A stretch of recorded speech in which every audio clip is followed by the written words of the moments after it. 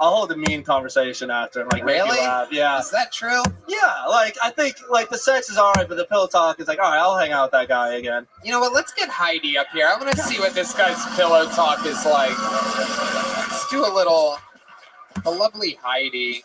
Always an intimidating force when looking directly in a man's eyes. So you just fucked Heidi, which I'm guessing is literally... Now I have to get tested. Yeah. So you and Heidi just fucked. You guys are laying down. Let's get a little example of your amazing pillow talk. Heidi, thank you for having sex with me tonight. You're very welcome. Your make-a-wish has come true.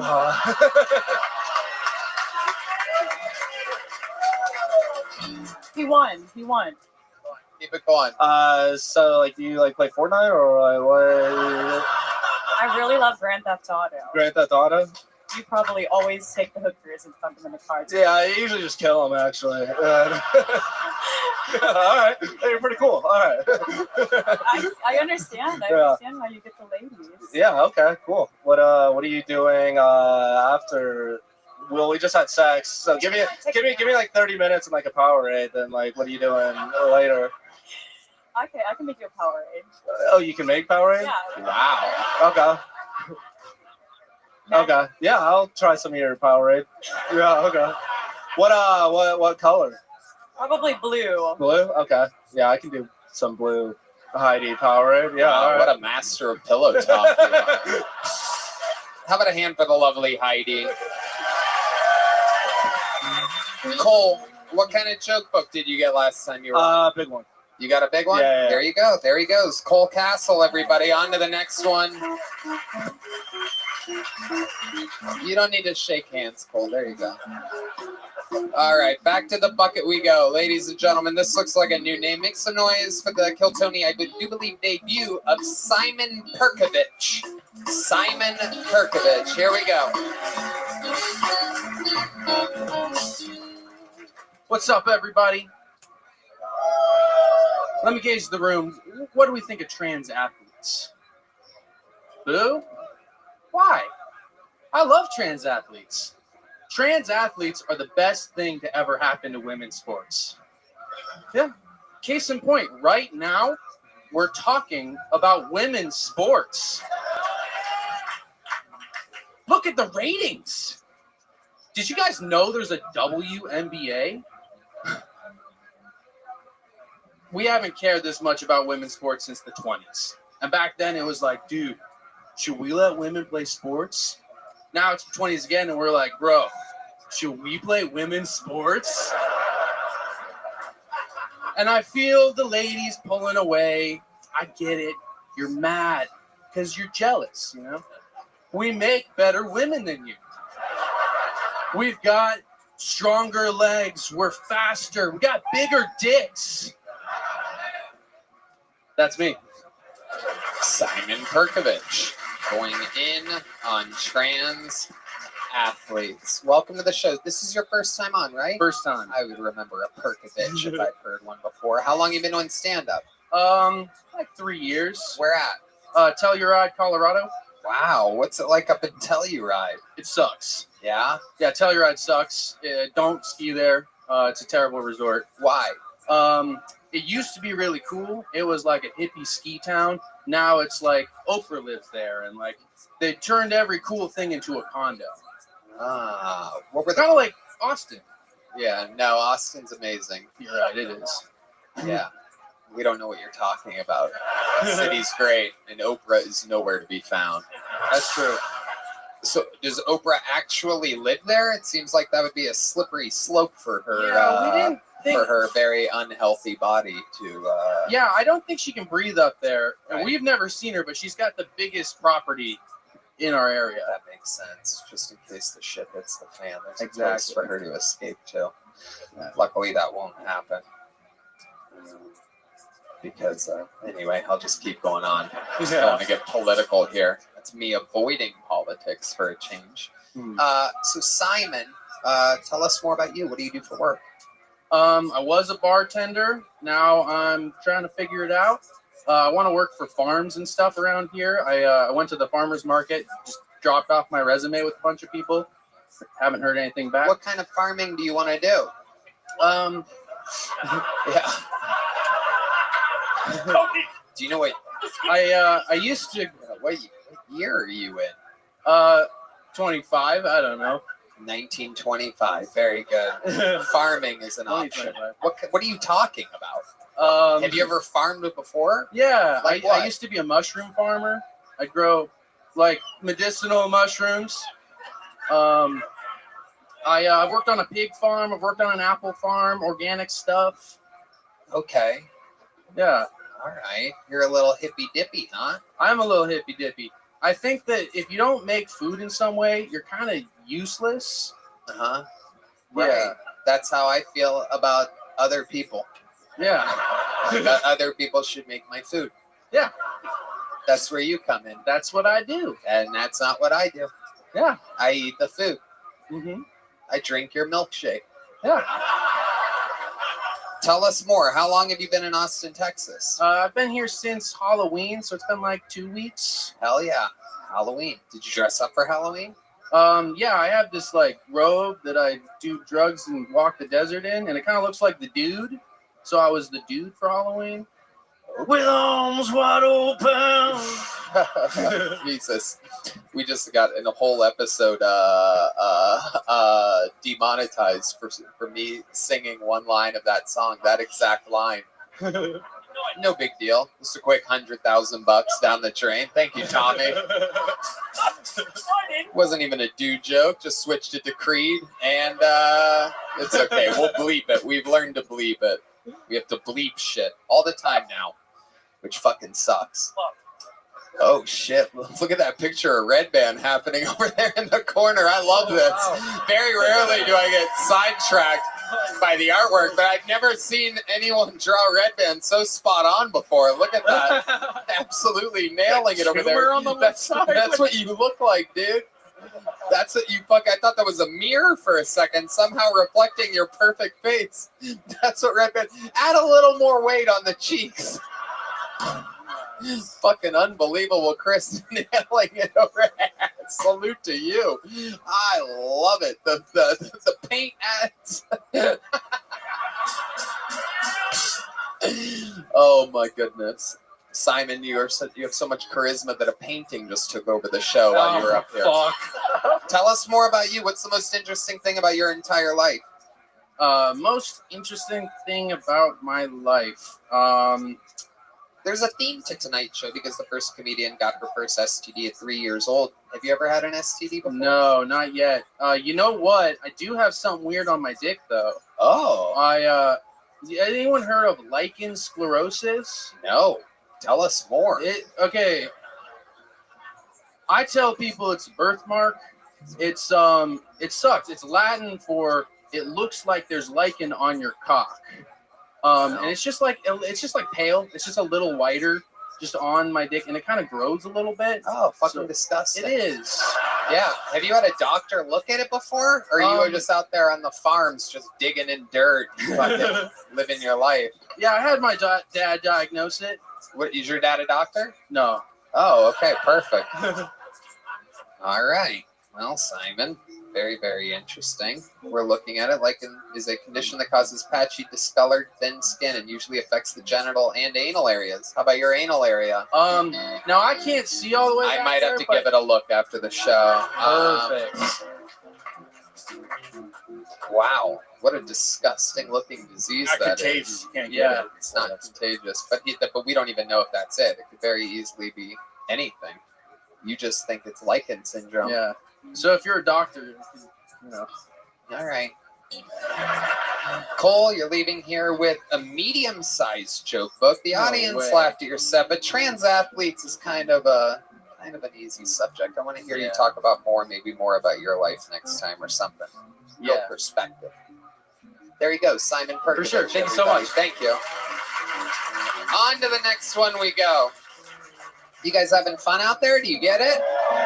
You're in it. Anything can happen. Last week we We coined a brand new golden ticket winner. I mean, anything can happen. Your next comedian goes by the name of Seth Shepard, everybody. Seth Shepard is your fourth bucketful, fifth comedian. Howdy, everybody. My name is Seth Shepard. I'm from Eastern Kentucky. Being from such a place means I come with an accent.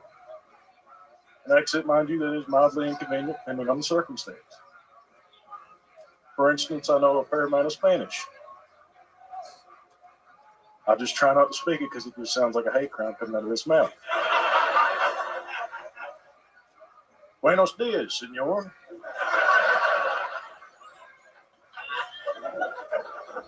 Means good day, mister. Coming from me, though, it sounds about as friendly as a soft crackling of a burning cross.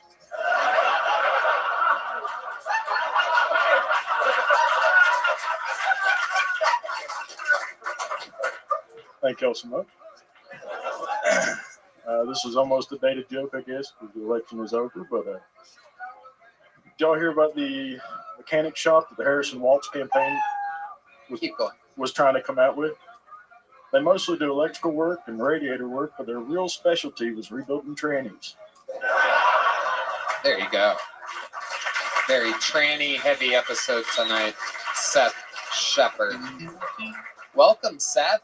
How long have you been doing stand-up? This is less than my 10th time on stage. Less than my 10th time. Look at you. Yes, sir. You sound like a guy that's like 50 years older than you. How old are you?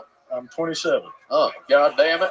God damn it, Tony. I'm only 11 years old. I've been sounding like this my whole goddamn life. My first words were objection. My dad gave me my first cigarette when I was 4. Is that true? Yes, sir. Wow, look at this episode. STDs at 3, cigarettes at 4. What the fuck? This bucket is contaminated tonight. He said if you keep puffing, it won't go out. We're a Marlboro family. Wow. Absolutely incredible. That is the most Kentucky shit I've ever heard of in my life. Do you still live in Eastern Kentucky? No, sir. I moved here the end of September. Oh, by God, the end of September. Unbelievable. We went from the dude to the guy that narrates The Big Lebowski. And that was the story of the dude. I have always wanted to do voiceover work. Yes, sir. You have a great narrator voice. It is incredible, powerful stuff. So, how was I going to say? How long ago did you move here again? The end of September. I was working a dog shit job and just didn't get time to get up on stage. I quit it last Saturday. Paid rent up to the end of January. So, oh, yes, sir. There you go. So here you go. What's your living situation? What are you living in? A studio apartment by myself. Amazing. Do you have a job here yet? I quit it last Saturday. You quit the job here in Austin? Yes, sir. What was that job? It was a general manager spot for a chain pizza restaurant. What was the chain? Papa John's. It was awesome. Yep. Yep. Papa John's. Yes, Falling down. No. You would know. Our senior pizza correspondent, Brian Redband. Since Papa left, it's not the same. Yep. Papa's got a brand new bag. Absolutely incredible. How have they fallen off exactly, senior pizza correspondent Brian Redband? It's just not the same anymore. It's bad when Domino's is beating them. Wow. Yeah. What's the edge? It's just less garlic sauce. I think it is. They don't have the peppers are all horrible now. They're not saying the N-word anymore. Yeah. No more N-words. The peppers are bad. If we only knew a farmer that could help them with that. So Seth, what are you looking to do now? You're done being a GM at Papa John's. What's next for you? What kind of job are you looking for? My rent is paid up to the end of January, so I'm hoping for a job at maybe one of the clubs, or if there's a farm locally that needs pigs killed. I've got guns. It's a lot of fucking farmers here tonight. Yes, sir. Wow. Incredible. Do you have experience farming? Yes, sir. We grow back at Dad's house. We grow with whatever you can think of: mushrooms, watermelon, anything. Why'd you say watermelon second? I've been trying to work on a joke about how I get asked a lot of the same questions as inner city black kids, because I'm from Kentucky. Everybody's like, "How often do you eat fried chicken?" I'm like, "Oh." I love the voice that you have for normal people. That was incredible. You really think very low of us, non-accent people. Well, where can I get some fried chicken? make us sound like real dumbasses. D Madness has to take a watermelon break now.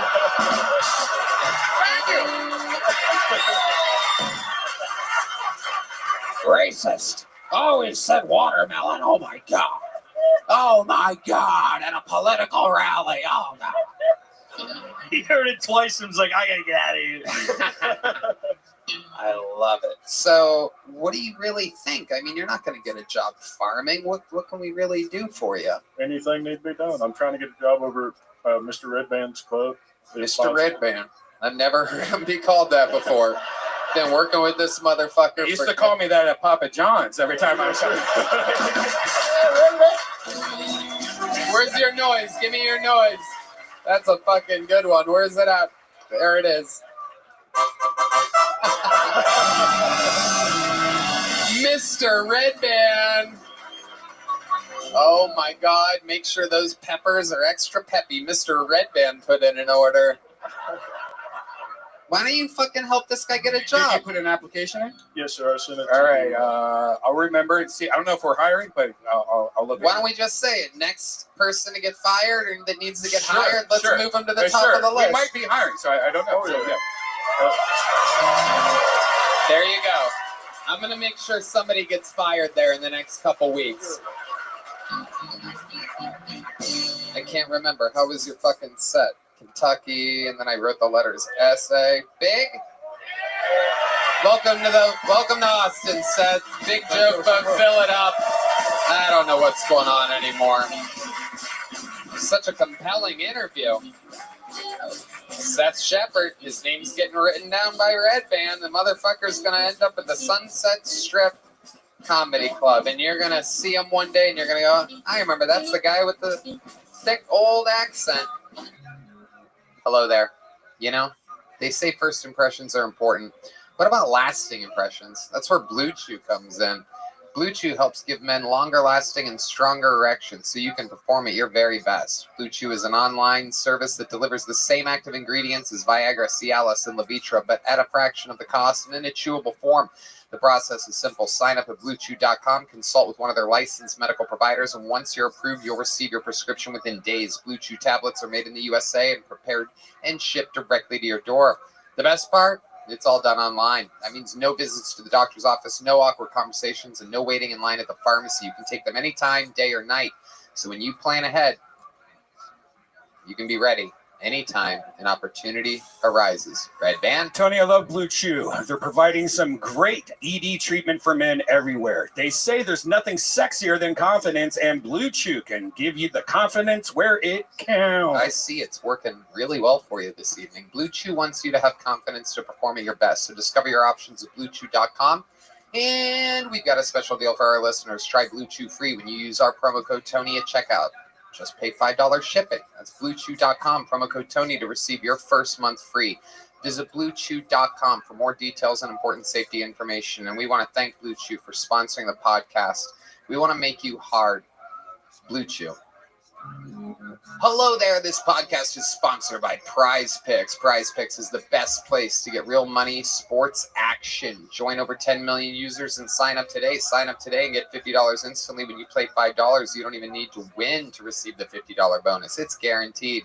Think James Cook will get more than 60 yards next week? Joe Burrow pass more than 1.5 touchdowns? Cook up hot takes with your friends and win real money this football season when you and your crew run your game on Prize Picks. Redband? Tony, I love Prize Picks. There are so many opportunities to get it in on. This week on Prize Picks, I'm looking at the football board and selecting Jared Goff for more than 230 passing yards and Saquon Barkley for more than 1 touchdown, Travis Kelce for more than 70 receiving yards, and Lamar Jackson for more than 250 passing yards. Wow, I can't believe you know all that about football. That's amazing. I love it. But anybody can get in on Prize Picks, and indeed, that does sound like a great lineup, Redband.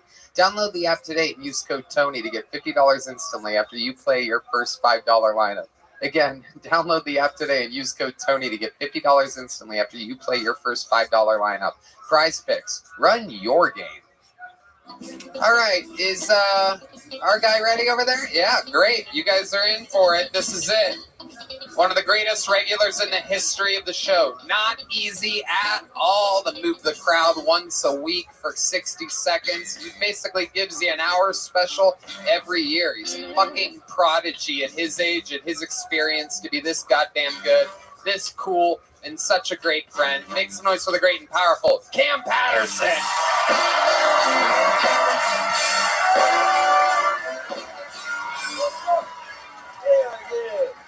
Yeah. That last guy had like a slave owner voice. He's very terrible. You know what's crazy? I went to a Colorado Buffalo game recently, and I had on the uniform. I had like a jacket on, and a bunch of white people just thought I was a recruit, and that was the funniest shit ever. They're like, he can't be here to read. It's not a reader. It's a running back. Nigga, this is crazy. And it was cool because I was in line the whole time. Like, one lady was like, "Oh, you gonna go here? You gonna come here?" I was like, "I might. I'm thinking about it a little bit." I got 3 schools lined up right now. It's Florida, Georgia, and here, you feel me? And then she was like, "But you can't beat these views." And I wanted to be funny, so I was like, "You can't beat the white bitches." And then I walked off, and she was very confused. She was thoroughly confused. I also watched the Mike Tyson fight, and that was terrible. But listen, my favorite part about the whole fight was before, when they asked him how the fight was going to go, and he said, "Fish's victory." And he turned around, and his ass was out, right? And you know what's crazy to me? Anybody else in this room, as a grown man, a room with other grown men, if you have your ass out, that's gay, right? But for Mike Tyson, that might have been the straightest shit I've ever seen in my life, dog. It was crazy. I'll tell you one thing, the cameraman, when he turned around, it was like a full view of the room, right? And then he zoomed on his ass. Now that guy gay as fuck, dog. That's I've been caring about that guy so much. You say, boom. That is how you do it. What's up? Fuck yeah. That was fun, man. This is good. I'm happy. Done it again. Talking about your weekend in Colorado and topical stuff. You take what you do and what you see and you immediately recycle it into great material. 100%. A fucking machine. You were in Colorado on Saturday? Hell yeah. I was there since Wednesday. I did 7 shows. Thank y'all. You know what I'm saying? Wow. Yeah. 7 That shows. show's a real blessing. A real shit. Amazing. Yeah, you got to meet Dion? Hell yeah. I froze like a motherfucker, boy.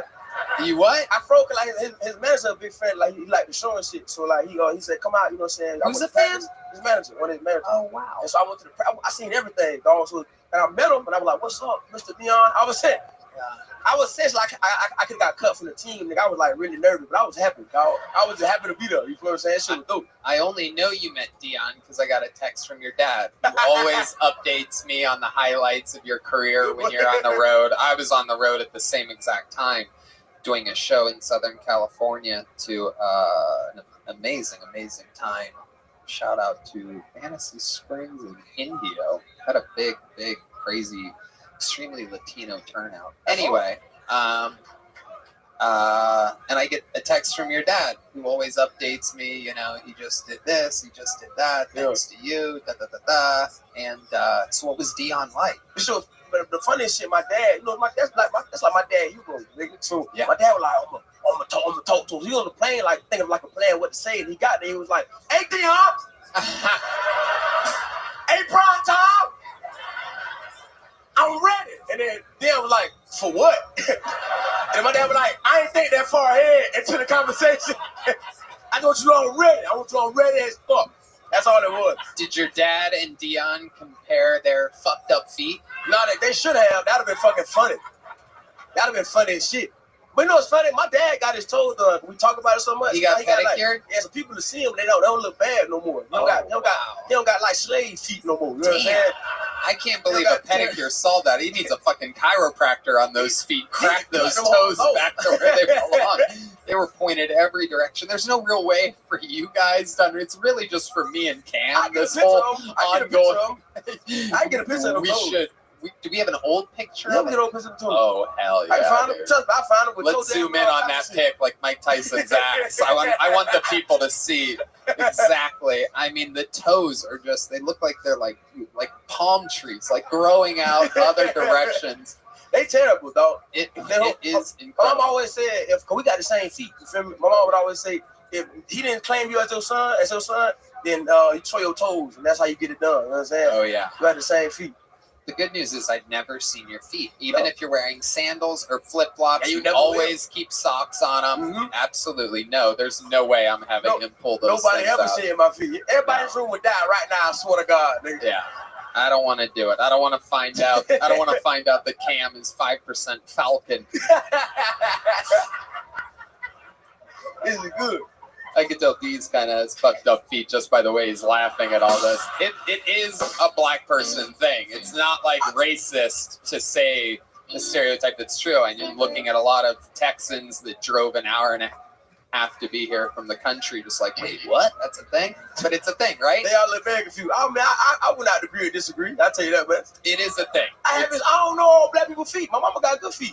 Some studied- weird shit. Oh, the women, I'm not saying no it's weird. That different. sounds pretty weird when I said it. My mama probably got good feet. I don't know. Fuck it. I don't fucking know. Yeah. Who knows? Do you have a picture of those? Huh? Yeah. No, hell no. Fuck no. Are you fucking crazy? No. My mama ain't got, she don't even got feet, nigga. She is floating shit. She be floating. That's all she do. She float. She don't got feet, titties or ass. She is a fucking ray of sunshine. That's what my mama is. She a fucking spectacle of a person. It's not even real. She is a voice. That's all she is. She a voice. I love She's it. not a real person.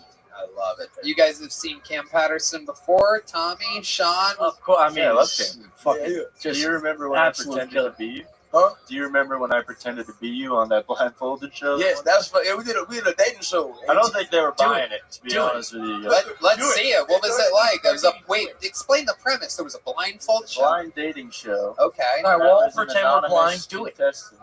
Okay. Do it. I mean, it's not much to it. I just walked out. I said, "Hey, everybody, I'm Cam Patterson.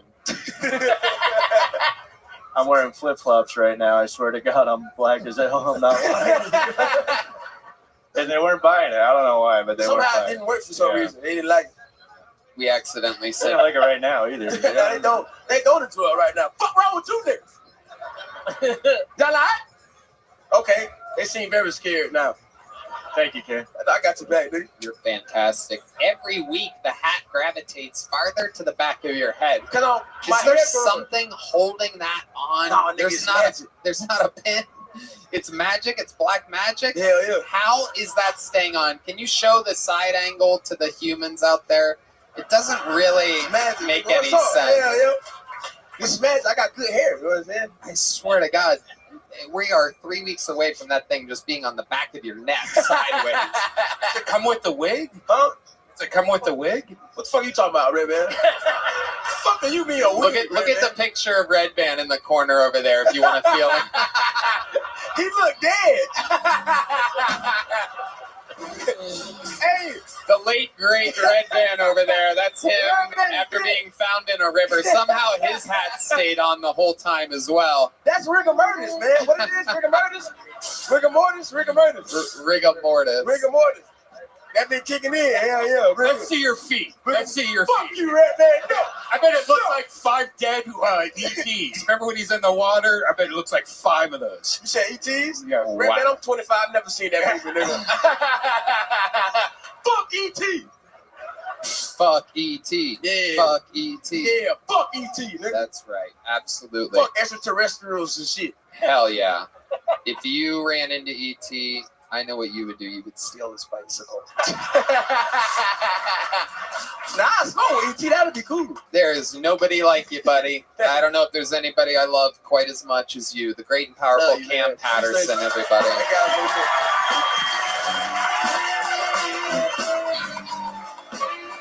All right, on and on we go. Where we stop, who the fuck knows? Oh, this is very exciting. This young lady has been on this show before. We are in for a special treat with a great interview and 60 seconds uninterrupted. This is the return of Juanita, everybody. Juanita is back.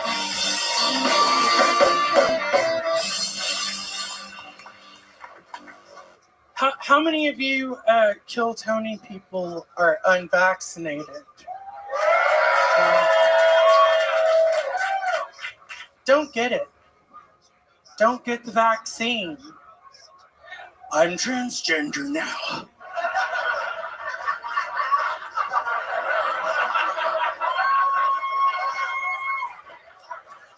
Didn't happen until after a second booster in a Bud Light. Drink Shiner, keep it local. Sometimes I like to go to gender reveal parties and drown the room in negative energy.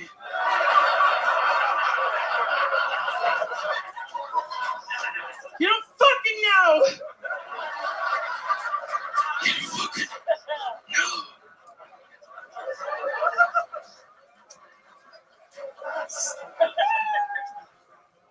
There you go. Fuck yeah. Juanita, I gotta tell you, I was excited to see your name. You've been on this show a couple times before. I was excited to see your name because I was looking immediately forward to the interview and the jokes that were going to happen. But I got to tell you, that's the best minute you've ever had by far Thank you. on the show.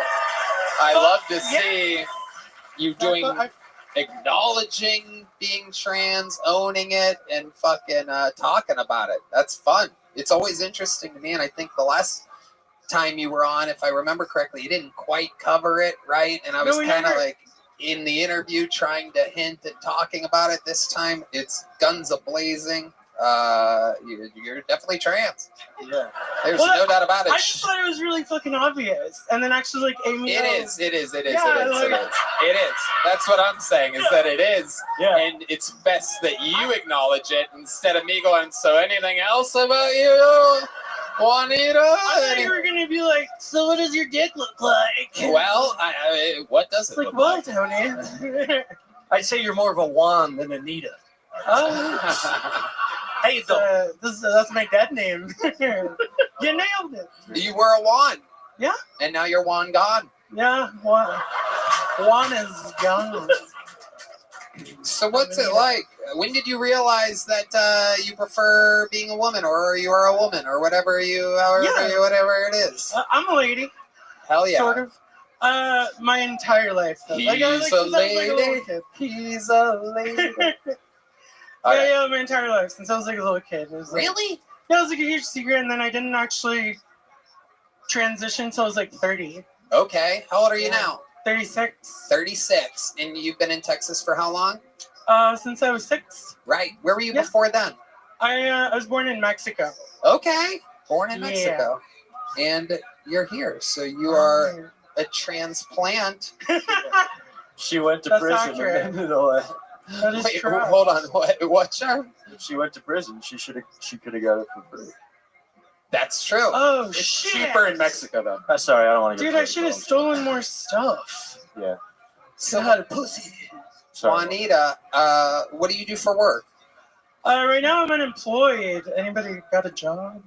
Oh my goodness gracious. But I'm collecting unemployment. I worked for like a tech company doing translations, and then they had the Translations? Are you serious? Are you kidding me?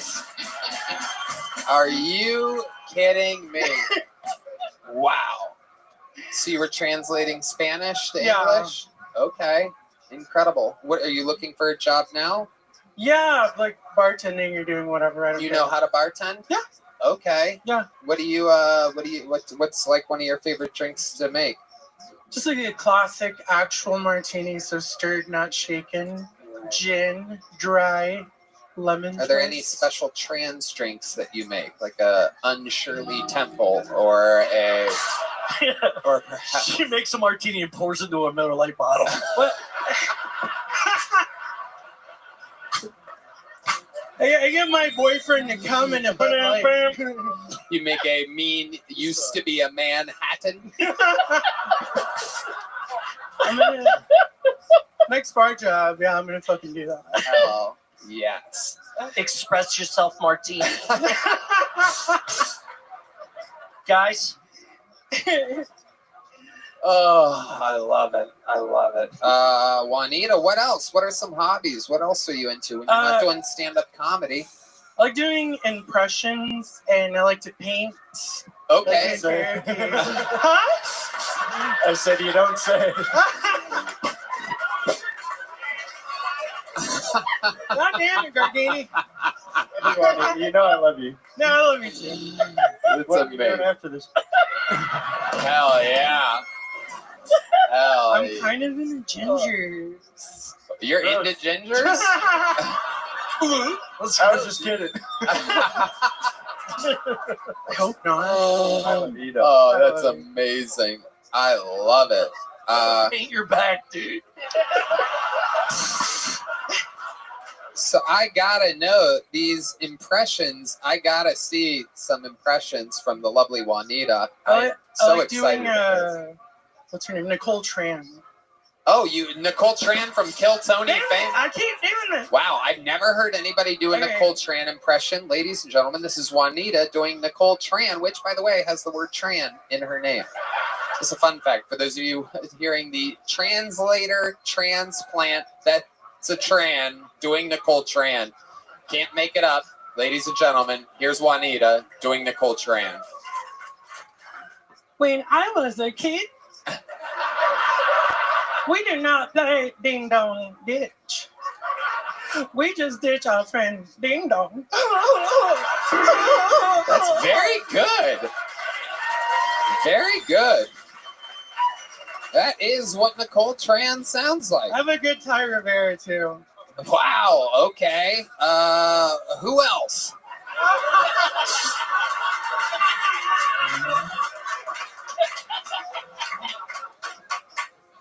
What else Maybe you like got? trying to think. Like Jennifer Coolidge. Okay, let's hear Jennifer Coolidge. I'm doing jokes right now. That one's not as good. Okay. Anybody else you can think of? Nope. John D's throwing out a request. Samuel L. Jackson. There she is. It's kind of hard to just get thrown an impression, but we're throwing you. Let's see. We're throwing it right at you, Juanita. Motherfucker, do you know what a Royale with cheese is? Wow. Do it again, but this time untuck your cock from between your legs. No, don't do it, Juanita. Don't do it. Don't do it. Juanita, you are so cool. There's like this, there's like a stereotype, I guess, out there that trans people are all woke and annoying and this and that, and you fucking... I get in trouble for being racist. Tell me about it, baby.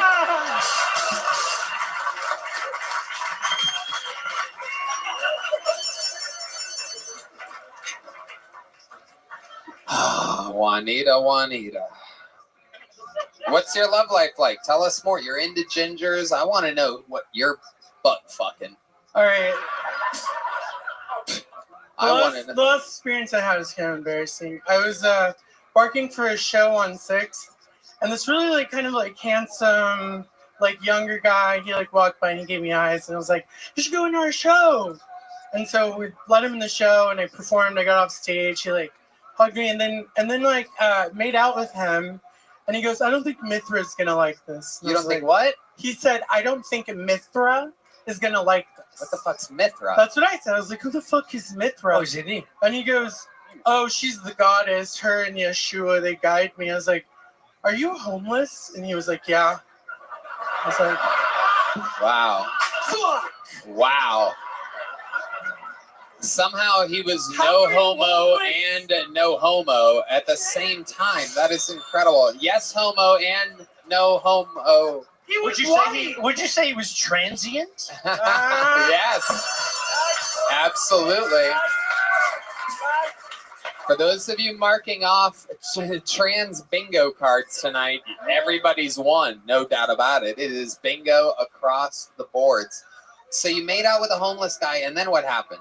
No, I sent him home. Oh. I have a more interesting one. Just outside, back outside. You kicked him to the curb. You didn't send him home. I dropped him in his shopping cart, fucking pushed him down the hill. It does seem like you have some, you seem like an offensive line woman. So do you throw boys around? What's your style? I like the big ones. I like tall. You like tall big, men, big guys to throw big you weight. around. Tall, yeah. Right. I have a more interesting one. Okay. Rick Diaz showed me what vanish mode was on Instagram. Showed me his wiener.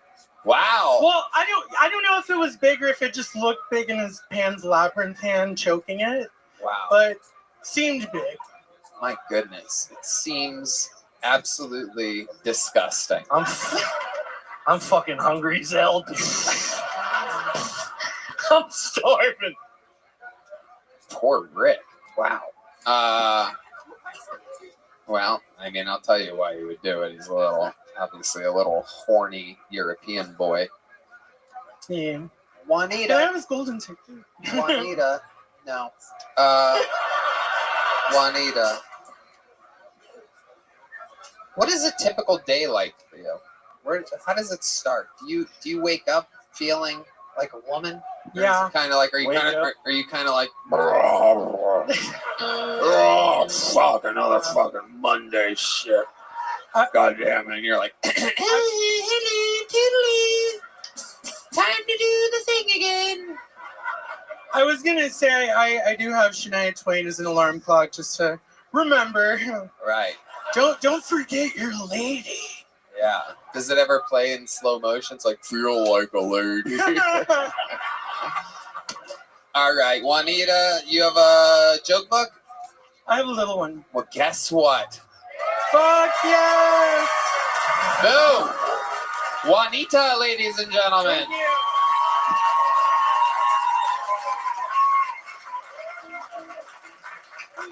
Good old Texas trans. You know what I'm saying? We fucking big and bulky, help you move. Type of lady that'll help you move a couch. There we go. For those of you whose dicks have gotten into your stomach, there's the lovely Heidi to bring it back out a little bit. The old piece of ginger after this trans sushi we just had up here. All right. Make some notes for your next comedian.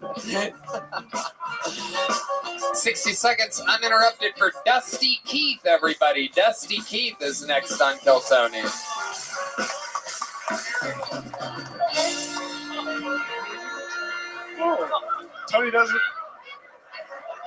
Tony doesn't seem to recognize my name. I couldn't forget those hot pink rubber clown lips if I tried. Damn, they haunt me.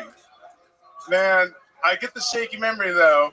Her senses were rattled by many a headboard and man's pelvis back in the day during her whoring times. And she's transitioned since. I'm sorry to dead name you.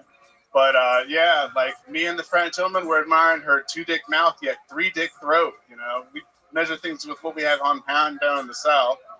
And in a fever, she slammed down her sea breeze, dislocated her jaw, and enveloped the 3 thickest frat gentlemen in the room. It was one of those incredible moments where time seems to slow down as things come together. I witnessed it then. It was a singularity. If need be, Tanya here could dislocate her jaw and envelop an entire frozen turkey.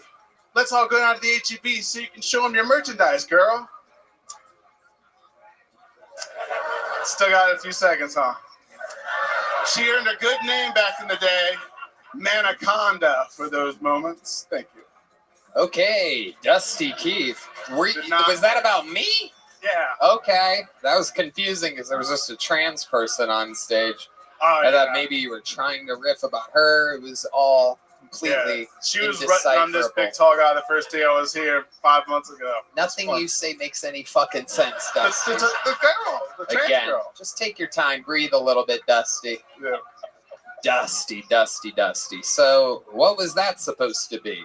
It was just a story about back in the day, but I thought it'd be funny. Back in the day, Like, but a made-up story. A made-up story. About back in the day with me. Yeah. Okay. How do you think it went, Dusty? Horrible. Right. Do you do stand-up? Yeah, I do. How long have you been doing it? It's been a year and 5 months. A year and 5 months. Where have you been doing it at? Raleigh, Richmond, Newport News. And you thought that to come out guns a-blazing and tell a made-up story about me? I said I couldn't forget those hot pink rubber clown lips if I tried. I thought it would land, but oh well. We heard you the first time. I know. Me, I have Clear, brother. I have hot pink rubber clown lips, is what you're saying. Okay. These look hot pink. You look like Peter Pan kissed a rat trap. No, I'm on. I don't know. I don't know. I have beautiful lips, Dusty. Beautiful. My lips are a very, very tough thing to make fun of. They're pouty. They're unbelievably beautiful, very plump. Heidi's giving me a thumbs up, which means we're good, Dusty. We're good. But you took a shot at it. What have you tried to write about? You came up here. A bunch of self roasts. I got like a bunch. Like I'm the Mr. Clean Wolverine for a sparkly clean murder scene. You know? Look, yeah, you could have talked about you. should've, There's some I light know. chuckles happening. Yeah. I actually done pretty good. Very, as the most very it light was, chuckles you know? happening. What else? Give us another one of your jokes that you spent a year and 5 months writing. I look like a Shrek Sabertooth teleporter accident. You know. Uh-huh. All right. I'm stressed. I'm shedding. I got low T. I look like Chewbacca on chemo. Okay, there you go. You moved the crowd. I know. I'm trying to help you here, Dusty. I You know. came out here thinking you were going to crush the old fucking king on his throne. And here I am showing mercy on you, Dusty. Here I am. I see you. I see you trying to cook up some things for this hairy, balding. I'm not cooking up anything. There's no real point in making fun of somebody that, you know. You're right. Give it up for Bomb Marine. What? Did he write that? No, I'm sorry. I fucked up. I fucked up. Tommy. I fucked up. Did he slide you a note?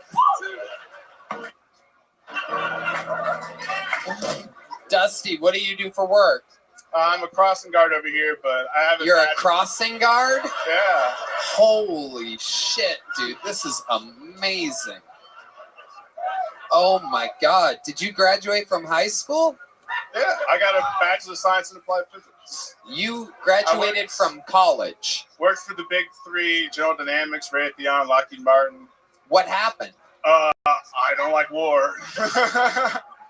Really? Wah, wah, That's yeah. incredible, Yeah. since you look like the guy from Platoon. No, not Platoon. Fucking God damn it. Did he write that? Oh, you son of a bitch. It's the fucking wrong movie. The fucking wrong movie. Sometimes we slip up. What's the fucking movie I'm trying to think Full Metal of? Jacket. Full Metal Jacket. Full Metal Jacket, not fucking Platoon. Son of a bitch. Did he say you like porn? That's why he got out of it? I have no idea. Red Band. And he becomes a crossing guard? He doesn't like war, Red Band. Yes, there you go. Thank you, Red Band. So Dusty, I'm gonna get you out of here super soon. You gave up on all that. You don't like war, but you do like being a crossing guard. Well, I'm just doing minimal stuff to get on here, you know. To get on here? I thought I would kill, bro. Oh boy. All right, Dusty. Well, when you say minimal stuff, that means you're doing something other than being a crossing guard?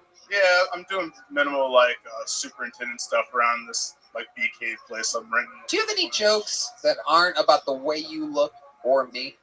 Mm-hmm. Year and 5 months. I want to hear one joke. I'm going to give you a shot to do one quick joke. Kind of long, but Okay, forget it. There's a new Titanic coming out. It's not too Forget long. it. I'll keep it 30. The Titanic's coming out soon, you know? The And, what? Yeah, the Titanic's being rebuilt, and it's ready to, like, set off for launch. And everybody's too focused on, like, the worst day of the big tragedy, but no one focuses on the greatest day of shark life ever, bro. Like, Okay, here's a little joke book, Dusty. oh! Wow, amazing. I got it. Even I know. unfunny, all the way to the All the way absolute to the last end. breath. There you go. Put the mic in the mic stand, Dusty. There he goes, You're welcome. Dusty Keith. I mean, how hard can you bomb? That is incredible. No bueno. Juanita's about to eat him alive. All right, let's get a little palate cleanser in here. Ladies and gentlemen, this guy, not a regular, not a golden ticket winner. Just a fucking character that I like to throw in the mix every once in a while. Some people love him. Some people hate him. One of the most polarizing figures in the history of the show. But as of last time he was on the show, we're watching him get better and better. According to that, we'll see how it goes tonight. Make some fucking noise for the one and only, the return of Uncle Laser.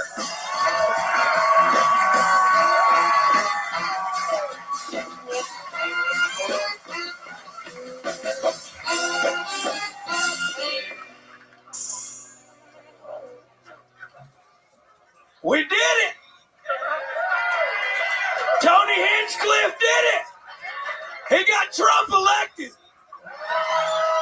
Boy went all the way down to Madison Square Garden, okay?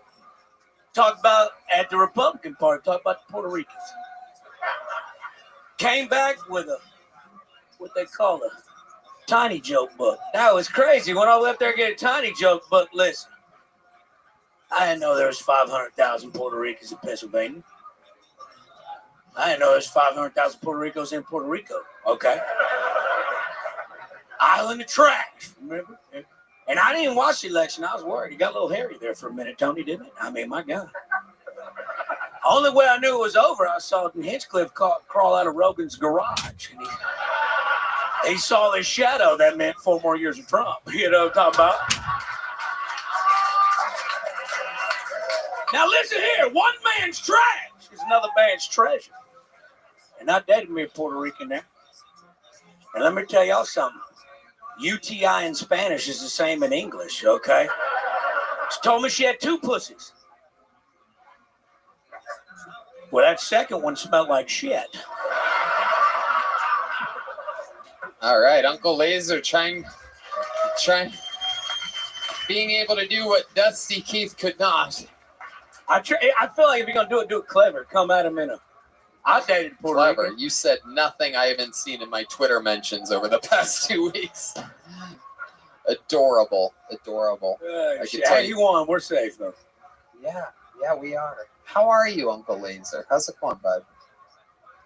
Oh, it's all hitting him at once right now. It's all hitting him at once. He should have done the other minute. He should have done the other minute that he had planned. I mean, look, we had to go at Puerto Rico. No one talked about it. I was like, we got to come out. Somebody got to be the heel here. Can I get some beer, dude? Thank you. No, don't. Laser. Actually, I'm sober, dude. You're what? Sober. Okay. No one believes you. Tell us about you. This is 2 comedians in a row talking about me. Oh, I love you. How are you, Uncle Laser? I'm good. Listen, I did this. My hair. Well, I went to the Halloween party there in LA. Where? It was in LA, Beverly Hills. Okay. All right, went to this little OnlyFans Halloween. It's $10,000 first place for Halloween costume. You know, if you got the best costume. It turns out, put a little eyeliner on, bleach the hair, not that far from Joe Exotic. Okay, so I went after it, right? And I'm gonna get first place, sure. But when I got there, it's like OnlyFans party, and this couple was dressed up like Avatar people. They's in the blue, and you know, like they connect with their tails, you know, in the movie. This motherfucker took us to Cialis because he was inside of her the entire party, walking around, and they put us on stage. I got like second place, and then the guy that threw the party, the pillow talk guy, they come out, and he's dressed like Gene Wilder from Willy Wonka, and he got a couple midgets with him. They're dressed like Oompa Loompas. I said, this is cool, you know, and they can sing out, you know, they come out singing a song. Make the story a little longer. Anyways, a platform came up out of nowhere. 14 butt-ass naked women come out of this platform. They start fucking and blowing these midgets. And I can show you the video. I'm not even lying. And I'm like, have I taken too many drugs or not enough? You know, because it wasn't just a song. It was an hour and 45 minutes. And I got third place. And now I look like this. So. Sober. Too many drugs are not enough, but yet he's completely sober. You don't even realize you confess your sins. What's that on your arm? What do you got there on your elbow? I got the tennis elbow. Really? And which is retarded because I don't even like tennis. You know what I'm saying? Nah, I watched the goddamn Jake Paul and Mike Tyson fight, and I bet my life savings on Mike Tyson, you know, and punched the fucking TV because he didn't even show up. And listen, I'm going to advocate for something, Tony, real quick, if you don't mind. No, hold on. Listen, I know he likes fighting them old men. Okay, that's fine. I'm an old one. But we need a good old American boy that ain't going to throw a fight for no $20,000 purse. I get it, too. I'd look like half an Iron Mike if they would give me $20 million. But I need somebody that's not swayed by money. Okay, I need some good, hard-blooded American young man. To do what? To fight Jake Paul? To fuck Jake Paul. To fight Jake Paul. So I brought a friend of mine out. If you don't mind, he's going to call him out on a national TV right here. Okay. So YouTube. You have a friend. I got a friend. Now, he just retired, but he got a full head of hair now. And Jake Paul said he wanted to get in MMA. Well, why fight Conor McGregor at 34? Why not fight Cowboy Donald Cerrone at 42 years of age? Oh, shit. UFC legend, future UFC Hall of Famer, Cowboy Cerrone, ladies and gentlemen. Fuck yeah. One of the all-time greats. 48 fights under his belt. The UFC fucking legend, Cowboy Cerrone. Welcome, Cowboy. Thank you, Austin. I appreciate it. Fuck yeah. Is this true, what I'm hearing? Are you calling out Jake Paul right now? I mean, if the guy wants to come to MMA, I'll gladly whip his fucking ass. But I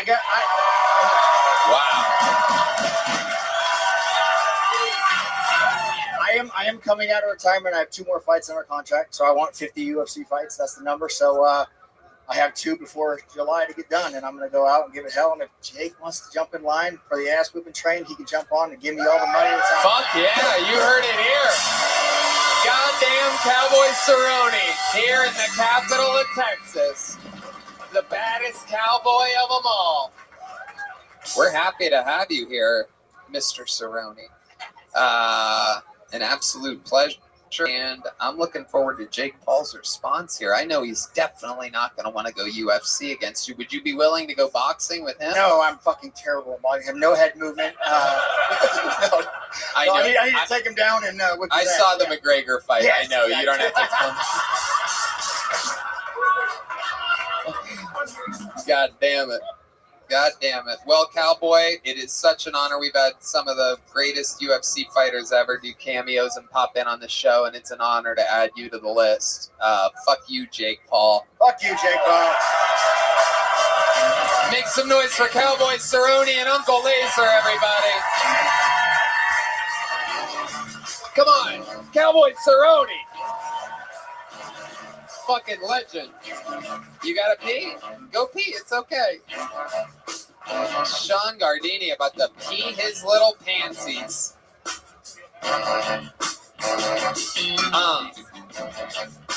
I try to tell these guys, go pee before the show.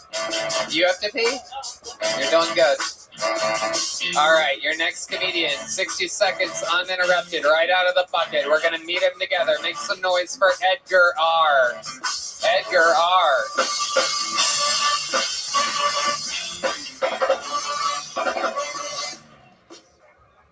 So I've been sober for about a year. Thank you. I don't really have much going on with my life, so getting off drugs is probably the best thing I've ever done so far. But I don't know if you can tell, but I used to smoke meth. And don't knock it before you try it. Because once you try it, you can't knock it. Yeah, I smoked way too much meth. But yeah, I was just really hanging out with the wrong crowd. You know, just I was always at, the trap house. And just, if you can imagine it, it's, a dark, smoky room. Not unlike this one. And as you pan from left to right, you see, drug dealers, gangsters, homeless people. And then there's me in the corner with an acoustic guitar, a smile on my face, asking if anyone has any song requests. Did not fit in. But, thanks to that, I met my girlfriend online through it. It was one of those apps. It wasn't Bumble. It wasn't Tinder. It was... it was an NA Zoom meeting for XF. I heard that. All right, cool. Edgar R. Hello, Edgar. Hi. Hi. Hello. How's it going? Pretty good. So you did math? Yes, I did. A lot of it. Okay. How long did you do it for? How old are you? 33. You're 33. How long were you on meth for? Like 7 years. Wow, 7 years. Breaking ground. What ethnicity are you? I'm a Salvadorian. El Salvadorian. Yeah, wow, absolutely incredible. Is that a thing with the El Salvadorians? Oh yeah, they love meth. Oh yeah, you said it. Yes, sir. I'm the poster child. Wasn't me. I don't fuck with these islands anymore. Is it an island? No. Perfect.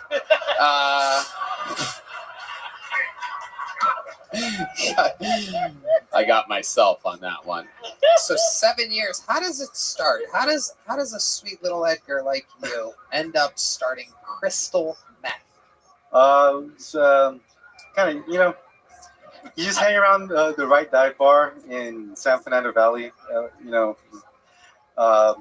Just they'll offer it to you over the bar. Okay. Yeah. So you were just at the wrong bar. The wrong bar. I'm sorry, I was talking about his outfit, dude. Oh yeah. Yeah, let's talk about it. Looks like you just woke up in a lost and found box.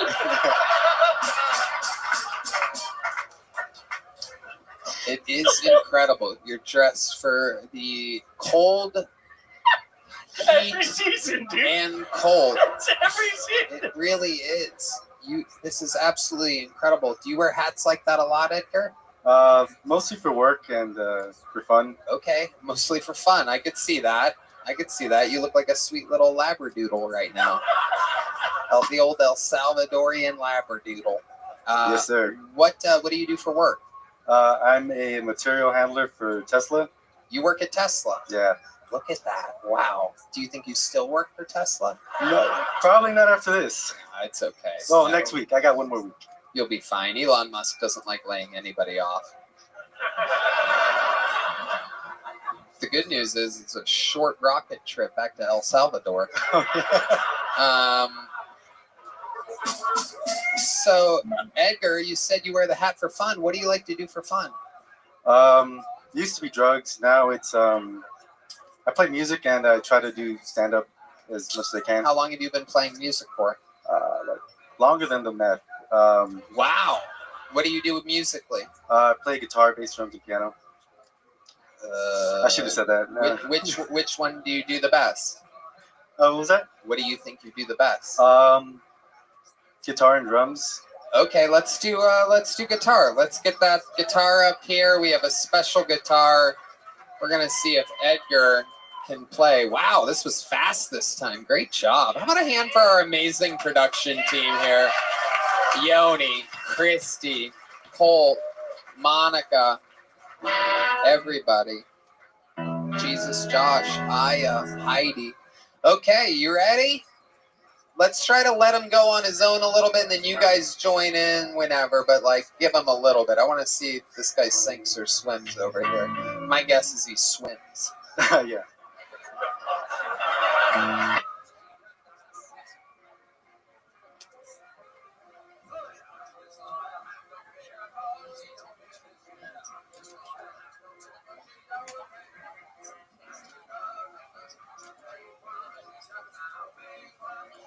There's a thing where they flag everything, My bad. and they literally all the money from this episode is going to go to Sublime.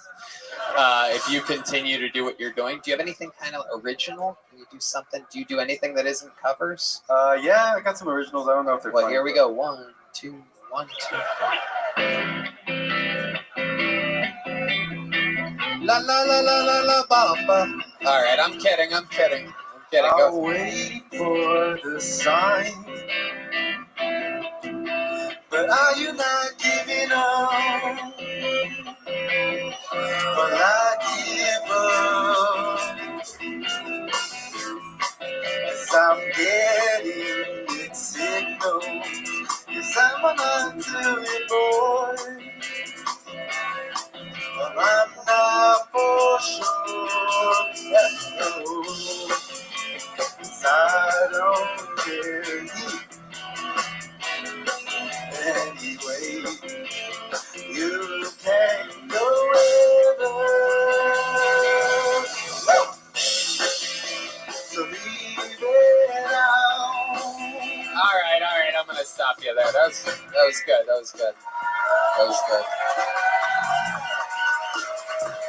John, that's enough. You're killing it, John. I liked his song better than the Sublime cover. Yeah, no, I know. That's true. Matt Mueling, who only speaks once every 4 episodes, just made a really good point that your original was better than the Sublime cover. Thank you. Yeah. There's the lovely Heidi to take your guitar away. Thank you, Heidi. Thank you, Ben. Don't look at Heidi's ass like that, Edgar. Jesus Christ. You could have watched it on YouTube. You had to look like that live? Just like that? Boy, you really are into instant gratification. What are you, a Oh, yeah. former meth head? No, still current. Like it never goes away. Love it. Do you still get the urge to do meth sometimes, Ed? No, I No? get more of an urge to sign up for Kill Tony How often do you sign up for Kill Tony? every week. How long have you been doing that? Since I moved to Texas in February, like I miss some days Wow. because I work Mondays. Well, we don't do it on Sundays, so that's perfect. That Yeah. You miss Sundays. Yeah. What do you mean? No, I just meant like I work a really intense schedule, so being here, I'm losing sleep. So Right. and Well, it's- that's amazing. So, did you have fun? Was it worth it? oh, this is finally paid off. But I mean, it's not just for this one. Thank you. Yeah. But Who do you think that is that Chris is drawing over there in that corner? Do you want to take a guess? is it that gay guy who's always showing up? That is the correct answer. It's the gay guy that's always showing up. Stop. Is it him? Look at that. He took a little bit off your cheek because you Doesn't even complained. look like me now. He did. He added Oh, some it's right green. there. He tried to take some of that cheek away. Now you look like you have Bell's palsy. It's just like a droopy. That's Red Band. If he would have just kept getting vaccinated, it was you were a couple vaxes away from that, Red Band. Look at that. Oh God, I'd love it if your cheek drooped like that. I love it. Edgar, before we let you go, craziest thing we would be shocked to know about you other than the meth thing. Ever have anything crazy happen? You ever almost die? Save Oh, someone's yeah. life? Anything crazy? Yeah. A lot of stuff, but yeah, I got my car. I had a car rental when I was on meth, and I got jacked by some gangsters, and some other gangsters got my back, and we went at gunpoint to go get my car back.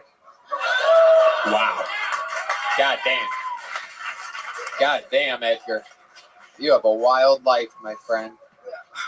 Well, we are going to start you off with a little joke book. Keep signing up. Write a new minute, and let's see what happens. Make some noise for Edgar, ladies and gentlemen. All right. We're getting there. We're almost to the finish line. This looks like a fun name. I don't believe this person's been on before. 60 seconds uninterrupted to what I do believe will be your final bucket full of the show. Make some noise for De La Stoner, everybody. De La Stoner.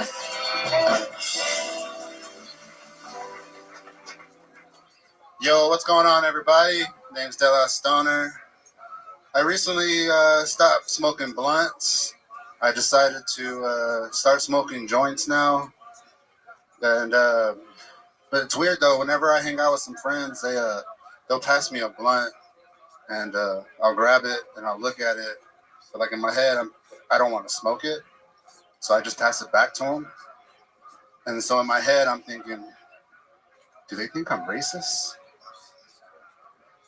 And it really doesn't help that my black friend is the one that's passing me the blunt. And I was like, damn, I think he may think I'm racist. The first time I told my mom that I smoked weed, I thought she was going to be really happy about it. And it wasn't. She started crying, and she told me, I wish you would have told me you were gay instead. I was like, wow.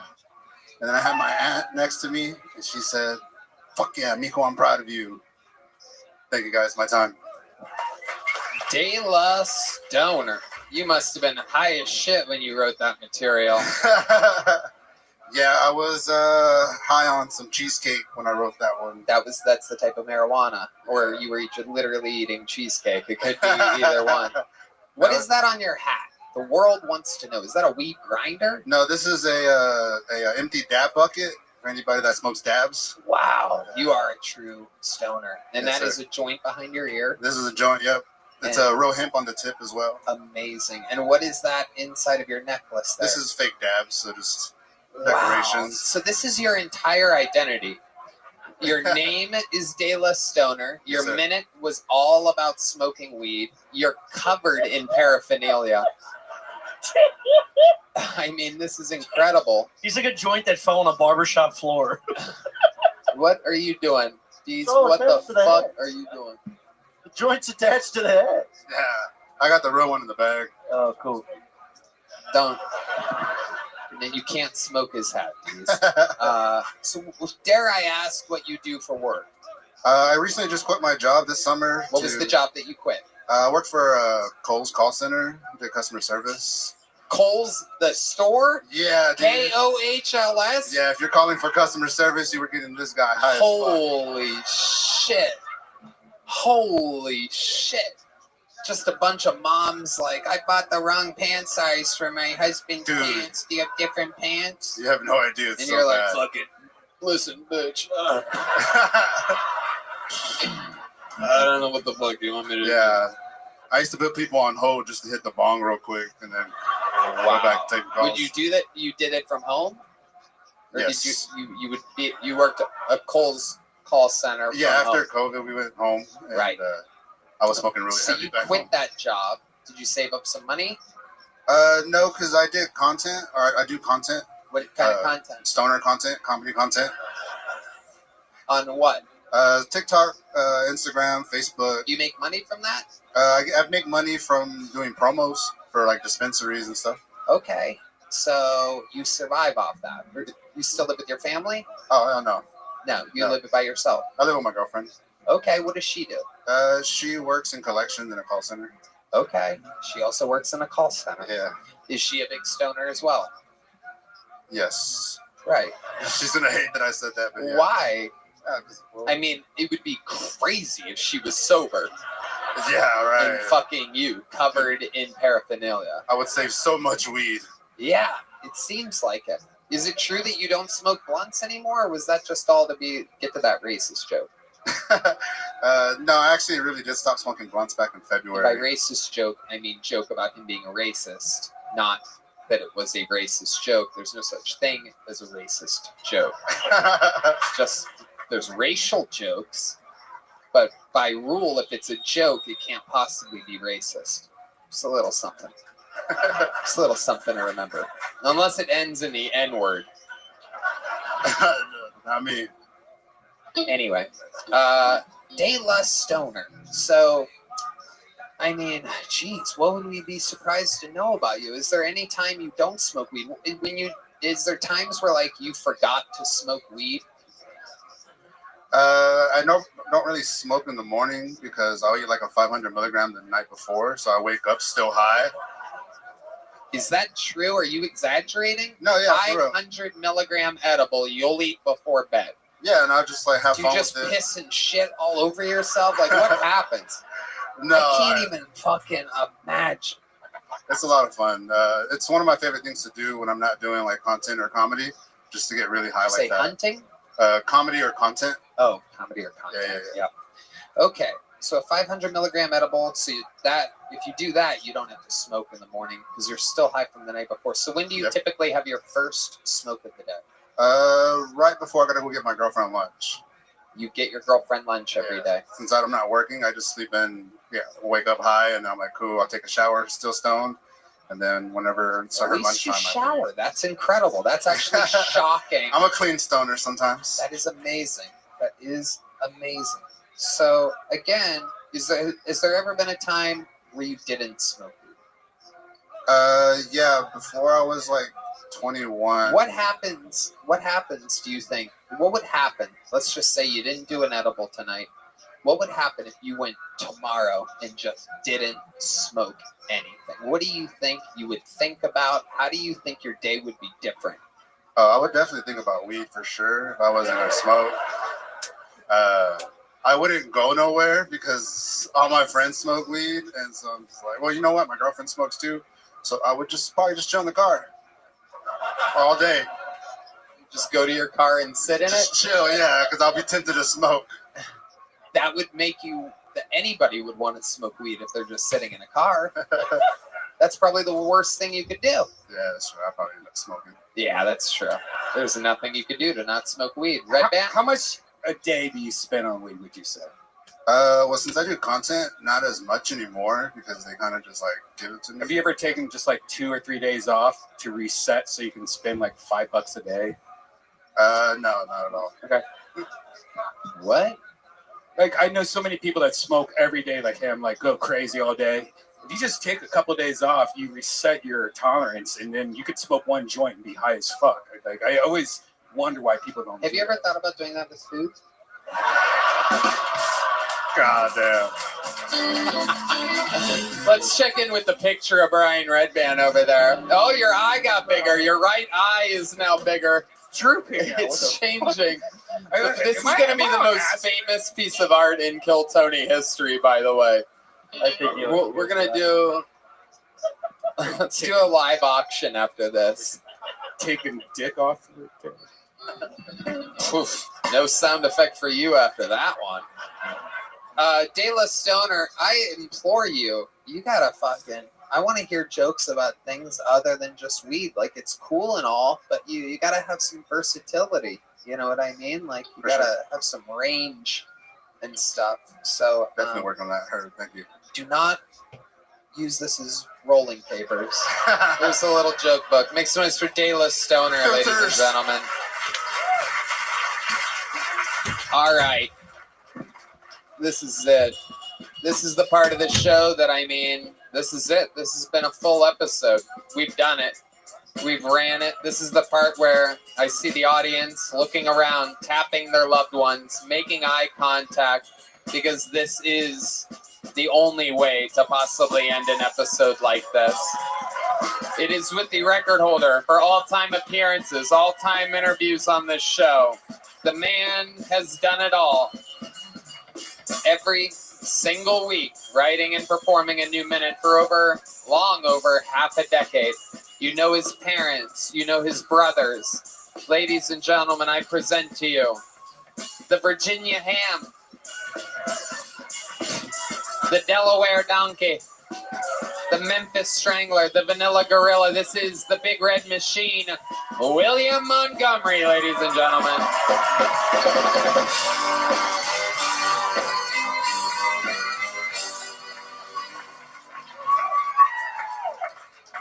I watched the Jake Paul Mike Tyson fight this past weekend, and say what you will about Jake Paul, but the guy works hard. I mean, seriously, he already has another Netflix event scheduled for May, but this time it's a one-on-one basketball. First to 20 wins $10 million, and his opponent is none other than Kobe Bryant.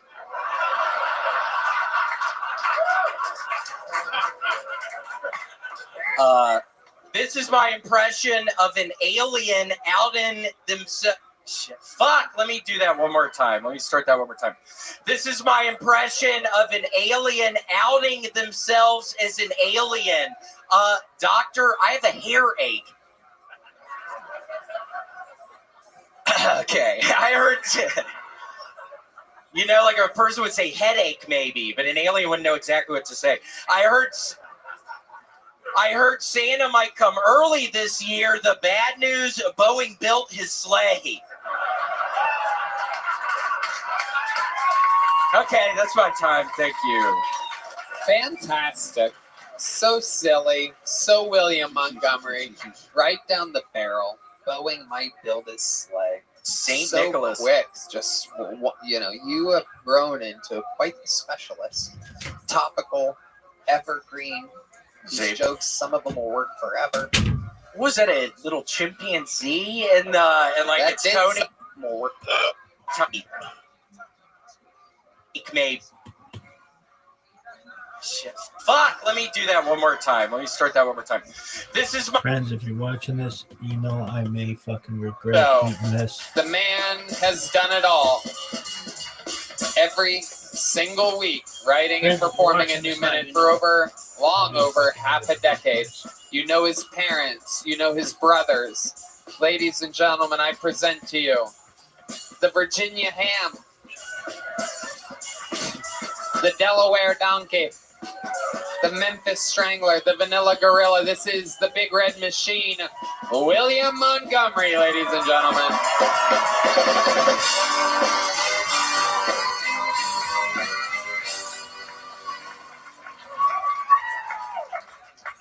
I watched the Jake Paul Mike Tyson fight this past weekend, and say what you will about Jake Paul, but the guy works hard. I mean, seriously, he already has another Netflix event scheduled for May, but this time it's a one-on-one basketball. First to 20 wins $10 million, and his opponent is none other than Kobe Bryant.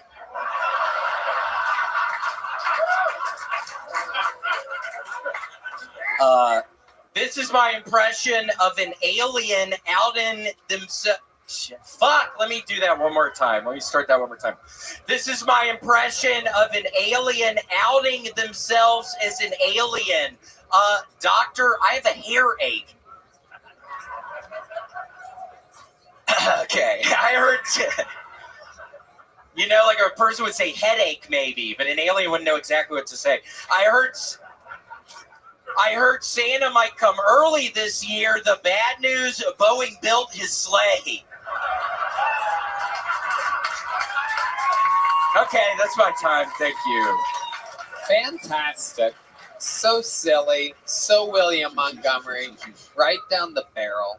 Boeing might build his sleigh. St. So Nicholas. quick. Just, you have grown into quite the specialist.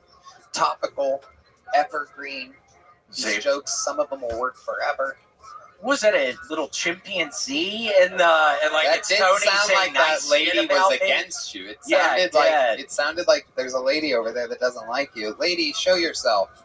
Oh no. Who was that? Who laughed like that? Raise your hand. We have a little coward out there, William. Yeah, we got a little fucking bitch out there. Yeah, bitch. I mean, seriously, what do you think? It's fucking easy? Yeah, Tony. It's my 6-year anniversary is in a couple of weeks. It's in December. Of being on the show. So yeah, bitch. That's every fucking week, almost for 6 fucking years. Yeah.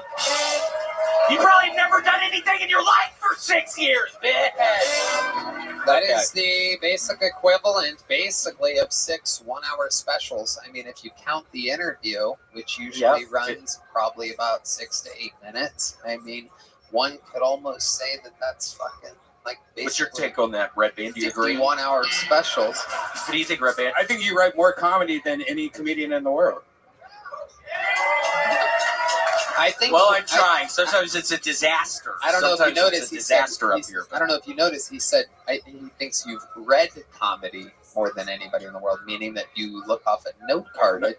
No, I didn't say that. You didn't say read? No. Oh, this good. Okay. Monitors and audio issues up here. Because we actually ate dinner together last night, so I would be very offended if you tried to come in You my did, fucking right? ass right now. I bought dessert for you guys. Did you know that? Did they tell you that? Yes. Oh my gosh, it was a wonderful bananas Foster. And they lit it on fire in front of us. Yeah, it the was great wonderful. people over there let me know that you guys were there. I said, let me buy them dessert. So literally the least I could do. Well, Red Band told me there was a moment there where I'm like, maybe I should pick up the whole tab for these guys.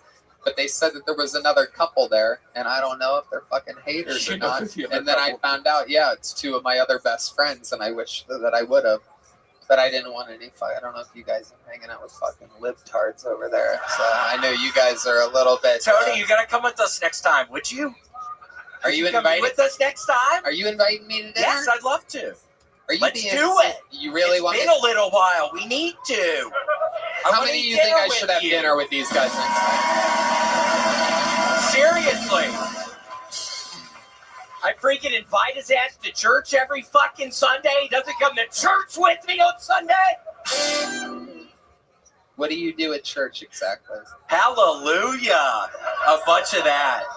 Such a hallelujah. Yeah, I grew up in a Pentecostal church. I grew up with speaking in tongues. And can you give us an example of the tongues that you speak in?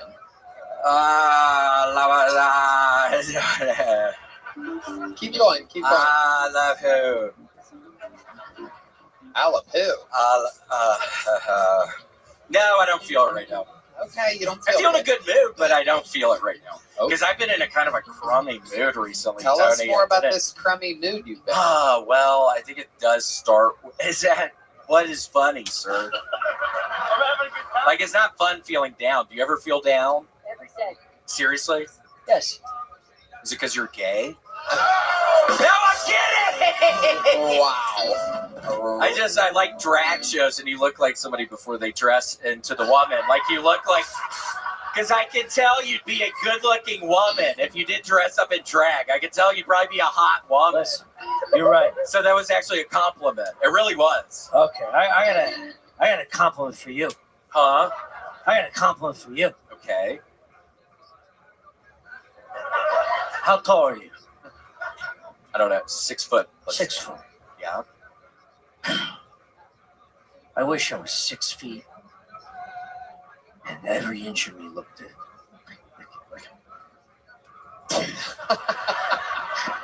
Like the hue of a pig's asshole. Wow. Hold on! Hold on! Just another arrow. I thought we were done.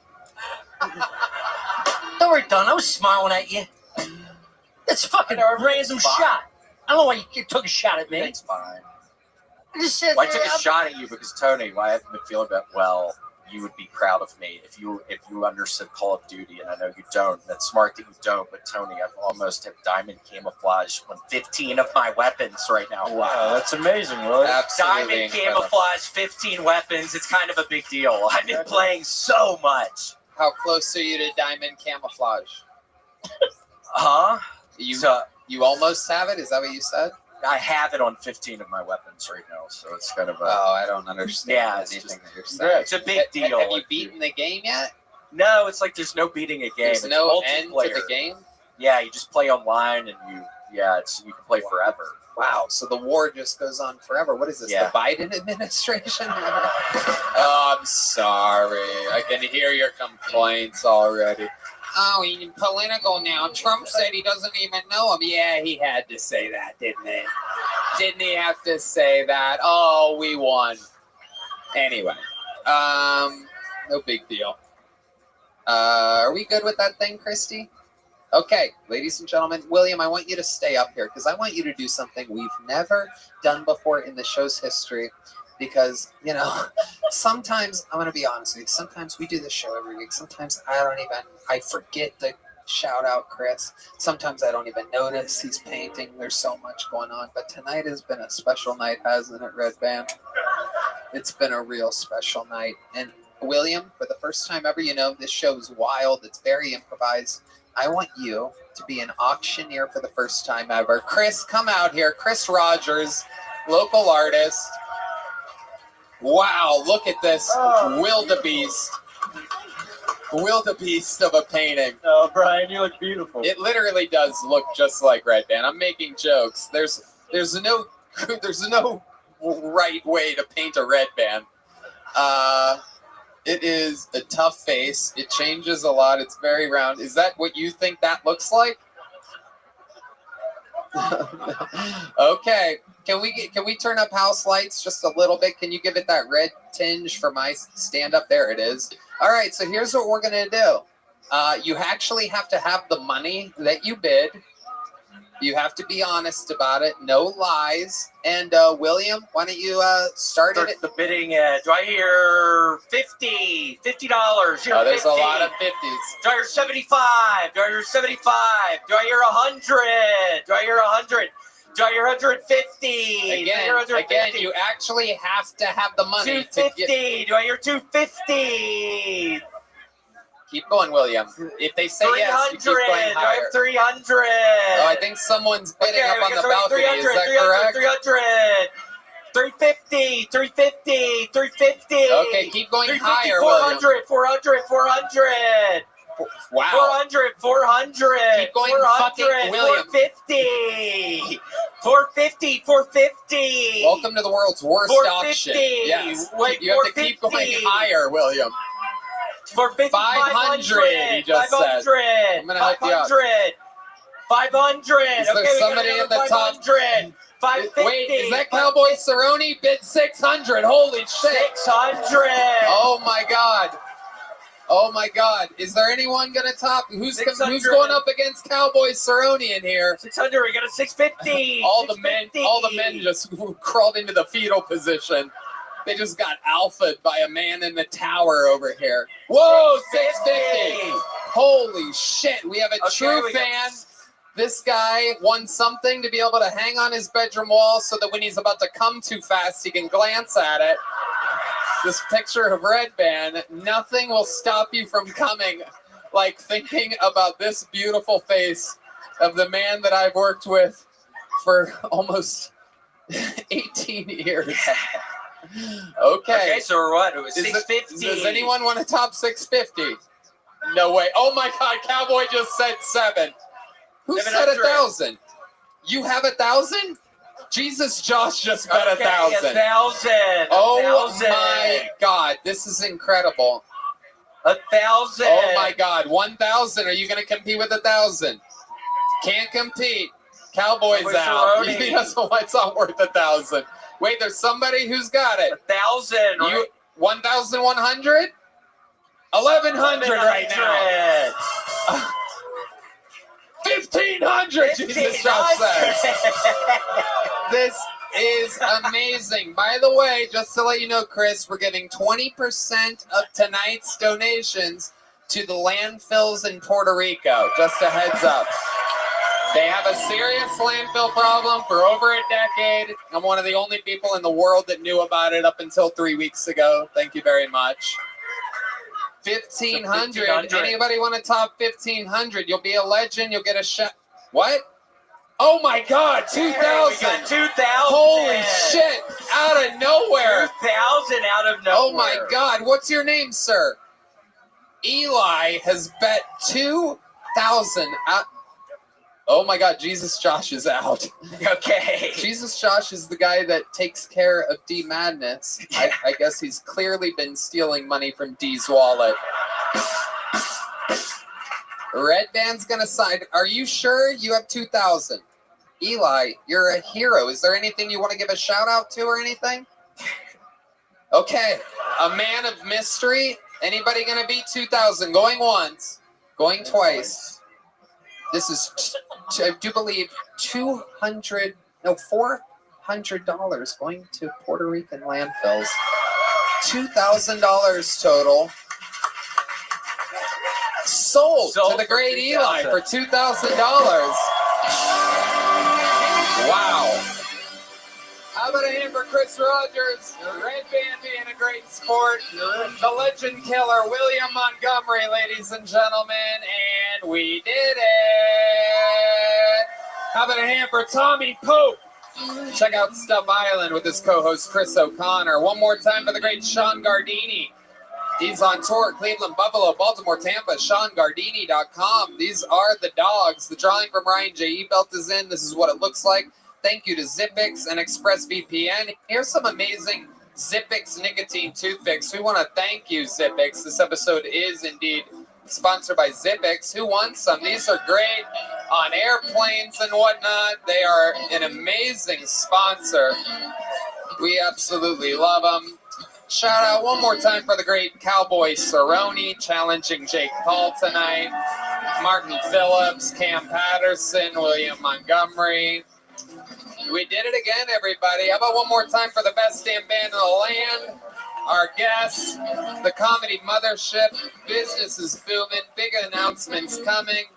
Make sure you buckle up and get ready for the HEB Center. 2 sold-out arenas. 2 sold-out arenas at the end of the year. That stream is going up for sale if it's not already very soon. You can buy the weekend package. Little Christmas gift for those of you that love your husbands or boyfriends. Get them the 2-night New Year's Eve package. Red Band? Check out Jet's Pizza. It's way better than Papa John's. Thank you. Wow. Thank you, everybody. We love you. Good night. God bless Texas, and God bless the United States of America. Thank you.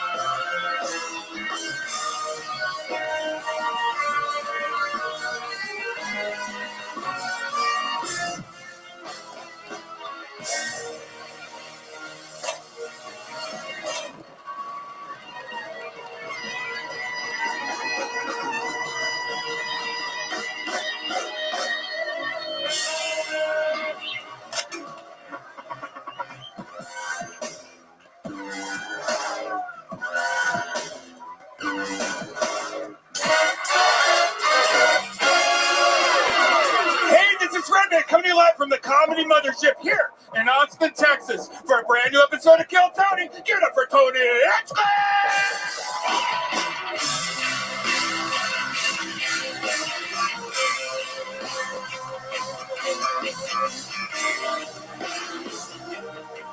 Who's ready for the best fucking night of the night?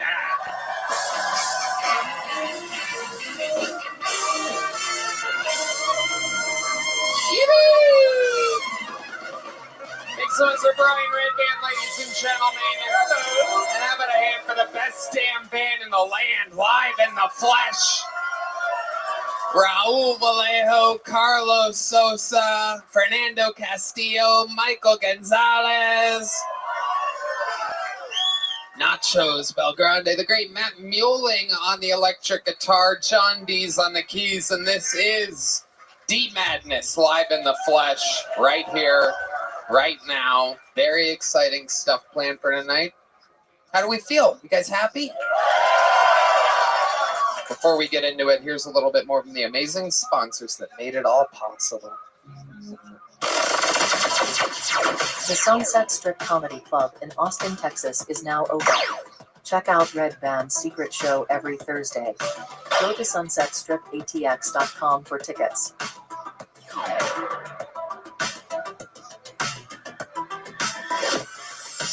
You guys ready to start tonight's episode or what? Come on, are you guys with us? Are you guys ready for the best damn show?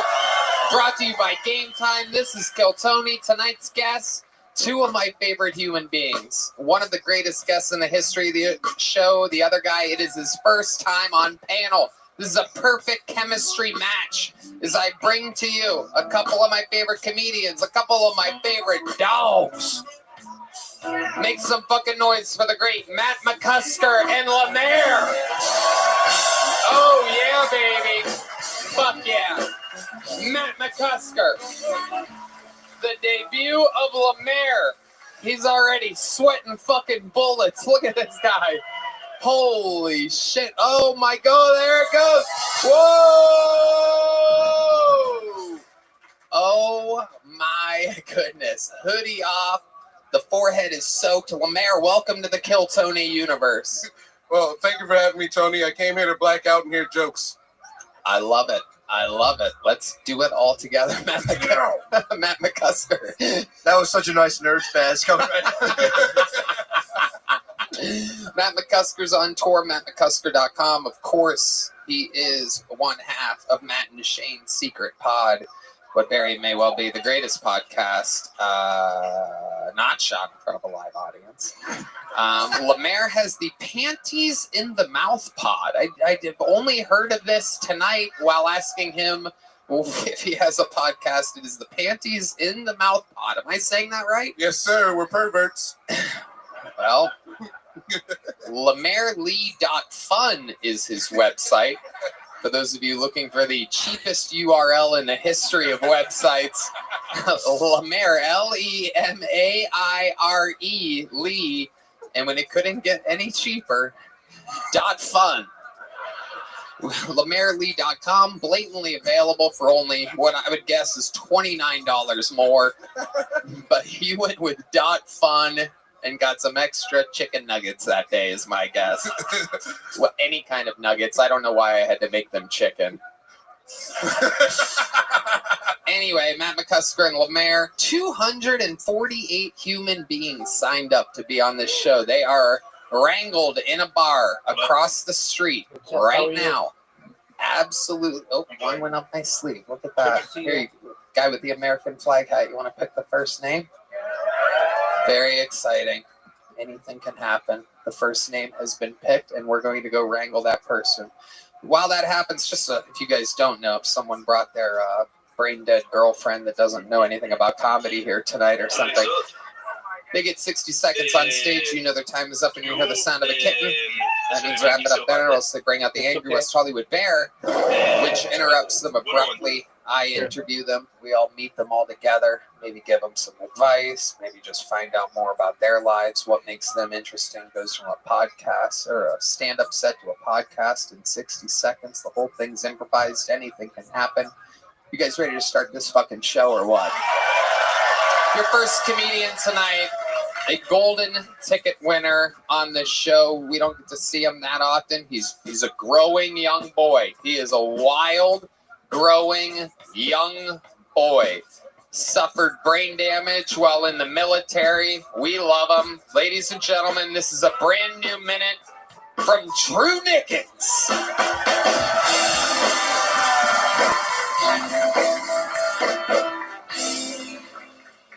One of my brother's nicknames was Mr. Brittany Griner Jr. His name was Jesse. He was an all-state athlete, but he was wild. He was a combination of Antonio Brown and Kanye West with a sprinkle of Seth Curry. Yeah, he didn't identify as male or female for a week. He thought he was Crash Bandicoot, the video game character. My man escaped 3 mental hospitals on pure athletic ability. I thought he was Mexican the way he was hopping fences. He reminded me of an outside cat because he would disappear for 4 days. We wouldn't hear a peep from him. But then he'd come back like nothing happened, and then he'd be real hungry. He'd go from Crash Bandicoot to Garfield really quickly. One time he came back, he had a bunch of cardboard, and he proceeded to dance to the Step Up soundtrack for 2 hours. My parents were so worried. They were like, "Where you been?" He's like, "Don't worry about where I've been. I'm safe now. Do we have pizza rolls?" All right, thank y'all so much. All right, Drew Nickens. Brain damage is bumping here tonight.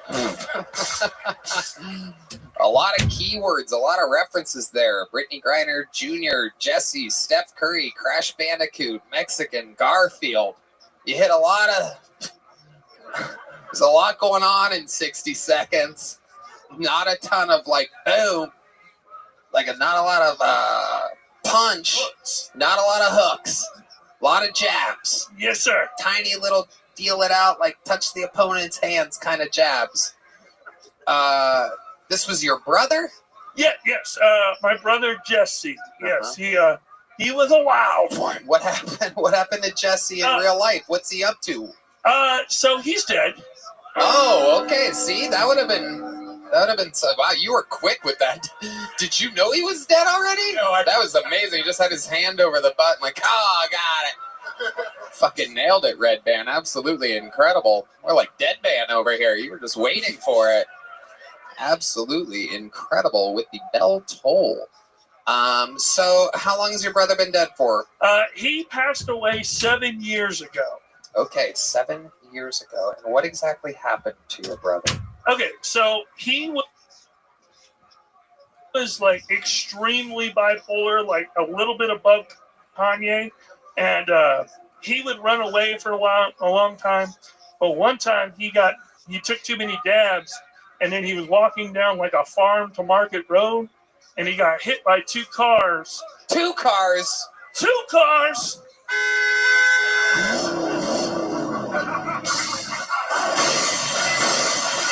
Red Band! Red Band, where's your noise at? Where's your noise? You are absolutely hijacking the episode. This is what happens when Red Band kills. Red Band! Wow! 3 minutes into the episode, Red Band on a destructive path. I noticed you were sucking on those vodka Red Bulls a little fast earlier. All of a sudden, I'm a fan of it. Okay, so 2 cars at once. Talk about Crash Bandicoot. Yeah, tell me about it. Oh my God. He died like Frogger. Frogger is black. Oh, and your brother is black. Now, something that we forget a lot here is that Drew Nickens is black. Yeah. It's like good old white chocolate, meat milk chocolate. I like to call Drew half Niggins. That's what I call him. Hell yeah. My goodness. What was the angle of the crash, if you don't mind me asking? So he got hit by one, and down. then he spun out like a cartoon character, and then he got hit by another, and it made him collapse and like hit his head really hard, and he rolled into a ditch. Oh, so he hit. Holy shit, ladies and gentlemen.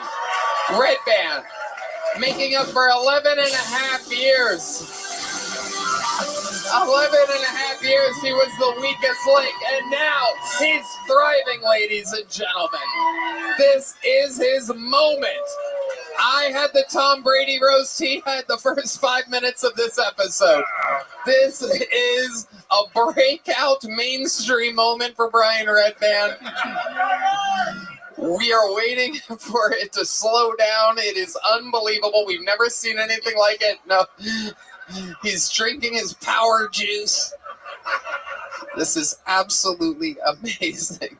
This is a moment nobody will ever forget, especially Drew's brother. Drew, how's comedy going for you? Enough about your brother and your... There is one thing about my brother. So he died, and then 2 years later, there was a program called Jesse's Place that was made in his name. It's a shelter for young adults 18 to 24, and they get all the help they need. They get medical help, they get job help, and it's in Yakima, Washington. 500 people have come through the doors of Jesse's Place and have been helped through it. So I just wanted to talk about the Jesse minute so I could talk about Jesse's Place. Amazing. It's to help a million. Absolutely amazing. Do they come through the door voluntarily, or you have to get hit by a car? And The reason why Jesse's Place was made is he would come to the thing, and the guy Mike K would be afraid that he would beat him up, so he'd give him cheeseburgers and hang out with him, and he got to know him. So it's all for like people that have like troubled past, 17 to 24. So it's a really amazing place I wanted to highlight. Yes, absolutely amazing. How do people find, like, where do you go? What's a website or something? You can go to the Camp Hope website, and you'll see Jesse's Place, and you can donate to Camp Hope. It'll go towards Jesse's Place. I'll also have something in my Instagram that'll also have a way for you to donate. They have an Amazon list for bed linens and hygiene products and everything of that nature. So anything of that you guys want to donate, that would be awesome. I have a question, Drew. Yeah. Is there fresh needles on the Amazon list? I don't want to support any place like that. No, there's no needles or anything. Drug use is prohibited. They have a drug jug that comes every week over there.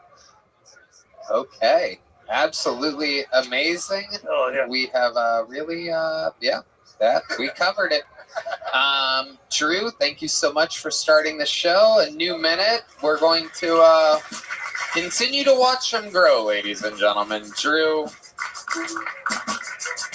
All right, our first bucket pull of the night. You guys know how this goes. Anything can happen. Could be somebody having the life-changing moment of their career like Red Band is tonight.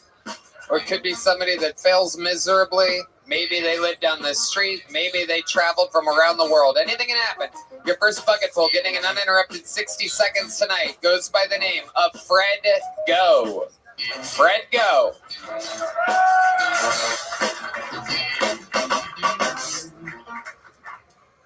I hate one-liners because every time I do one, it takes like 9.5 minutes before I want to do another one. I had a hoot and a holler watching lived out women cry online about the election results because now they think they have to get their clits cut off and go to concentration camps because the orange be the camel. Just go to Boulder and take a ski trip and get your hoo-ha Hoover there. You know, it's not that hard. I'm just glad that I don't have to go die to a really neat RC toy in a ditch somewhere now in fucking Ukraine. That sounds way worse than a ski trip, you know? I'd much rather stay home and goon to the talk-tard whores when they ain't crying and cry a little bit myself when I come too soon on accident. Shit, I'd volunteer at them camps to send these hussies left or right. Am I right, kamerad? Fellers. Yeah, that's what you get, Nia, for, nexting me on Bumble, bitch. Okay, Fred, go. Am I saying that right? Go, Geo. It's supposed to be a G and then a dot. G dot. Oh, Fred G. Yeah, Fred G. But you did the dot. You made a little circle. Yeah. Instead I was of trying to be cute. Okay. Well, I mean, that's where being cute gets you. It turns you into Fred Go. Yes, sir. Let's go. Okay. All right, Fred. So, how long have you been doing stand-up, Fred? This is my third time on stage. Good. I'm glad. Anything else would have been crazy. Sorry. Where are you from? I'm from Germany. Okay, you're originally from Germany? Yes, sir. Grew up there. How old were you when you moved to America? It was like 2 years ago, so 25. You have no accent whatsoever. Nope. I can put one on for you if you'd like. That is incredible. That is amazing. How do you have no accent whatsoever? What do you attribute that to? Did you only hang out with English-speaking people there? Yeah, my dad's American, and Germans are fucking retarded. And where I'm from, there's like a bunch of army bases, so there's a bunch of GIs around, so that's who I hung out with. Your dad was in the army? Yes, sir. And then were you? No, I was in the German army, which is a fucking joke. You were a Nazi? No one ever said that. No one ever claimed that. So you were really in the German army? Yes. For how long? 6 months. What did you do in the German army? I was a mountaineer. Okay, what exactly does a mountaineer do? Climb on hills. Basically infantry, but you like climb on hills and do knots and shit. Do you just get to like a high point to look for Jews, or like what do you do? No, they got rid of all of them. There's no, they keep them in the valleys, So just bust out the yamoculars and look for the fucking.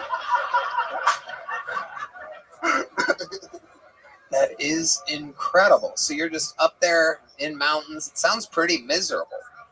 It's not.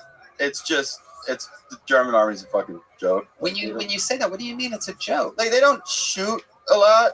They shoot like once a year, and if you're a soldier, you're supposed to like probably shoot more than once a year. What do you shoot once a year?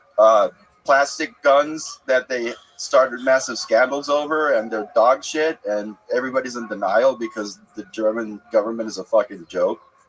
Well, do you think it's because they had a girl president? Danke, Merkel!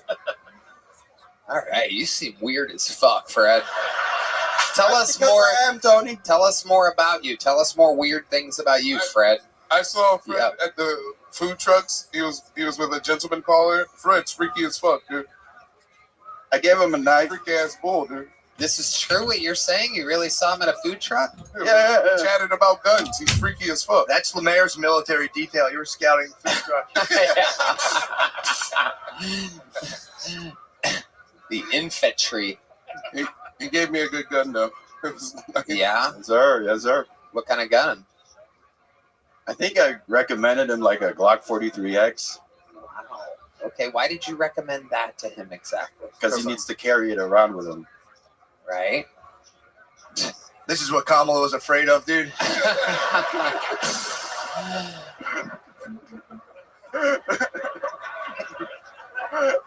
This is amazing. I feel like this is what people thought the podcast was 3 weeks ago when they heard about it for the first time. Like, oh, this fucking guy probably talks to Nazis.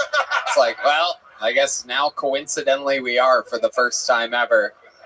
Our first Nazi ever on the show happens just organically. So Fred, is there anything you miss about Germany, love about America? What's going on in your head? I miss the food and the beer. Yeah. That was awesome. But what kind of German food do you miss? Do you know what Met is? It's basically just raw pork on a roll. Raw pork on a roll. That's definitely not a Jew food. No! Raw pork on a roll. Can you imagine?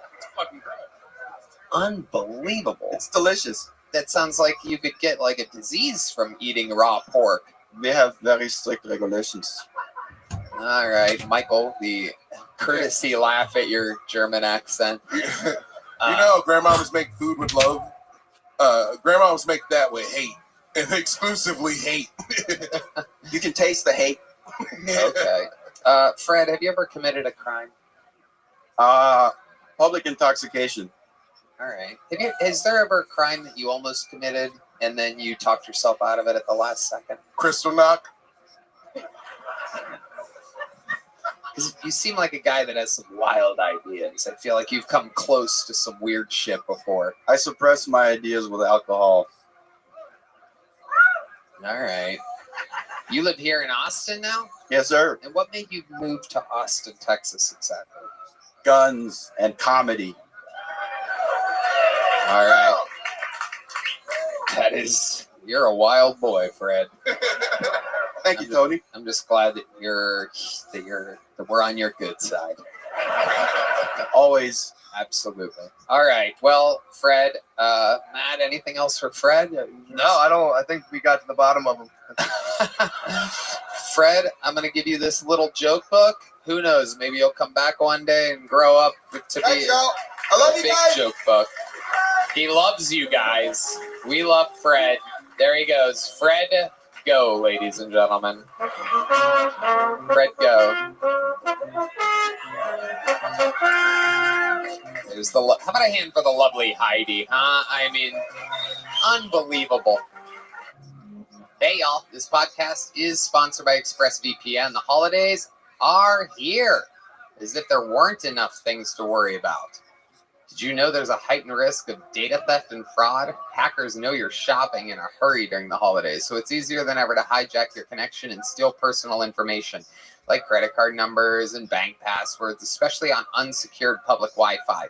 But here's how you cross online security off your list. Use ExpressVPN, Red Band. Tony, I love ExpressVPN. I love knowing my data is safe when I use it. ExpressVPN is easy-to-use app that encrypts and reroutes all your online traffic through secure servers, making it virtually impossible to hack your connection. So whether you're at a coffee shop searching for the perfect gift or at the airport finalizing travel details, you can be sure that your personal information is fully protected. ExpressVPN also keeps your online activity private from third parties like your internet provider and scummy data brokers who want nothing more than to bombard you with even more targeted ads during the holiday rush. But with ExpressVPN, not even Santa will know what you've been browsing. ExpressVPN is easy to use. It just takes one click, and you can use it on up to 8 devices simultaneously. So you can protect you and your whole family on your laptops, phones, tablets, and even TVs.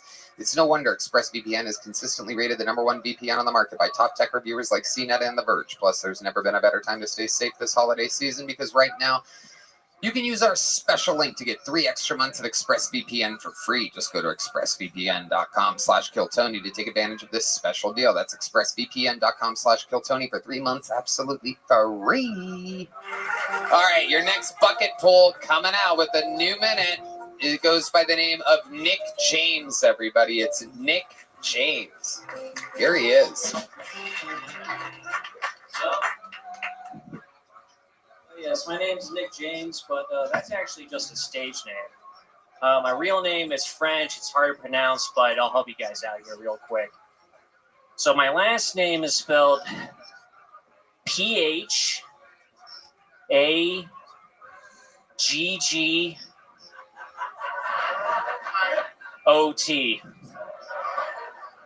It's pronounced Pago.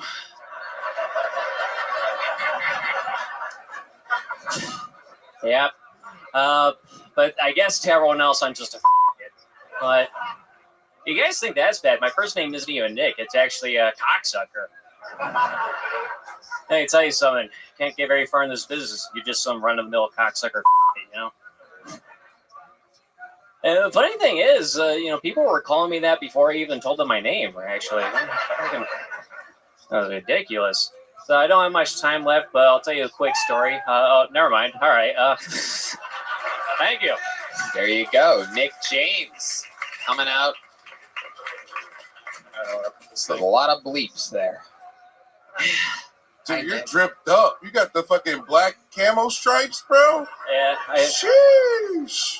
I was pulled You out. hit the Walmart before you come here, dude? Fucking sheesh. Jeez. Yeah, between him and the last guest, we got the whole fall collection, dude. That's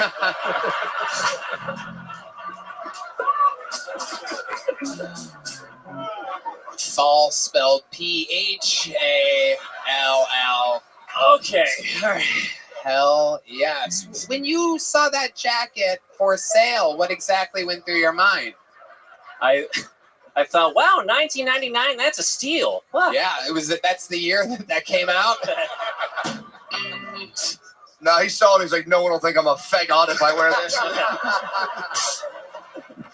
It is amazing. It really is. It's like part camo, part just jet black. It's absolutely wild. It's like you could hide in bushes and just like do like puppet shows or something. Now that's for dads to show they're a little bit racist. That's just a little. Hey, who said I was a little bit? What's your least favorite race? Oh God. Part of that one. Well, it's okay, Nick. I'm gonna let you off the hook. You've been on this show before. I remember your face. Yeah, fourth time now. Fourth time. Oh yeah. Wow. How's it been going for you? People recognizing you out there? Yeah, not for the right reasons though. Right. Yeah, let's just say I didn't do very well the last 2.5 times I was on here. Right. So how's life been going? What do you do for work? I write parking tickets. Whoa. All right. Whoa. Listen to this crowd. Here in Texas, we don't like that shit. I'm gonna write all of you a ticket later. Fuck off. Like, wow. Dude, I'm so glad your last name is Fat. Yeah, they call me that when I write them up too. It's weird. How do you know? Nick, how long have you been doing that for? For about almost a year now. Right. What are some of the situations that you've got yourself in? I can't even imagine what it's like out there. See, I totaled my car 1 month into the job, so So. How did you total your car 1 month into the job? Let's see. It was one of those little patrol cars, one of the little. Yeah. No, it was my own personal car. So basically, I'm still getting used to the job and whatnot. I'm not used to the confrontation of people finding out I wrote them a ticket. Sure, I understand what you're saying exactly. Yeah, I mean, who is used to any confrontation like that, right? Anyway, I got a ticket. God damn it! Wait, you didn't total your car on some innocent guy walking down the street, did you?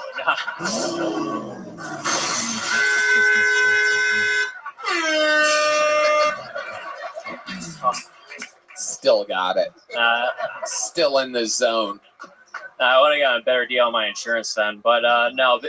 Basically, I was in a parking garage. I forgot to straighten out the wheel, car, pillar, fucking. I was in a hurry to get away from a guy whose day I just ruined. So it was my fault. I deserve it. But All right. So you totaled your car. When you were at work, what are some of the confrontations that you get into? Let's see. I mean, it's just homeless guys asking me for $1, but Nick, I'm talking specifically that you're beating around the bush here. You're talking about homeless people, your own personal car accidents. You write tickets for a living. We all see it every day. Someone goes, "Hey, motherfucker, that's my car." That's what I'm talking about, Nick. I can't believe I have to spell it out for you. The shitty shit part of the shitty job that you have is what people are interested in knowing about. What's some of the worst stuff that's happened to you while executing a ticket on the street doing your job? I was getting yelled at by uppity white women. That's Is there not a moment or a part of a story or a line that you remember from any of this? I mean, they all kind of blur together. Just so many of them, that don't like it. Anyone ever offer you a sexual favor to get out of the parking ticket? One person asked me was a woman ever like, "Oh, I will suck your tiny cock if you don't give me this ticket." I could write my own ticket then, but no. You almost answered that. What was one that maybe one offered you something? Like one guy did offer me a bribe, but it was. Even I wasn't expecting you to be that big of a fat. You know what I mean? Damn. You didn't say it was capital PHAGGOT. Okay, now what did the guy offer you? $20. Whoa. Isn't our ticket like $40 out here though? Not the ones I write. They're like $92. Dude. Whoa, boo this man. The $92 ticket man. With the amount of money of one of his tickets, he could buy almost 5 of those jackets he's wearing. Why are your tickets $92? Because it's like a private lot. It's not like for the city. Oh, okay. Yeah. All right. It's a good job. All right. It's a good job. How much do they pay you? Actually, dude, thank you for your service, for real, though. Like, give it up to him, for real. Thank you for your service. But also, boo, dude. That shit fucking sucks. When you say thank you for your service, Lemaire, what are you talking about? Dude, I mean, he's doing a service, dude. He's doing a job. No, he's not. His tickets go to one guy. They don't even go to the city. They go to a... Lemaire totally forgot everything about this interview, looked up, saw the camo, was like, thank you for your service, man. That weed is hitting hard over there, Lemaire. This guy's been up here for 7 minutes. Lemaire's like, you're in the army? Thank you, dude. But seriously, bro. Sorry about your brother. He's just mashing everybody that's been up here together right now.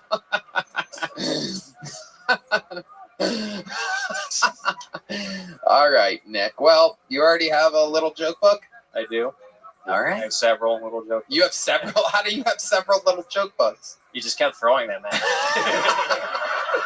I did? You did do well. You did do well. Oh, thank you. Torturing him with joke books. I threw multiple. What made me throw multiple joke books at you? Him.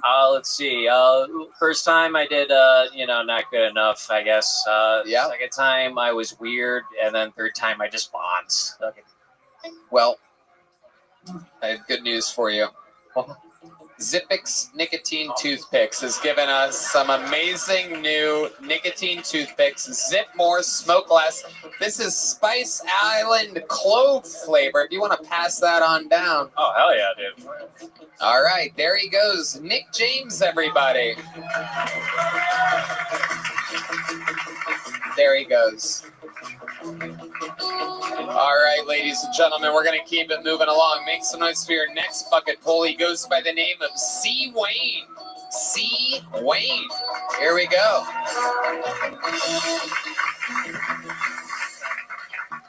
What's up, Austin? How we doing? Okay, I didn't expect this many white people. My apologies. Let me go ahead and address the elephant in the room real quick. No, I am not a rapper. You did not see me on YouTube with a Draco. It's crazy, man. Despite being a comedian, my biggest fear is getting very, very famous. It's a fear of mine because cancel culture, you can be canceled at any time. I got some jokes that'll get me canceled that I never tell. But I'm telling you tonight on Kill Tony. Real quick, what do you call white people that buy small amounts of weed? Graham crackers. Look, I'll be canceled before Tuesday. I'll be canceled before I even hit the scene. To be fair, what do you call black people that buy small amounts of weed? Broke ass nigga. Because look, if we got some money, we gonna buy us a little sack or two. You know what I'm talking about? Shit's crazy as hell. Shout out to everybody, all my weed heads out there. Yo, Tony, can we buy weed on YouTube? Can we do it? It's not done. All right, cool. All right, look, between me and you, if you need a 3-5 after the show, you buy the bathroom, buy the little homeless dude with the 2 dogs, not the 1 dog on the street. Hell yeah. That part of the show is going to be on BET next week. That's amazing. How about a hand for C. Wayne, everybody? Lemaire cut you off. Little black on black violence there. Black on black. Cut off by your own little sister, Lemaire. Happy to be here. They're trying to hold him down. That's fucked up, dude. Yeah, bro. No, I got excited he was selling weed. I'm sorry. Allegedly. Allegedly. Amazing stuff. C. Wayne, where are you from? I'm originally from Galveston County. Shout out to the 409. Shout out to the what? The 409. The 409. I'm going to write that down. Never heard but that one I before. live in San Antonio right now. Okay. Shout out to San Antonio. All right. Okay. How long you been doing stand-up? Since 2017. So it's my year 7 right now. Okay. Yes, sir. 7 years. All right. And you mostly talk about, like, you have like one-liners mostly type of thing? What do you call white people like that? Oh, no, not at all. I have some, what do you call Indian peoples, and then some. Okay, let's hear it. How many you want to hear is what do you call Indian peoples? Let's give the people what they want. Let's go. What do you call them Indian peoples? What do you call your Indian friend that you call on the phone? Tech support. Nah. What? I'm sorry, that might have been the wrong group. What do you call your Hispanic friend after 9 o'clock? The food truck. Look, no, I'm sorry. Okay. All right, you be careful. You're going to end up getting canceled out of this, C. Wayne. That's what I'm saying. That's how I led this situation. C. Wayne, what exactly do you do for a living? How do you make money? I actually produce comedy shows in San Antonio. Okay. Shout out to Highly Toxic Entertainment, man. We do comedy shows every Friday. Shouts out. Shout out, man. Shout out. I love it. Absolutely. And how long you been doing that for? We've been running that since the summer. It's a weekly show? Yes, it is a weekly show. What were you doing before this summer in order to make money?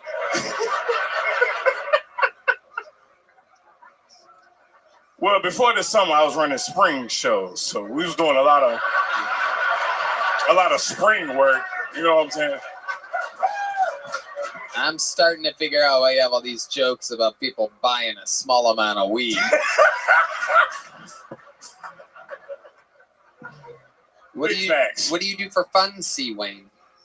For fun, I like to play a little basketball, joke right. You know what I'm saying? Troll people. What did you say after basketball? I said I like to play basketball and troll people in real life. Oh, okay. Yeah. Not on the internet though. That's just bullying. Right. How do you troll people in real life? Hey man, how you doing? I'm good. How are you? I'm good, man. Who'd you vote for? I already know. No, I'm just kidding. Can I ask an innocent question? Is this the latest in black eye gene technology? No, I'm dead serious. I was curious. That is incredible. I know you guys had straps for a while. Now, gully suit. It's nice. Rips are like piercings, you know. At first, 2 was cool, right? Now you end up with 36, and we're just out here making trends. You know what I'm saying? That is incredible. Yes, sir. That looks like a... Most definitely. I feel like the Goku hat. It kind of rips, dude. The what? It's a Goku hat.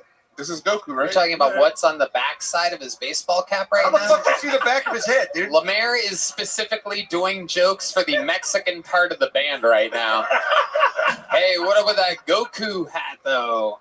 Roasted. For those of you with eyes in the back of your head, he just got roasted. No, but seriously, though, your pants look like liberal women's arms after the past 3 weeks. The cutters have been cutting. One little slit at a time. For your new king, dictator, first of his name. All right. C. Wayne, what kind of big booty bitches you be fucking?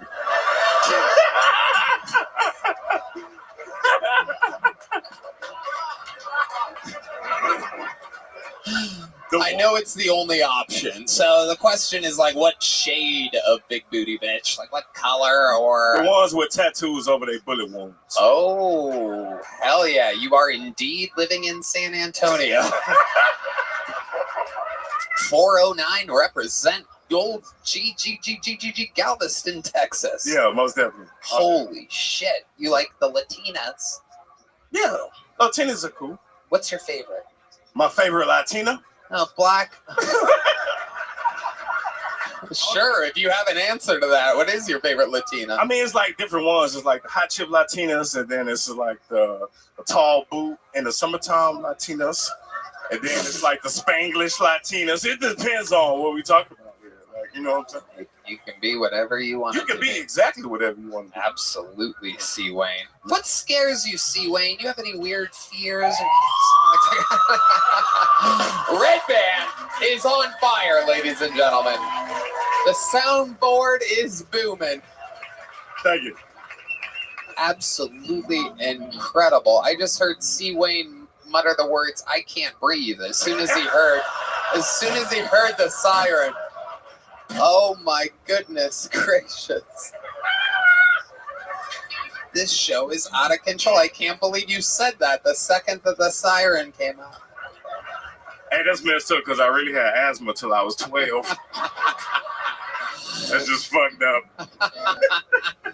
And then what? Then it just went away? It just went away. Wow. Our food stamps got cut off, so I got skinny. And that makes sense. Y'all not supposed to laugh at that. Were both of your parents in to help raise you? Were they both in? I was raised by my grandmother. Yeah. Perfect. So neither. Yeah. 0 for 2. That's correct. 0 for 2. Yeah. Do you have a cool name for your grandma? What do you call her when you're hanging out with your homies? Funny thing, I call her Granny, but her name is Billie Jean. Wow. Yeah. Look at that. Yeah, facts. Wow. True Amazing. story. Wow. Okay. And she was there. She would like make you breakfast or whatever. Oh yeah, yeah. But when you being raised by your grandmother, breakfast isn't at regular breakfast time. You had to eat eggs and toast and bacon at 4:30 in the morning in my house. So yeah, you got up pretty early, like before God. Before I let you go, C. Wayne, what's your nightlife like? You seem like the kind of guy that spins vinyls every once in a while. Curious what you do for fun at nighttime. At night, I'm usually honestly somewhere at a comedy show, man, trying to make sure everything is being produced correctly, trying to make sure, you know what I'm saying, all the black people get in, and just trying to... Wow, that's the opposite of what I do at my shows. Someone's got to do it. I'm glad you're running it down in San Antonio. I appreciate that. Give these Austin Blacks somewhere to go to see a comedy show, you know what I'm saying?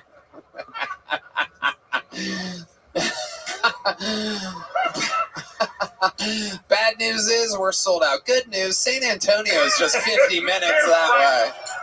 We went down the street. C. Wayne, welcome to the Kill Tony world. Here's a big joke book coming at you. C. Wayne, ladies and gentlemen, with a one-handed catch, specially reserved for specific types of people that are good at catching things made of leather. Wow. The lovely Heidi. All right, another bucket pull. We're flying through them here tonight. Can I? Yes. This Hold is on the one horniest second. guy. He keeps fucking like going ay ay ay at the lake. It's crazy. Wow. He blew her kisses the first time, then he went. Ay, ay, ay, ay. You okay, guy in the white hat? What's going on? What? You can't help yourself. Wow. Sorry, I didn't mean to cut you. What's going on with you? When's the last time you think you busted a nut? You got a lot of pent-up energies over there. You jerked off today or recently? 4 months ago. Oh, Jesus. Yikes. This guy's about to wet his pants live. Sorry. First ever live nut busting from an audience member. Red Band is a sound effect away from making this guy come in his pants. What do you got over there? You think you can make him? Uh-oh. Whoa, his eyes just rolled in the back of his head. All right, back. Good observation, though. I'm going to keep an eye on that for the next Heidi appearances. This guy's out of control over here. All right, your next bucket pull goes by the name of Matt Walker, everybody. We're having fun in here tonight. 60 seconds from Matt Walker. Here comes the universe. What's up? What's the joke? All right, man. So, growing up, I'm sure everyone has that strange uncle.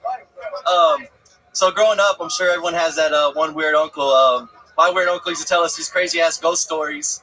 And when we get too scared, he would tell us, if you're so scared when you fall asleep, just fall asleep facing the wall. So if a ghost comes in the middle of the night, you won't see him. And one night, I fell asleep over there, and I must have forgot the rule. And sure enough, I felt this like ghost-like presence hovering above me. And I woke up, and I this strange ghost-like figure making these weird noises. He's, So I fucking freaked out, and I faced the wall. I said, "Go to sleep, bro. Go to sleep." And I woke up the next morning, and it must have been real because I had all this like ghost slime on the back of my head. And so I fucking freaked out. And I ran downstairs to my cousin. I said, "Bro, you'll never guess. There was a ghost in my room." And he touched the slime. And he goes, "Oh, dude, what a coincidence. When Dad drinks a lot, I know a ghost slime in my butt." That's it, guys. Thank you. Thank you. Wow, I gotta tell you, unbelievable timing, Matt Walker. Exactly 1 minute for a guy that came out guns a-blazing, speaking 4 feet behind the microphone. Your timing is incredible. I think he talked into the mic with his hairline at first. That was just.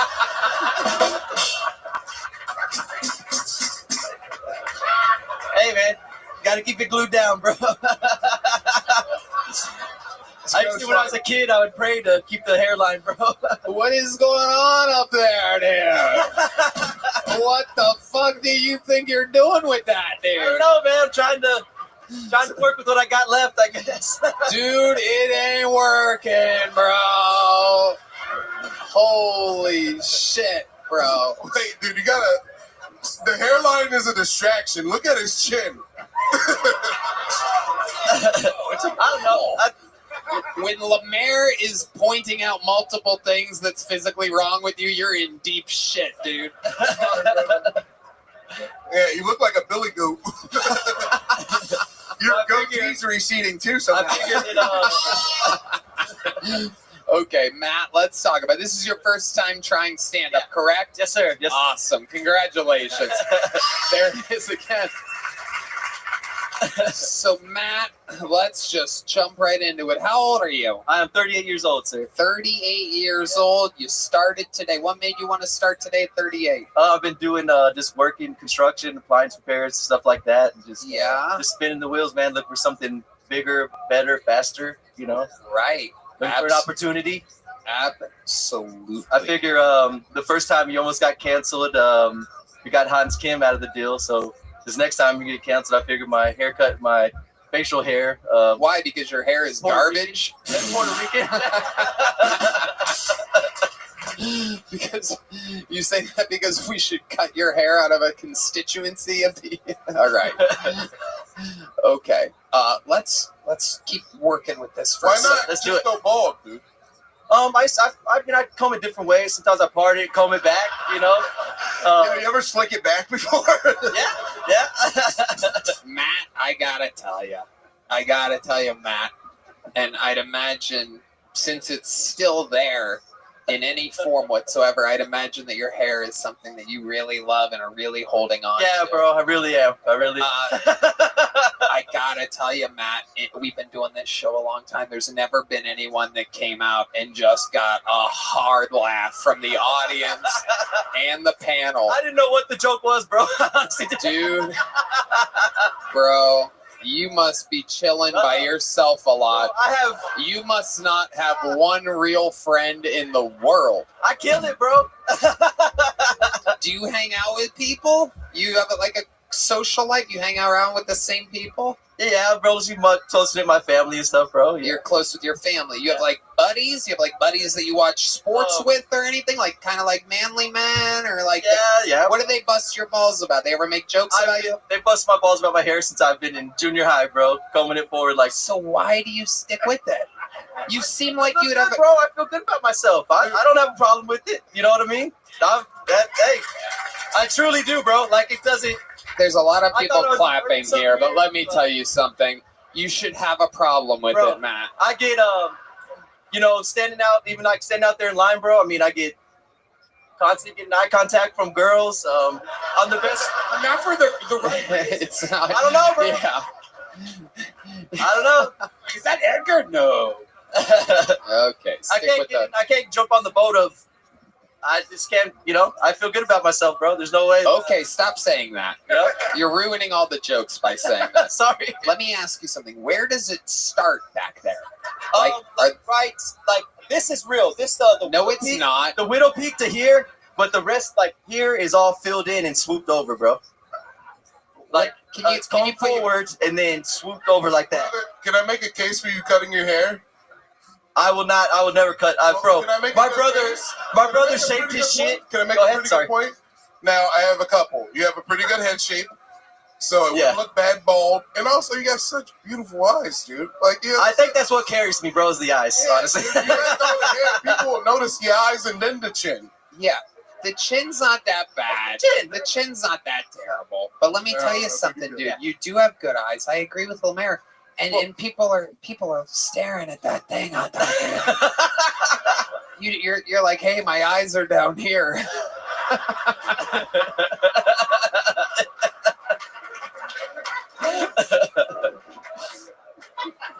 you ever thought of becoming a Franciscan monk? Yeah, I can see that. What is your love life like, Matt Walker? Are you getting a lot of I've been with the girl I'm with. I've noticed since second grade. I've been with her for 15 years. Wow. I got 4 kids. Wow. I got three little girls and a little boy. She had 2 girls from a previous relationship that I've raised since they were like 8 months old, 3 years old. Couple real assholes laughing at that. Something that's also a little out of the ordinary. I've always lived with my parents. I've never moved out. You still live with your parents? Yes, sir. Wow, you're holding on to that too, huh? Yeah. Do you comb them forward sometimes? All right. Wow. I mean, so you live with your parents, with your wife, and 4 kids? Yep. Okay. And my dad's cool as shit, bro. I mean, for him to allow that to happen is just, I owe my whole life to my dad, bro. Absolutely. Absolutely. I agree. What's that like, living with your parents? It's stressful as shit, dude. My mom is like a Fox News mom. Like, she's fucking, the joke that Shane Gill about smoking in the house, this lady would not have stopped smoking in the house if it wasn't for the grandbabies. And she watches Fox News? Straight that Newsmax shit, the worst one, bro. Fucking awesome. Honestly, dude, I don't know, to get too political and shit, but my wife, dude, when all that shit was happening, that's what kind of made me kind of come back from that whole left shit, dude. You have a black wife? She's Mexican. Okay. Hispanic. Hold on. I think you were about to make a good point there. Yeah, so, bro, because I really was, I was on that fence and shit. I'm not, and I really mean this. I truly mean this. Not trying to just blow smoke up your ass, dude. No, yeah. I saw, the whole feet. I saw the whole blowback from, and my wife, too, because she's... Blowback? Are we talking about what happens when you... with the windows roll down? Just fucking... Hello! Sorry. You should relate to Trump more than anybody with the fucking yeah, bro. whack job like that that. too, dude. My sister, she died last year on 9/11. Wait, what? Your sister died on 9/11? What do we got for that? Yeah, cool. We have a sound effect for that, Red Band? On the 20th anniversary? You don't have an You don't have an airplane? Come on, we've already heard that. Give me a good sister died on 9/11. You don't. Come on. A plane into the building. Okay, Red Band. That's out of Red control. How did your sister die on 9/11? She couldn't stop drinking, bro. She died at 41 years old. And so I stopped drinking last year on Mother's Day. 4 months later, she passed. So I haven't drank in a year and a half. I kind of lost my train of thought, bro. But yeah, man. Oh, that's what it was. Yeah. So I think about that shit. Trump losing his brother at that age, and it's kind of changed my whole life, bro. My motivation, everything's changed. There you go. Kind of motivated me to do this shit, So perfect. Absolutely incredible. Matt Walker. Yes, sir. I gotta tell you. Oh, shit. What did you think was gonna happen? What exactly did you think was gonna happen here tonight, Matt? You barely talked into the microphone. You know what though? Since you got such a big laugh before saying a single word, I'm going to give you not only some Zippix toothpicks, but since it was your first time and you said nice things and We're rooting for you. Shave your head and come back. Only if you shave your head are you allowed to. My fucking head, bro, to get it. Will you shave it tonight? I want it this much. Well, I'll fucking shave it tonight. Let's do it. I'll do it, bro. How many of you think we should shave this guy's head and have him come back out in a little bit? Ladies and gentlemen, history is being...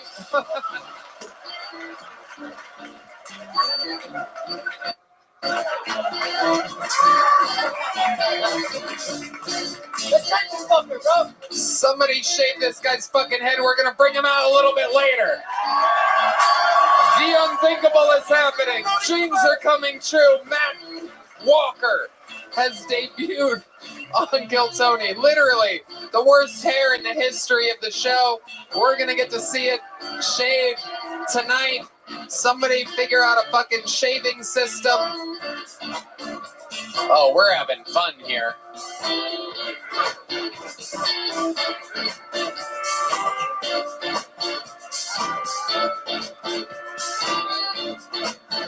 All right. We have a special treat for y'all while we go wrangle another comedian. This is one of the most prolific regulars, ladies and gentlemen, in the history of the show. His citizenship is inevitable. Ladies and gentlemen, I present to you the Estonian assassin. This is a brand new minute from Ari Matti.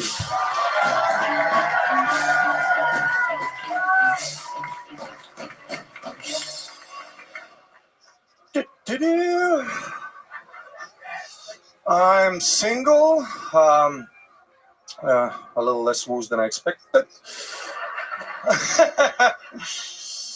You know what I miss most about being in a relationship? Is it the sex? I don't give a fuck about the sex. I miss the arguing. God! It's I just miss having someone else to blame. So when you're single, it's all my fault. Every time I fuck up, I just have to be in front of the mirror like, you piece of shit. That's the best when you have a girl, you get to unload. You have a shit day at work when you're driving back home, you know, when you're like, you know, when you're like pre-arguing. Like,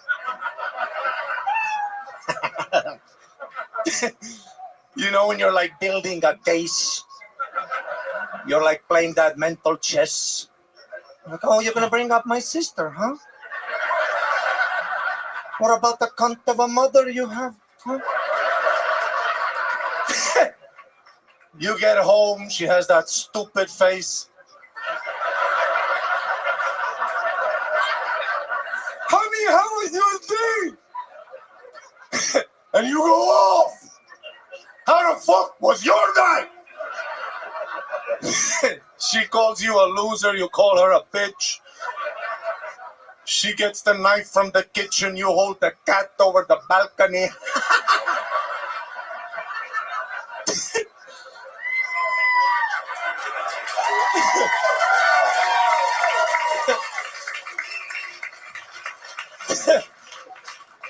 It's the best! God, I wish I had a wife. Because when I'm alone, dude, when I'm alone at home, dude, when you have a wife and you hit your toe, you get to be like, who the fuck put this? Dude, if I hit my toe, I just gotta be like, hey! Thank you very much. Thank you so much. God damn it. Unbelievable. Real fucking material, real fucking thunder and lightning throughout. The momentum continues with the re-arrival of D Madness, the only guy that makes 6 entrances per show. I'm sorry, I went a little over. I'm sorry about that. Sorry, Brian. Sorry. No, it's fantastic. First of all, Brian has nothing to do with the production of the show whatsoever. Why you would apologize to him, nobody has any idea whatsoever. It's me, it's all me, and I love it. Has Brian ever complained to you about going too long? No, I just don't want to ruin the format. You know, I want to respect the format. You can ruin it all you want. Killing is killing, and you, my friend, are an absolute anomaly. Nobody does it quite like you. You're a goddamn sensation. Future American citizen. Thank you. There's no question about it now. I'm in deep with this new administration. Yeah? Oh, I am fully connected. I get a box delivered to me from West Palm Beach, Florida every fucking week now. Got a new pen yesterday. Got some new fucking... You got a pen? Got it. Yep. I got a lot. There's a lot. Gold ashtrays. Wow. Oh, yeah. Lemaire. You got to get Ari citizenship, dude. Oh, there's no doubt about it. You got to do it. It's on the top of my agenda, we Jesus, call it. you're high. We call Holy shit. I didn't know we needed listeners. I thought you got stung by a bee or something.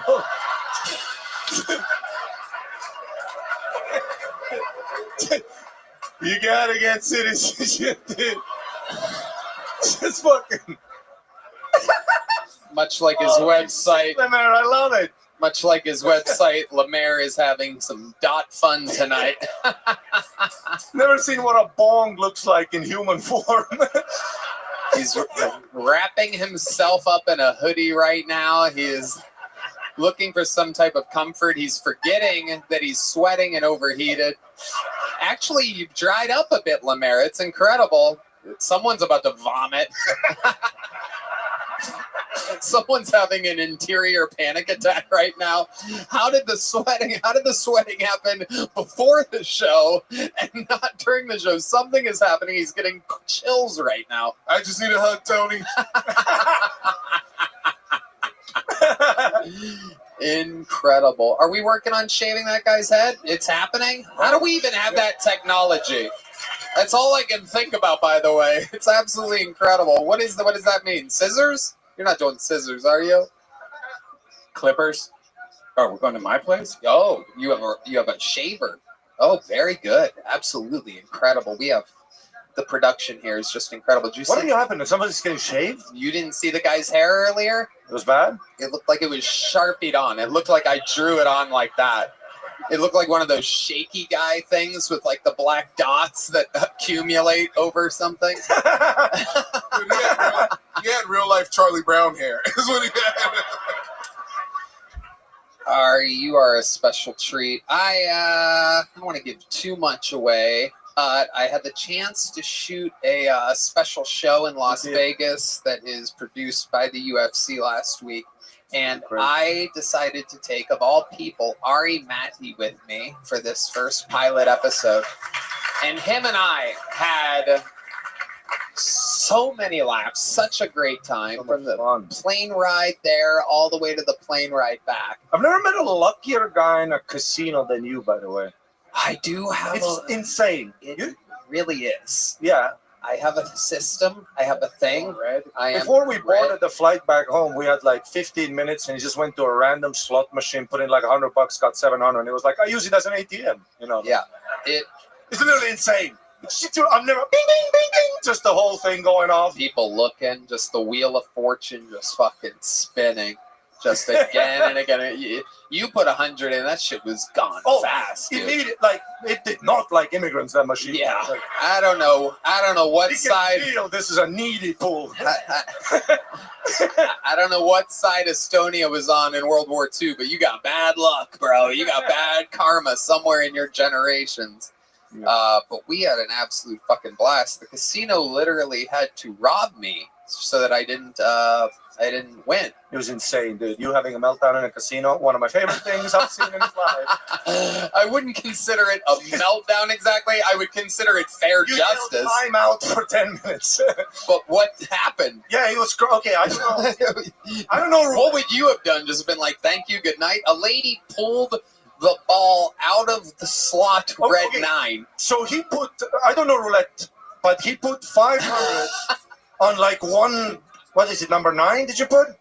Yeah, he put on 509, which is times 36, which is $72 billion or something. Yeah, it's an insane thing to do. And I decided one time to take that risk. I go, I'm going to go fucking ballistic here. I'm going to put 500 on Red 9. And then what happened? All of my net worth. You are a witness to this. Yeah, you put. If I tell the story, I feel like no one's gonna believe it. Yep. The ball go crazy. Priang, priang, priang, priang, priang.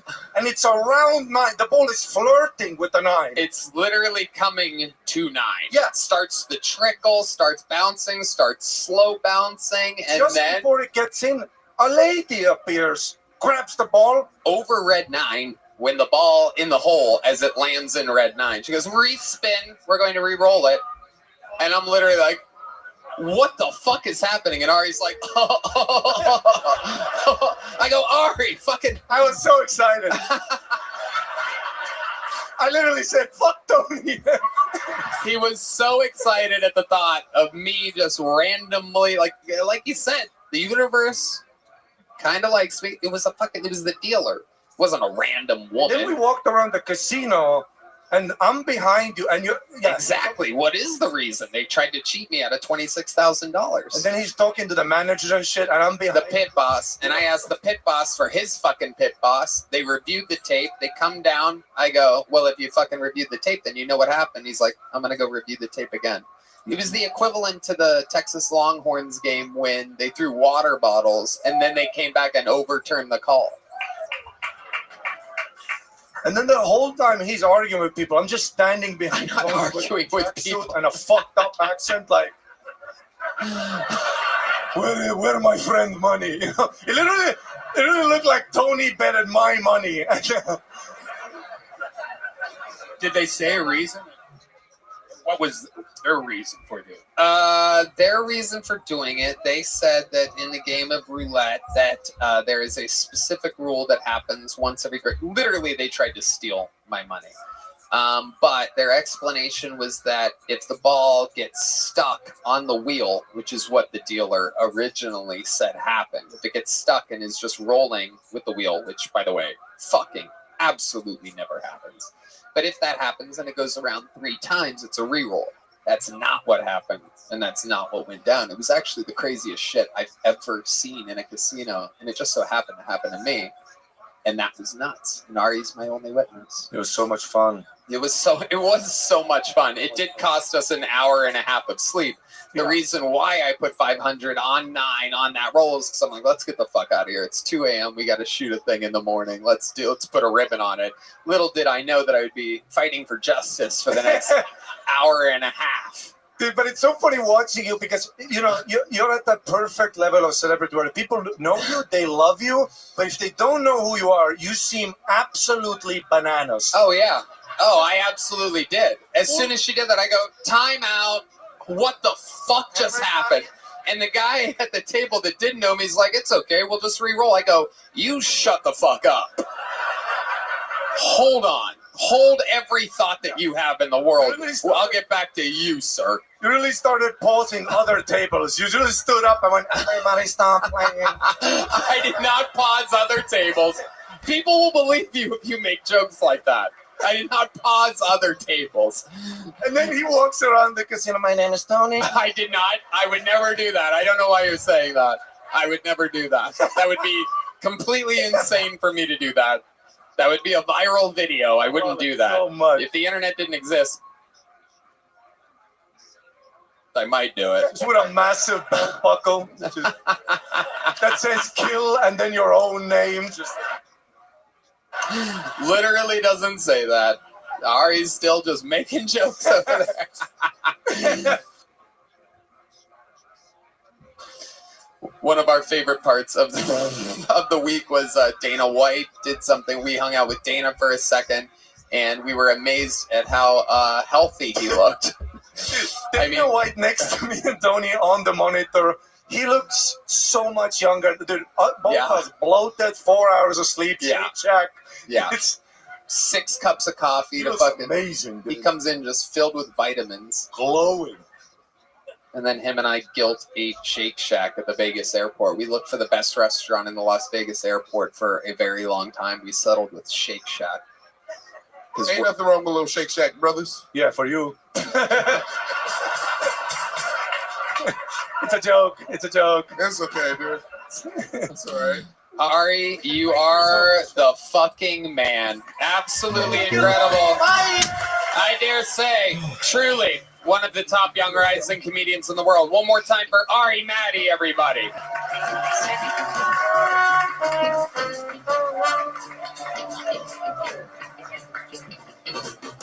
We're having fun out here. Your next bucket pool. We're going back to normalcy, ladies and gentlemen. Lower your expectations. We have our second Matt of the night with a Matt on the panel. We've had Matt Walker, who barely had hair. We have Matt McCusker, the man himself. And now, the Kill Tony debut of Matt Brown, everybody. Here we go.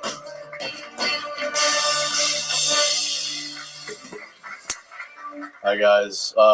So I have two older brothers. One is autistic and one's a Jehovah's Witness. So I have two autistic older brothers. That's fun, right? We can laugh at Jehovah's Witnesses. They're not here. There's alcohol and fun. They can't be near this place. This is a safe space. My autistic brother, he's cool. He's high functioning. That means he does normal stuff, like he drives. He's not great at it, but he does it. He T-boned a UPS truck a few years ago, which is like pretty hard to do, right? And then a few months after that, he got a job at the airport driving jet fuel trucks, which that's terrorism, if you ask me. It's like, did you check his stats? They're not great, but who else would you want fueling a jet plane besides an autistic person? Like, he really gives a fuck about that plane, you know?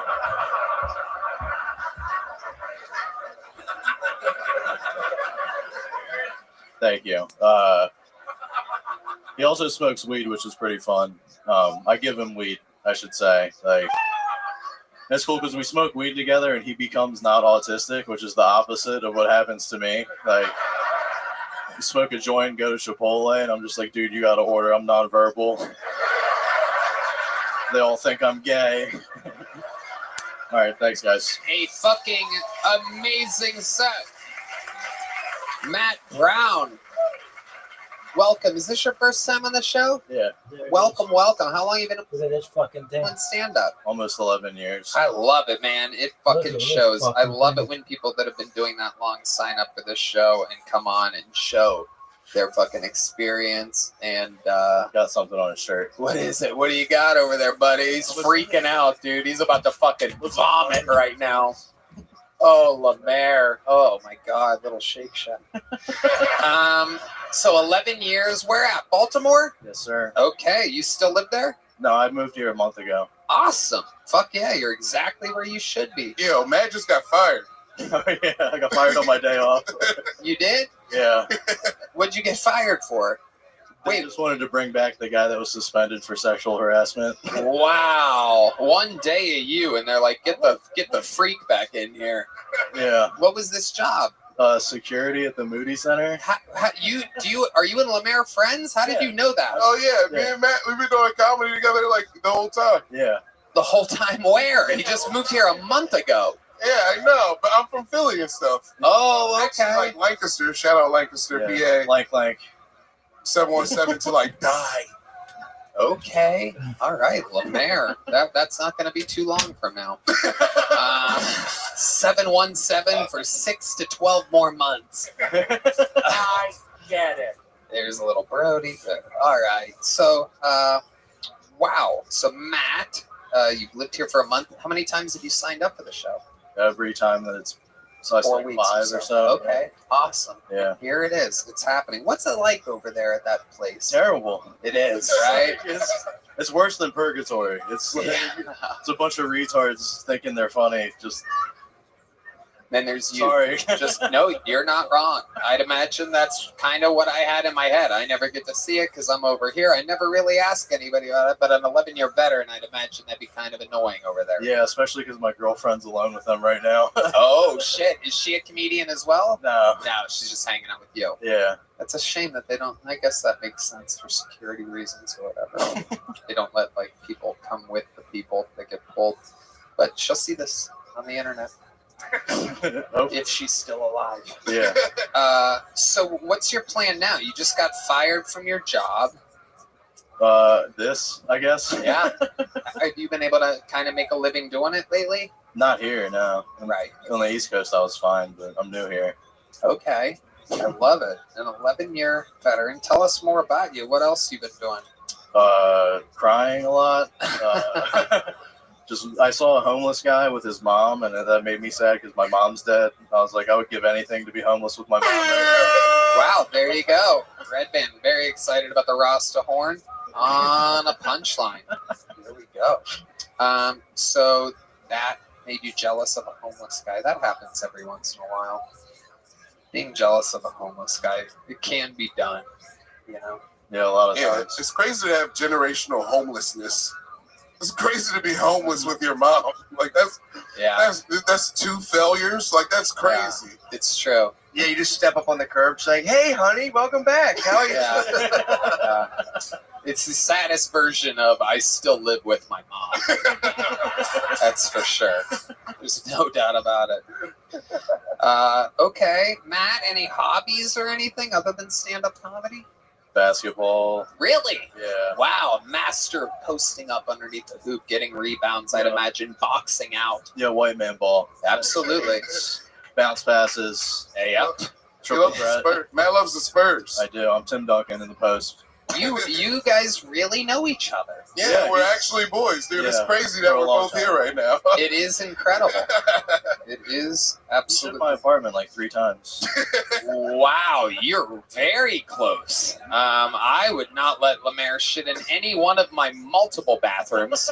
I'm betting my whole life that you only have one bathroom, Matt Brown. Yep. Unbelievable. Unbelievable. Lemaire might be one of the last people I would let shit in my place. Out of all the comedians I know, you might be the highest ranking no shit please guy. I'd rather you go outside and literally shit anywhere outside than inside. Yeah, Tony, the smells in the lift are a problem. All right. Okay, Matt, what else would we be interested to know about your entire life's history? Nothing. Not really interesting. You got a cool dog named Otis. Oh yeah, I got a dog. Okay, Yeah. I'm just gonna ask Lemaire. I'm gonna take over Lemaire for the rest of your interview, Matt. Please, my dad Lemaire. Handle this. Cool dog named Otis. Now, is that after Otis Redding? Yes, sir. Okay, Yeah. very good. Middle name Jermaine, after Jermaine Jackson. Okay, that's an interesting pick. What made you name him after Jermaine Jackson? I just wanted to raise a strong black man. Amazing. Amazing. If only Lemaire's parents wanted to do the same thing. Matt Brown, you are a true comedian, Red Band. I'd love to come to your house for Thanksgiving. You could do that. Please. Are you going to invite the funny 11-year veteran to your comedy club next week after? Yes, you can't come next week. There you go. I'll help you out. Jesus Christ. You good? That was like the lamest invite I've ever seen. Yeah, I don't think he meant it. How about I give you 8 minutes on my show here on Wednesday at 7 p.m. Does that sound fun? Okay, there you go. That's how you do it. You do a little showbiz. You give them something. Here's a big joke book. Fantastic Kill Tony debut. We hope to see you again. Matt Brown. Can I come over for Thanksgiving? All right. Pulled another name out of the bucket. Ladies and gentlemen, make some noise for the comedy stylings of Brianna Vasquez, everybody. Brianna. Here we go. Here's Brianna Vasquez. Looks like masculinity in here. Like some real dick and balls, eh? I'm from Portland, so I'm not used to this. Let's see. I grew up super religious in the Pentecostal church, super innocent, sheltered, until I got my first massage. Let's just say that man had me speaking in tongues and touched me in ways better than my pastor ever could. So I did what any good Christian girl would do and write a good review online. And poor guy got fired, and I haven't come since. So that's Portland for you. That's all I have. Thank you. So sorry. Wow. Brianna Vasquez. Hi, Mr. Tony. Hello. Mr. Tony? Mr. Tony. Dude, can it move a little? Dude, I want to watch it. Fucking, I'm sorry. I saw you at Shane Gillis' show in Portland. Okay, Brianna. I think so, right? It was Nate Marshall. I'm sorry. It Oh, wasn't shoot. me. Oh my God. That is hilarious. Shane's other black being confused for the other one. That is amazing what we've just witnessed here, ladies and That's all gentlemen. right, Brianna. Don't worry about it. Thank you, man. It's okay, Brianna. You can treat me as wrong as you need to. Brianna. So let's talk about it. How long have you been attempting stand-up comedy? Just a couple times, but this is my first time here. It's your first time here I for know. sure, but like you've been like doing open mics? No, this is like maybe one time. Are you say maybe one time, Lemaire, stop. You say maybe one time like you don't know if you've done it one time before. You would know. I've done it one time. You did. Where was that at? Portland. At an open mic. Yes. And how much time did you do there? 3 minutes. And how did that go? I think it went well. And you said, I'm going to go to the biggest live comedy podcast in the world. And Yeah, I think that we need more women, and I feel like I have a lot of stories to tell. Is that what you think? Yeah. Why didn't you do one of the stories that you think you should tell here I tonight? have a lot of stories. Well, let's see. Did you dance with snakes? You're Pentecostal. They do that. Yeah, I dance on the floor, soaking tongues, roll on the ground. Okay. So, like... And that'll just be after our date. Wow, Lemaire losing all control of what he's saying into the microphone. We are slowly losing Lemaire. He is higher than his own blood sugar right now. It is incredible what's happening. We've never seen anything quite like it. I just watched his foot fall off of his leg. This is incredible. He just checked. He checked. Everybody, for those of you wondering, just listening to the podcast, how high is Lemaire?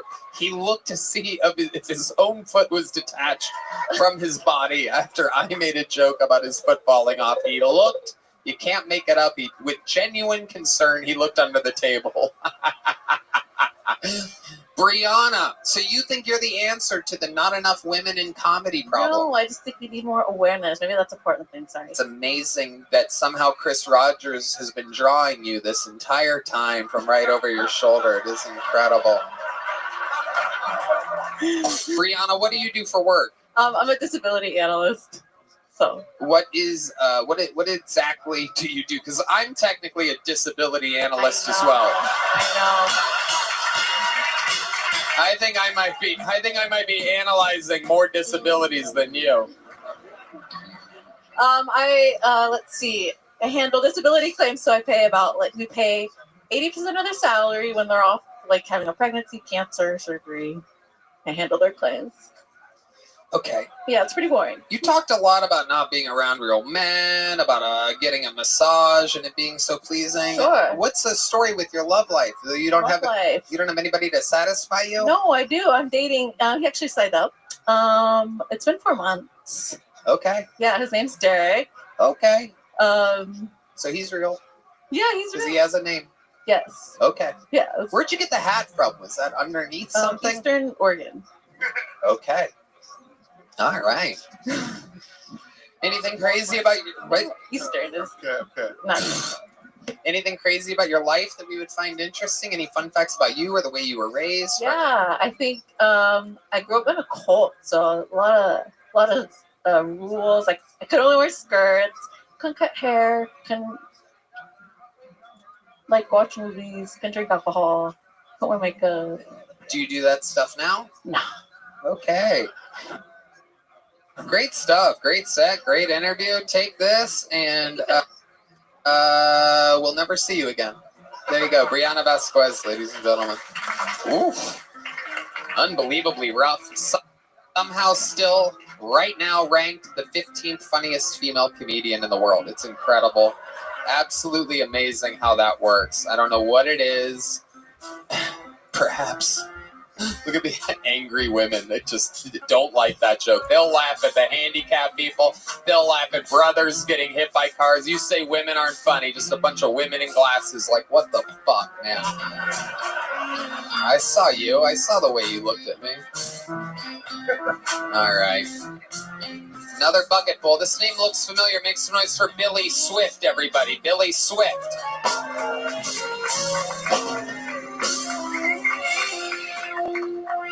What is up?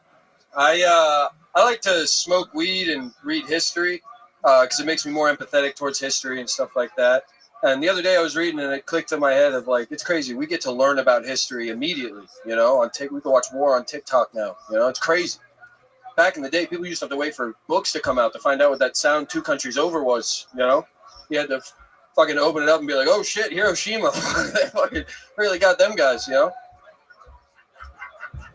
And I started to think, like, wouldn't it be crazy if the people we learned about in history books, you know, had the same access to technology that we do, you know? Like, could you imagine if instead of a diary, Anne Frank had a YouTube channel?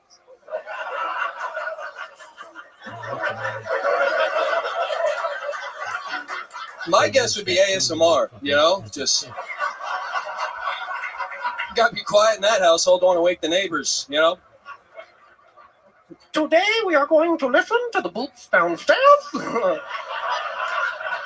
Oh, they're coming up the stairs. Oh, they have my family. Oh no, they're coming for me. This might be the last time that you'll see Annie.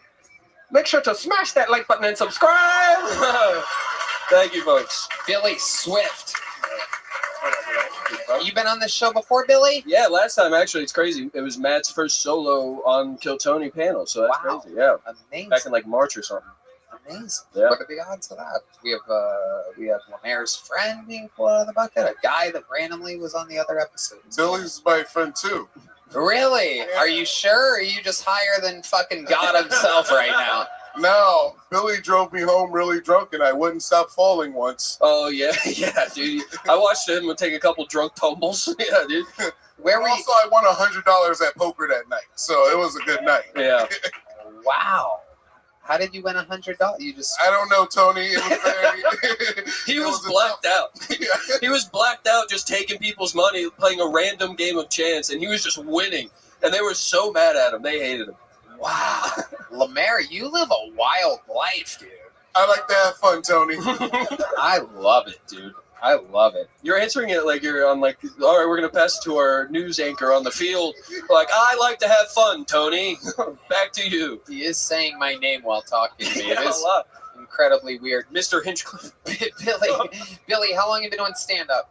Going on 4 years now. 4 years. Where at? Florida. I came up with Cam in Orlando. Ah, okay. Yeah. How long have you lived here? I moved here January 1st of this past year. 1st. Okay. Absolutely. What do you do for a living? I now work at a dispensary. I now sell THCA weed. I used to hang blinds and shades, but I don't do that anymore. That's right. Yeah. I remember now. You once said hanging blinds, and I made a "Don't Worry, D Madness." Billy does MMA too. I'm sorry. Wait, really? You do MMA? Lemaire is the best interview assistant I've ever had in my life. I could really use you. It's every guy here. You know how to play an instrument, Lemaire? You could join the band. We could have you up here every episode. Perhaps the ham bone, perhaps? Tell us about this MMA career of yours. It's actually crazy. I went to 10th Plan today for like the first time. I started training for like in past 3 years. I haven't done shit. And then I went in and I got my ass kicked and puked. It was fun. Yeah. But, yeah. I trained for a long time. Lemaire has something to say about his client. Very humble, but he used to train with American Top Team. Wow. Yeah. Okay. Thank you, Lemaire. Thank you. Yeah. American Top Team. I used to train with American Bottom Team. Motherfuckers wouldn't know what hit them. That's right. You don't want to know. What does it do? Okay. Billy, what do you do for fun when you're not doing stand-up? I just do drugs. What kind of drugs mushrooms, exactly? Mostly I like mushrooms a lot. Okay, what other drugs do you do sometimes? Austin fucking gets you on coke real quick, dude. They'll get you. Austin gets you on coke real quick. Yes, it does. How did that happen? Can you give me an example of how that happened? Last time I was visiting in October, it was around my birthday. I turned 27, and I was like, I'm going to do it. I've always talked about it, been like, yeah, I'll do it once. And then I got really drunk on my birthday, took a fucking hit of God dust, and it felt great. And it's amazing. Yeah, I always say, like, there's drugs all kind of end up, I'm not a religious guy, but it always kind of leads to God, Like, if you do mushrooms, you'll see God. If you want to talk to him, hit some weed. But if you want to be God, do cocaine. Okay. Wow. There's some fucking guys out. True. We found the two huge cokeheads in the crowd. Coincidentally, the one that keeps clanking his teeth when Heidi comes out of a round of a teeth for Heidi. Wow. Incredible. So that makes you feel like God doing coke on 6th Street. Yes, yeah, I get to walk around with all the homeless people. I'm like, be gone! And they just run away. It's great. Wow. Amazing. Amazing. Fucking part the homeless sea out there, dude. And comedy is going good for you, Billy? It's picking up now, yeah. It's been pretty good. I got a decent boost from Kill Tony and shit like that when I did the first time. But now I'm getting booked a little bit more, trying to work in clubs as much as I can. And you got a big joke book last time? Yes, sir, I did. Well, you're going to get booked a little more. Another good appearance. Billy Swift, ladies and gentlemen.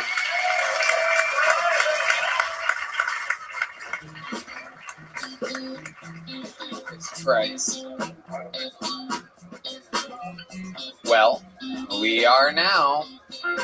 We're going to wrangle another name. Oh, that's inside? Let's do that right now then. Ladies and gentlemen, your next bucket full is inside.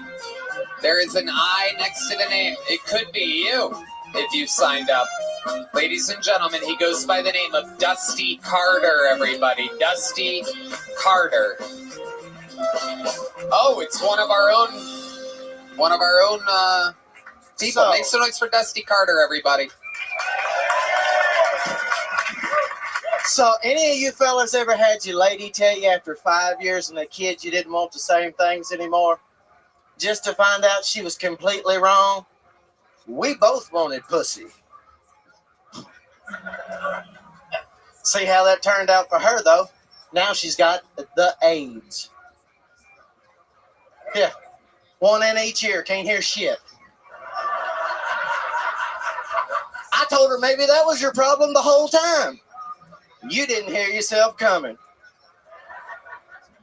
Hi, if you can't tell, I am not from Texas.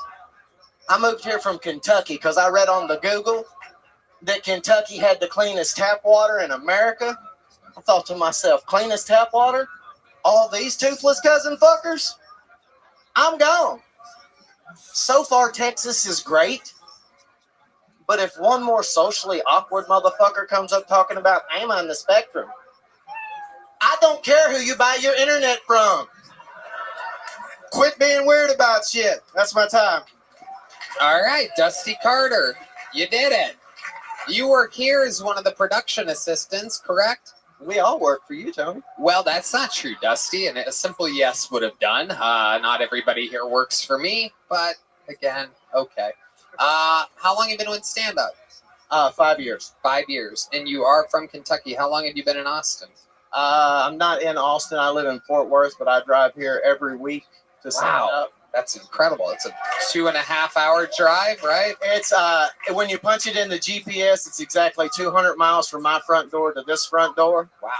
I've driven in the last year or 17 months, I've driven over 25,000 miles back and forth. To come here? Yes. Wow. And do you sign up every week? Yes, sir. Wow.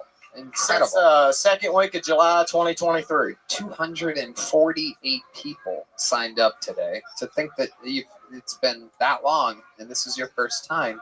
Incredible. I believe in it. This is what, this is my future. Comedy is what I love. I love it. I love it.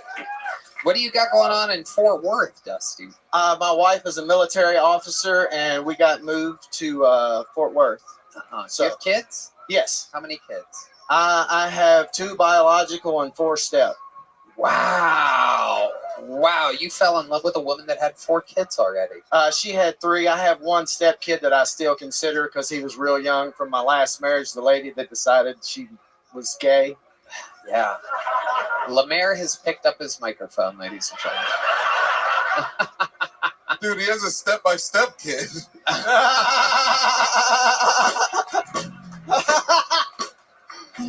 Lemaire somehow, I don't know where that came from, Lemaire, but that was incredible.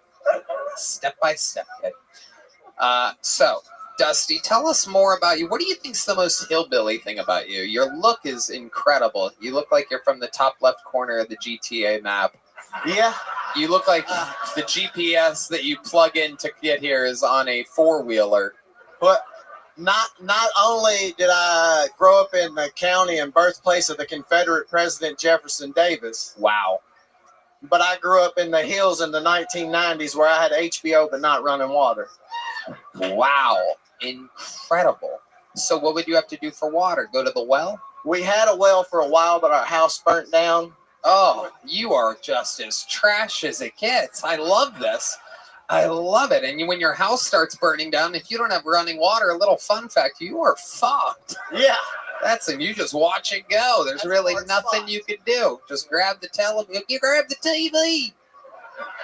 You grab the kids too, but the TV first. Yeah. I was 7, so I took off barefooted in my dun-ta-duns down the street to try and get Papaw to help. Hell yeah. Well, when you don't have shoes, you can't put them on. Damn right. You finished it. I started it. You finished it. Me and Dusty do a comedy duo thing every once in a while. Can I ask you a question? What is it? So you were with somebody, you had a kid, and they became gay? Yeah, after 5 years, she decided that she was interested in women, and she wanted to do that polyamory thing, and I was kind of against it, but I was like, if it's going to make you happy. Right on. So why doesn't she have to be with the kid anymore? Well, she had a kid when I met her, Oh. and he was like 5 or 6 months old, and I raised him until he was in kindergarten. That's my dude, and he's now 12, and I talk to him at least once a week. That's my dude. Okay. He lives with you now? No, he lives with his dad. I have custody of my daughter, the girl that her and I had. I've had her since. Wait, were you fucking a dude? Who? I'm trying to. My ex-wife had a child, and during the pandemic, she went nuts. And that father and myself both took our children from her because she was not in a good spot at that time. She's now doing much better, but at the time. So she's not gay anymore? Actually, no. How did that happen? Exactly. What's the order of events for her to not be gay anymore? Okay, well, she was with a chick. First of all, let's slow it down real quick. Because when you said that she was interested in women all of a sudden, that you were kind of not into it, but then you let her do what she wanted. Did you hang out with the two chicks at the same time? Yes, her and I and some chicks did a lot of things. Yeah, let's talk more about that. Somehow there's a penguin involved or something like that. Oh, yes, that is a dolphin. Thank you, John Dees. John Dees, a master of water animals. Not a lot of people know that, but I knew it was a dolphin. I don't know why I said that. Let's talk about this Kentucky threesome. No, this was in Louisville. It was Kentucky. Okay. Yep. Okay. So, So you and all your cousins got together? A good old Kentucky orgy, or as we call it, a family reunion. You know what I'm saying? Hell yeah. Thanksgiving Day. We grabbed for the turkey at the same time. Let's fuck over it. Whoever gets the bigger part of the wishbone gets the other bigger part of the bone. Oh my God, you dirty bastard. Okay, so Dusty. Did you enjoy having multiple women at once? Yeah, I mean, who wouldn't? I'm not gay. Right, no, exactly. Did it make you more of a man, you think? Did you have a beard before the threesome? No, I was clean shaven, shorter hair then, but I had spent a former life being, I'm an ex-con, I was a drug dealer, I was a meth cook. I'd done all that wild stuff. Lemaire.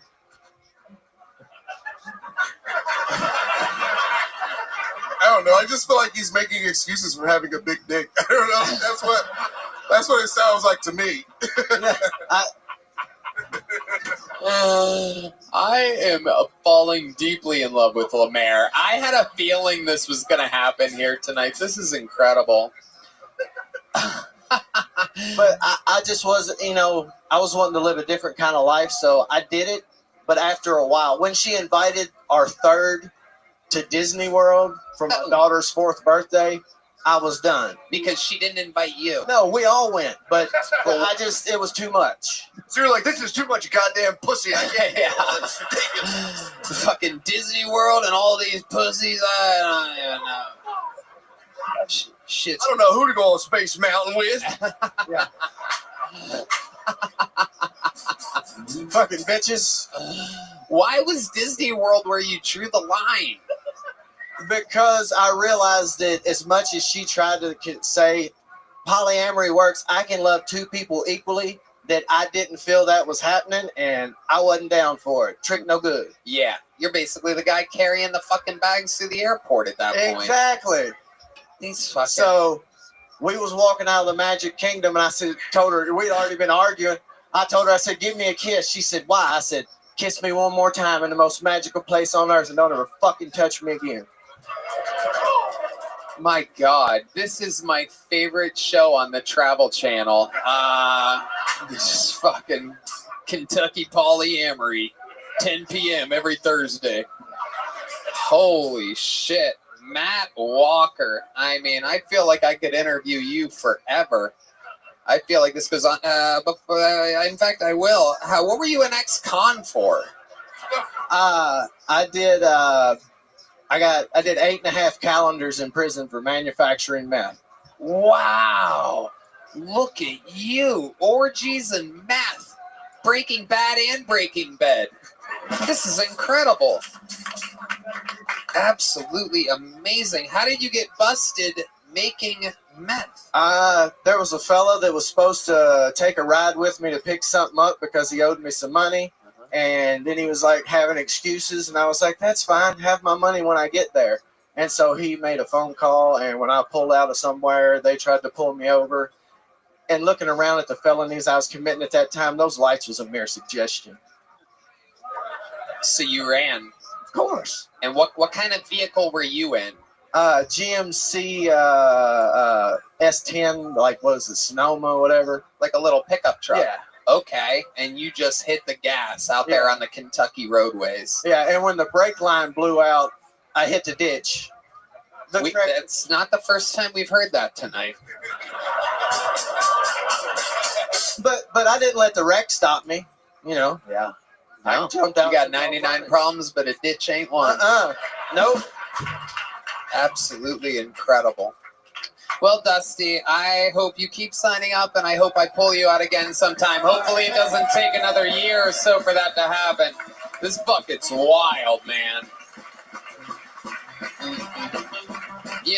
Normally this would be the part of the show where I go, no way to end an episode other than with the next guy. But, ladies and gentlemen, we have a very, very special treat. I don't know how many of you have a lack of short-term memory in the room. But earlier, here on this show, the unthinkable happened when we were introduced to the worst haircut in Kill Tony history. And now, ladies and gentlemen, here to say hello and give a little acceptance speech with his brand new haircut. How loud can this place get for the long-awaited return of Matt Walker?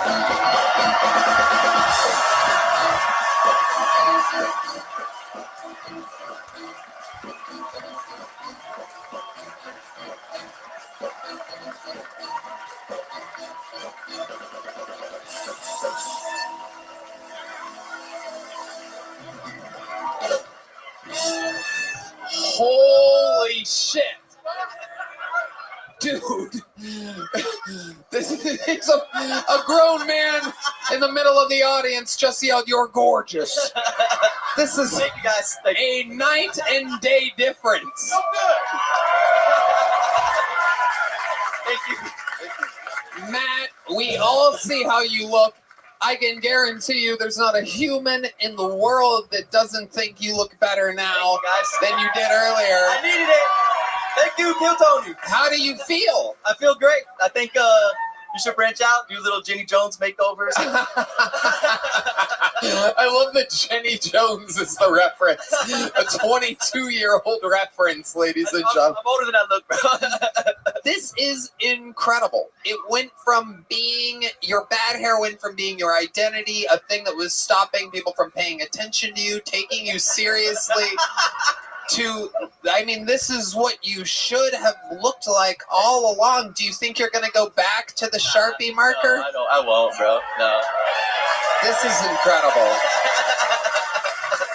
This is incredible. I appreciate it, bro. Honestly, I'm kind of pissed because I realized I might be a year away from shaving my head too. It's quite sad. I feel like it's a beautiful head. Matt, what do you think your lady's gonna say? I think she'll be happy with it. Yeah. I think when she sees the episode, she'll be clowning on me too. You know, give me my time. Maybe she's been holding back. You know.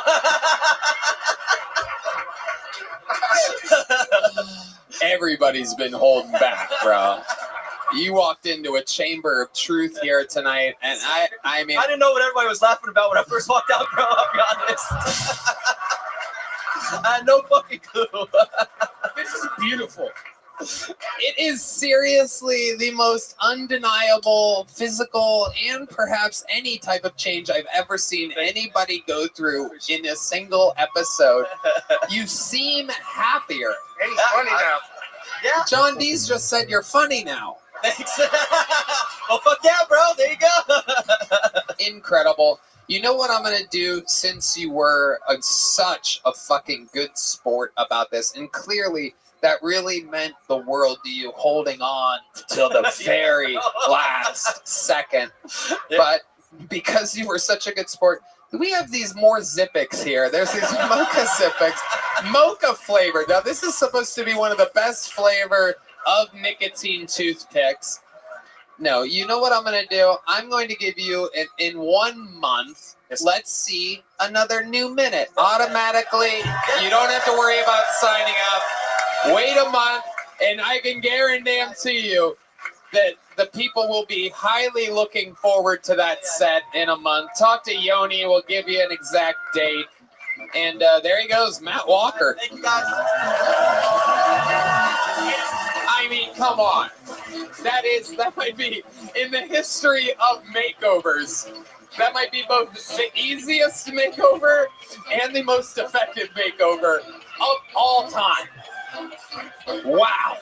Kill Tony, changing lives for all types of different disabilities. I just shot a snot rocket out of my nose laughing at that. I almost did too. I didn't have to say disabilities there, but goddamn it. Oh, what a great fun you guys have a fun time tonight? Well, it is that time to put a ribbon on it, and there's only one fucking way to do it. Ladies and gentlemen, I present to you the Virginia Vermouth, the Kentucky Derby, the Memphis Strangler, the Vanilla Gorilla. This is the Big Red Machine, William Montgomery!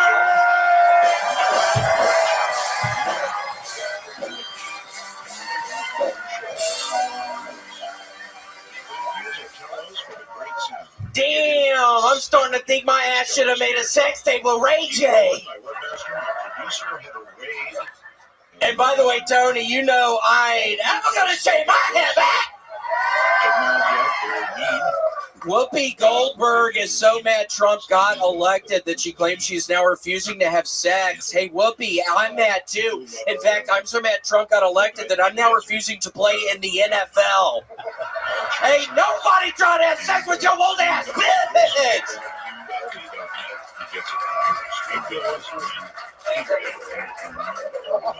Liam Payne, ex-member of the popular boy band One Direction, recently jumped off the third-floor balcony to his death.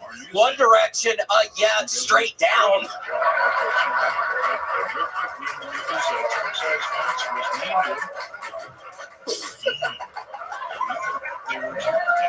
An Oregon government official was recently suspended for hiring people based on their qualifications rather than their sexual orientation. Okay, that's a joke. Just literally the headline there. Okay, that's my time, Tony. Ladies and gentlemen, the record holder for all-time new minutes, the record holder for all-time interviews, the reigning, defending Hall of Famer. He is the John Jones of the Kill Tony universe. Undefeated, absolutely strategic, brilliant. Tony, I had the best weekend of my life. I went down to Gainesville, Florida, and I want to set the record straight. I did go to the University of Tennessee. I am a Tennessee fan, but in my heart, I grew up loving the Florida Gators, and I was able to go down.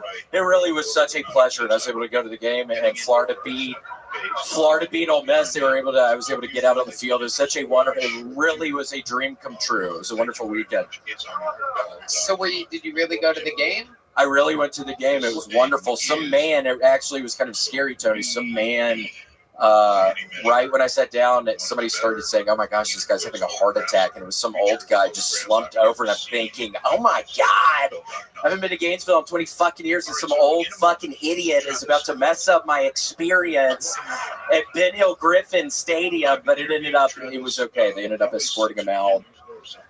But then, Tony, I stayed at an Airbnb. Get this. The thing was, I don't know. It was the smallest television, Tony. It looked like a computer monitor or something. And I'm thinking to myself, what? Our television's pretty cheap now? I mean, can't you get a pretty big television for like $200? It's like, how big was the television, William? We're talking.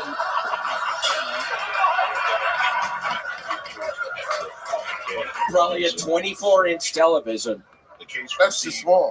I know, yeah. It was very small.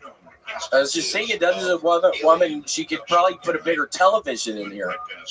Was it like elevated up on a wall or something, or was it kind of like close to you? Was it a big room? It was on a dresser. And there wasn't a lot of stuff in the dresser. I went through everything. In the Airbnb, I went through everything. There was a bunch of kids stuff, and it seems like the lady was staying there.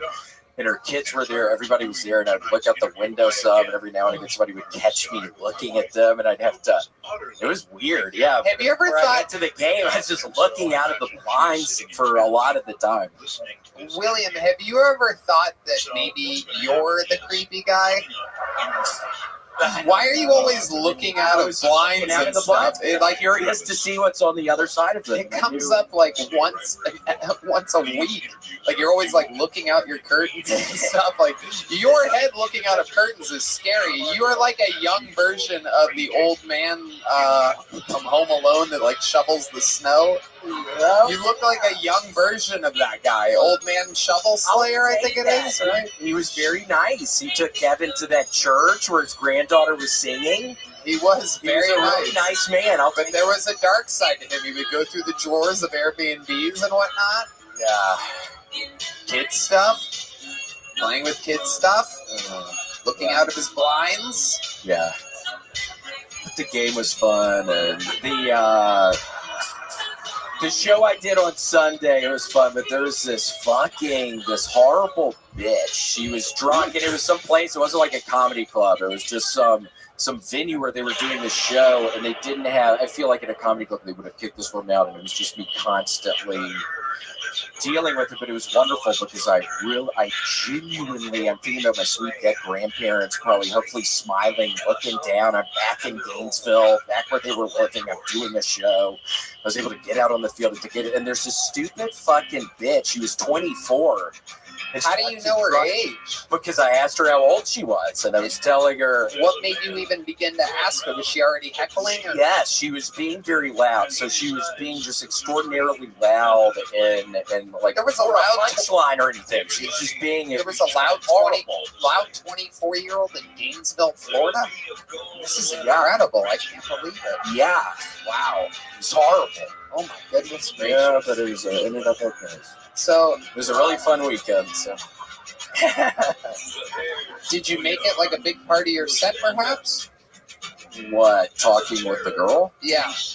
Yeah, it ended up being 30 plus minutes, perhaps, by this review that I'm seeing online that Red Band just pointed out to me. 30 plus minutes of it was him just screaming at this white chick and her date. saying shit like, quote, "Shut the fuck up, you stupid bitch. I love your energy, but laugh at the punchlines, you dumbass." Yeah. And at her boyfriend, "You should actually be embarrassed. I really hope you're embarrassed right now because you should be. Control your bitch, dog." Seriously, it was good. And again, I swear, Tony, like if people are laughing, it's good, but it's stressing me out. Then he would do another joke. The chick yells before he even gets to the punchline. He starts berating her, repeat. He did this 10 plus times for his set. I'm not exaggerating. I would guess at least 10 plus times, and I was already extremely annoyed by the 7th time. So was my girlfriend. They were annoying as fuck, and the drunk white chick legit couldn't fathom that she was the problem he was addressing. The same thing happened at Casey Rocket's part of the show. She kept screaming, "Give me the key, I want the key," after he did his Dutchman's key bit. However, Casey addressed it once and then never again. He just kept pushing through his golden material. William, however, would just not let it go. Okay, well, that's good. And that also sounds like just some fucking idiot, maybe. That sounds like a dumbass, kind of. Yeah, then I hear waterfall. I thought she vomited because she's gone. I hear, and it turns out somebody just dumped a cup of water over her, and I was so happy. And I swear to God, she fucking walks back with a smile on her face with a filled up drink, and my heart drops because I thought she vomited on the ground and got kicked out because I heard this noise, and then she was gone, and I was like, oh my God, she's gone. And then she comes back with a filled up drink. I'm like, oh God, this is. Why did they kick her out though? This seems like it's the club's It's a Sunday show in Gainesville, Florida. It's kind of like a perfect storm. I mean, that's what happens. That's kind of how it goes. But overall, a great weekend. Wonderful It sounds like. time. Did you have good seats for the game? Were you on the sideline? Had really good seats. Luckily, we were in the sun for 20 minutes and in the shade, and it's scary because there's this man who's really mean to a woman sitting next to me, and he had this horrible scar on his nose, and I think I have another skin cancer on my face. So thank God we got back into the shade. With just how the sun was going over the stadium. Thank God I was only in the sun for about 20 minutes because I didn't have my sunscreen on. Now, there is a really decent chance, and I mean a really, really fucking decent chance, this show is seen by millions and millions of people, that the woman that was at your show in Gainesville is being shown this clip right now by somebody in Florida. So I'm going to look right at that camera right there. If you have any words that you'd like to say to her now that a little bit of time has passed. William, the final words to the drunk girl. Well, actually, I already apologized to her earlier via Instagram. She sent me a message on Instagram, so did her boyfriend. Wow, that really took all the comedy out of this. Literally the opposite of comedy. An apology, ladies and gentlemen. Yeah, an apology. How about for the live audience and the millions of people watching around the world? Why don't you say something other than, no, I guess it's over. How about, what would you like to say to the... And I heard you had a bowl for me. I know. I'm sorry. You broke a bowl of mine one time. And then Sean tells me you brought me a bowl finally, so I thought you were about to give me a bowl. I didn't do it. I got too high before the show. Lemaire, how did you break William's bowl? Just being fat. You had it in your back pocket? No, it's the funniest thing. It was on the fucking table, and he has his hand, and there's nothing else around it. And he just drags his hand, and it falls off the table. And I can't even believe what I'm seeing. There's nothing. It's like he almost intentionally, I know you didn't intentionally do it, but it was just the craziest thing I've ever seen. Dude, I got these alligators. Oh, man. I can't control them. They're fucking gator claws. I don't know what to do with them. They just sit when I walk. Gators can swim. William, is there anything you would like to say to Lemaire about him not bringing you a brand new bowl? It's good. I totally understand. We have a new apologetic, calm William Montgomery. Someone's been making a lot of cameo money lately. This guy used to. Oh yeah, it's Christmas time. If you need a cameo, I'm doing cameos for Christmas. William, I do have this bowl that I've been smoking out of all night that I have to put back in the mothership green room. But I can give you this. Wait, you're Are you having to bring that back for you? Yeah, that's You want me to bring one it of back out there? Joe Rogan's. Do you think Joe Rogan has the money to spare to give away a green room pipe like that? I don't like to count Joe's pockets like that. That's not a thing I would do. Us RNs, we don't do that. It's public knowledge. I was just making a joke. You shouldn't give William the pipe from the green room. That would be. I know. Yeah, I'm sorry. It's fine, man. Welcome to an apology-filled ending to Kill Tony. William, anything else you want to passionately say, or anything else you're passionate? Yeah, I mean, I think that person, whatever fucking review you read, I think people were having fun. I think it was a wonderful show. So that dumbass saying, "Oh yeah, it really bothered me and my bitch that he kept on dealing with something," that's a fucking idiot. So that's what I totally say there. Totally It was agree. a good show. People are laughing the whole fucking time. I'm literally killing it up there. You're damn right. Some of the time I am, but you're throw me off a little bit. You're damn It fucking was right. horrible. But those people are idiots, so that doesn't matter what they say. Absolutely. Ladies and gentlemen, the golden goat, William Montgomery, ladies and gentlemen. Wow. He's done it again. The drawing is in from Ryan J. Ebelt. Let's see what Chris Rogers has over there. It is indeed Michael Gonzalez. How loud can this place get for the great and powerful Matt McCusker? Matt and Shane's Secret Pod. Make sure you catch him on tour. He's literally one of the best comedians out there. MattMcCusker.com for tickets.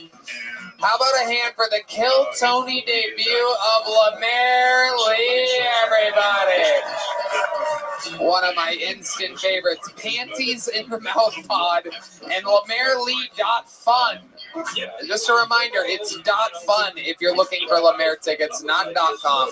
LemaireLee.fun. One more time for the best damn man in the land. Thank you to Game Time. We love you guys. Red Band. Love you guys. Have a good night, everybody. We'll see you soon. Thank you. God bless America.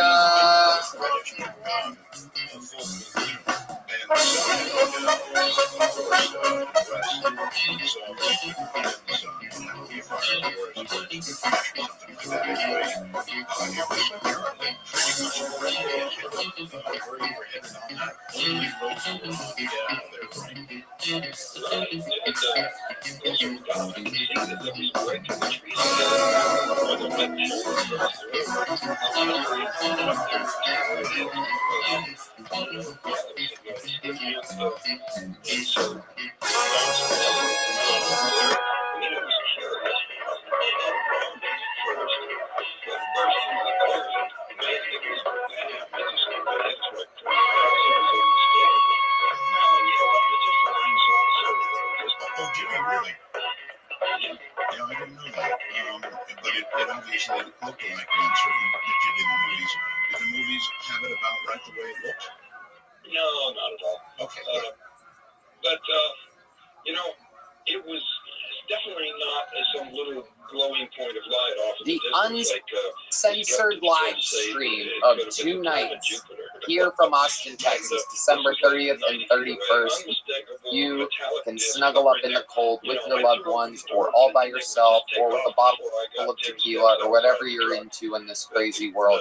Snuggle up, stay warm, December 30th and 31st, with completely uncensored Kill Tony's live from the HEB Center in Austin, Texas. This is a new super annual amazing event. It is our biggest 2-night event of the year, and we're super excited about it. It is on sale now. KillTonyLive.com. Get it for your loved ones. Get it for yourself. Love it or hate it. Live. December 30th and 31st.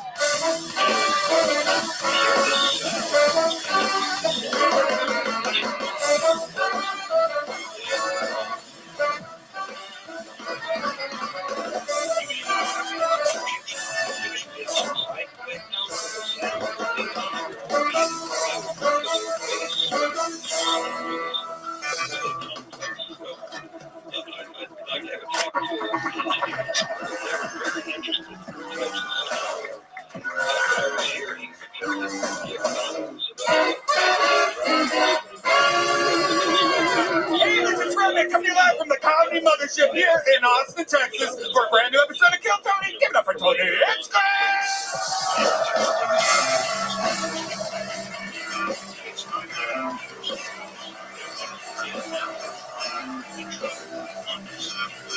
Who's ready for the best fucking night of their lives, huh?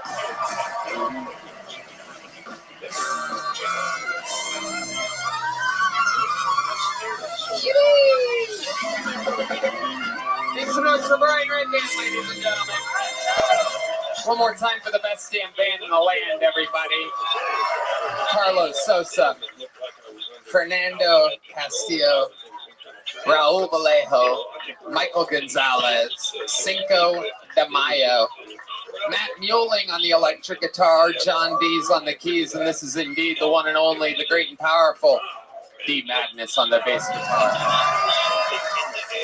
Oh yeah, feels good in here tonight. We're gonna have a lot of fun. Before we get started, here's a little bit more from the amazing sponsors that made it all possible. The Sunset Strip Comedy Club in Austin, Texas is now open. Check out Red Band's secret show every Thursday. Go to sunsetstripetx.com for tickets.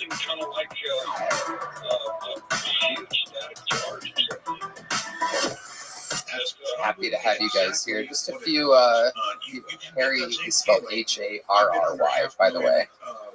Not Harry, H-A-I-R-Y. Good job. You thought he was a Harry Potter, like a guy with a lot of hair?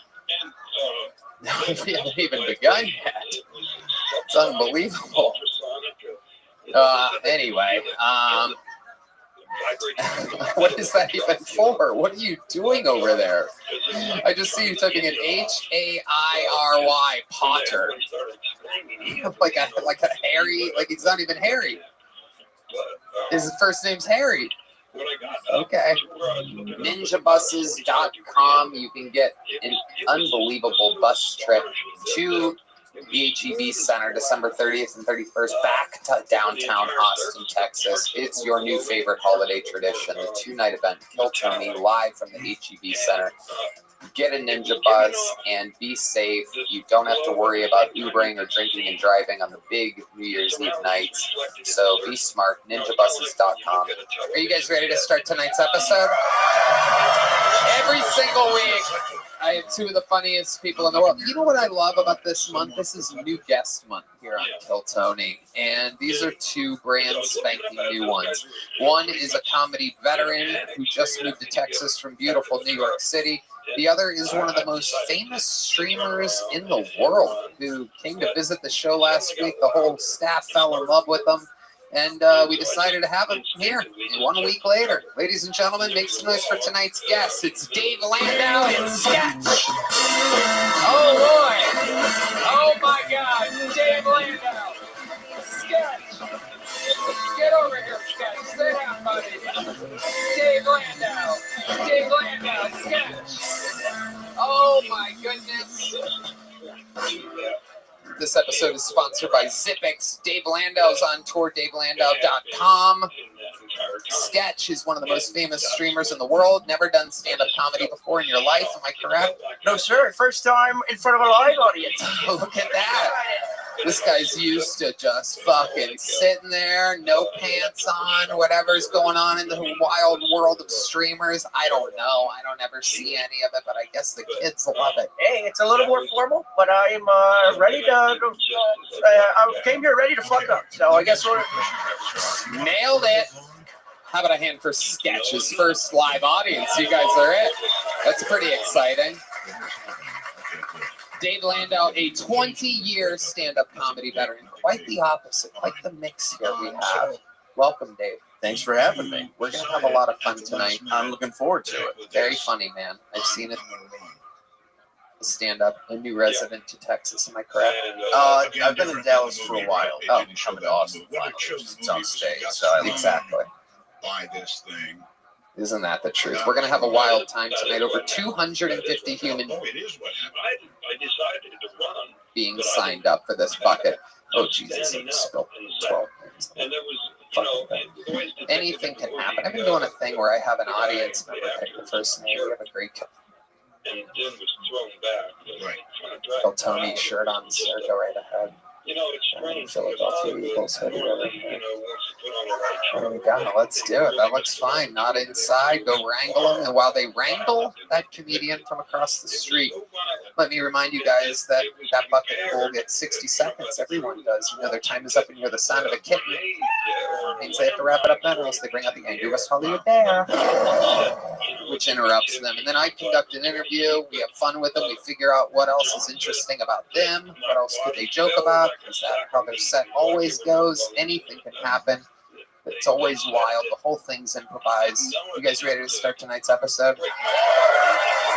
Let's start it with a very special time, everybody. This young lady was made the most recent golden ticket winner just 2 or 3 weeks ago. And this is her first scheduled brand new minute on the show. We're all very excited. The youthful, the powerful, the brand spanking new first scheduled appearance. Make some noise for golden ticket winner, the Kiltony re-debut of Aya, ladies and gentlemen. Aya starting off the show.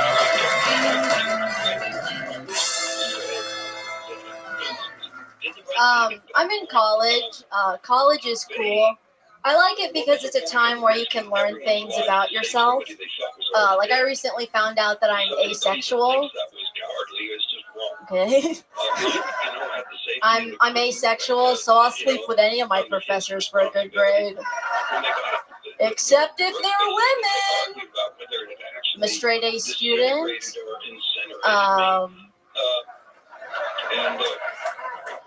No, yeah, a straight A student. A lot of girls my age have sugar daddies. I don't know, I couldn't do it. It doesn't seem right. Like, my dad also has diabetes, but I would never sell his insulin to pay rent. I'm like too scared of reaching for one of the needles and then it pokes me. And now I have diabetes. I can't afford diabetes. $35 for a pair of socks. No, thank you. No, I'm broke. I'm so broke. The other day I Googled how to make gas at home.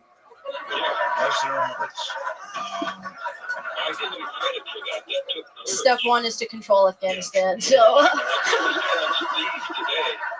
okay, thank you guys. The newest golden ticket winner with a brand new minute. Aya. Where are you going to college, Aya? Well, I just graduated. I wrote that joke while I was in college, but I was at UT. I just finished there. Nice. Yeah. Hell yeah. What did you study there? I studied film, so I didn't do a lot of learning, but it's nice to walk around the campus and stuff. They have hammocks and stuff. So. Hell yeah. Sounds pretty chill. Is that expensive college, or do you get like a scholarship? No, I went for free, so the government. Thank you, government. Absolutely. Absolutely. The federal government, was it the state government? I think it was a little bit of both. So UT gives out they're really generous people out there. People like you. Yeah, they've told me I'm special in a lot of ways. They really have, yeah. They because I'm a woman, so they want you there and stuff. You ever do anything for extra scholarship money, like wear a burqa, or drag a rainbow flag around, or protest, or anything? I had to do that stuff in high school. I used to do that stuff in high school. I love it. So you weren't Googling gas because you're pro-Palestine? No, I actually don't even use Google that often. It's just a joke. I thought you were going to say I don't even use gas. I thought you had an electric car. You have electric car energies. What kind of car do you have? Oh, no, I have a gas car. Oh, very good. Yeah. It's a Toyota. Hell yeah. Sketch, what are you thinking over here? I see you. So asexual, what do you think about me then? Are you actually asexual? You could probably do that one. I don't know if anyone's been on Twitter. I actually thought I was asexual at one point, but I had an eating disorder, so I was severely malnourished. So maybe just try eating more. I like them all different types. You know? Aw. I don't That's chat sweet, about actually. Okay, Travis. Speaking can't hurt you anymore.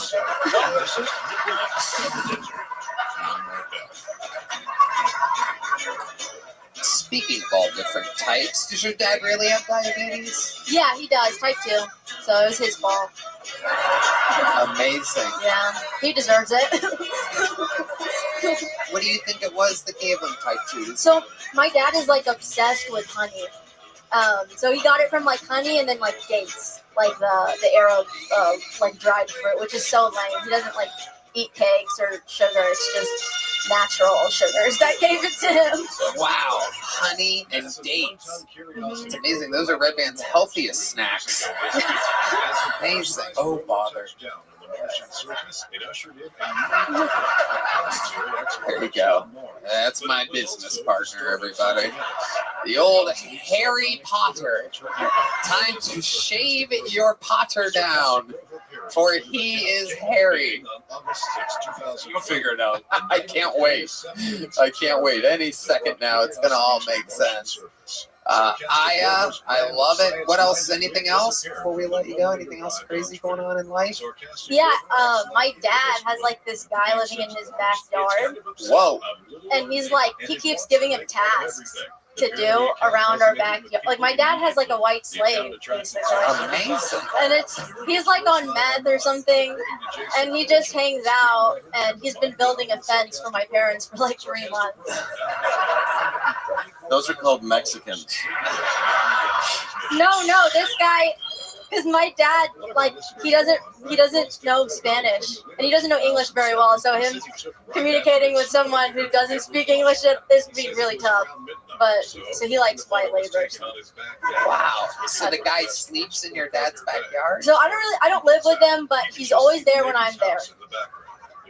And sometimes he disappears for a little bit. When my dad says every time he pays him, he disappears for 3 days. Wow.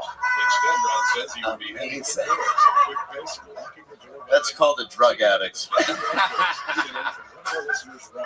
That is incredible.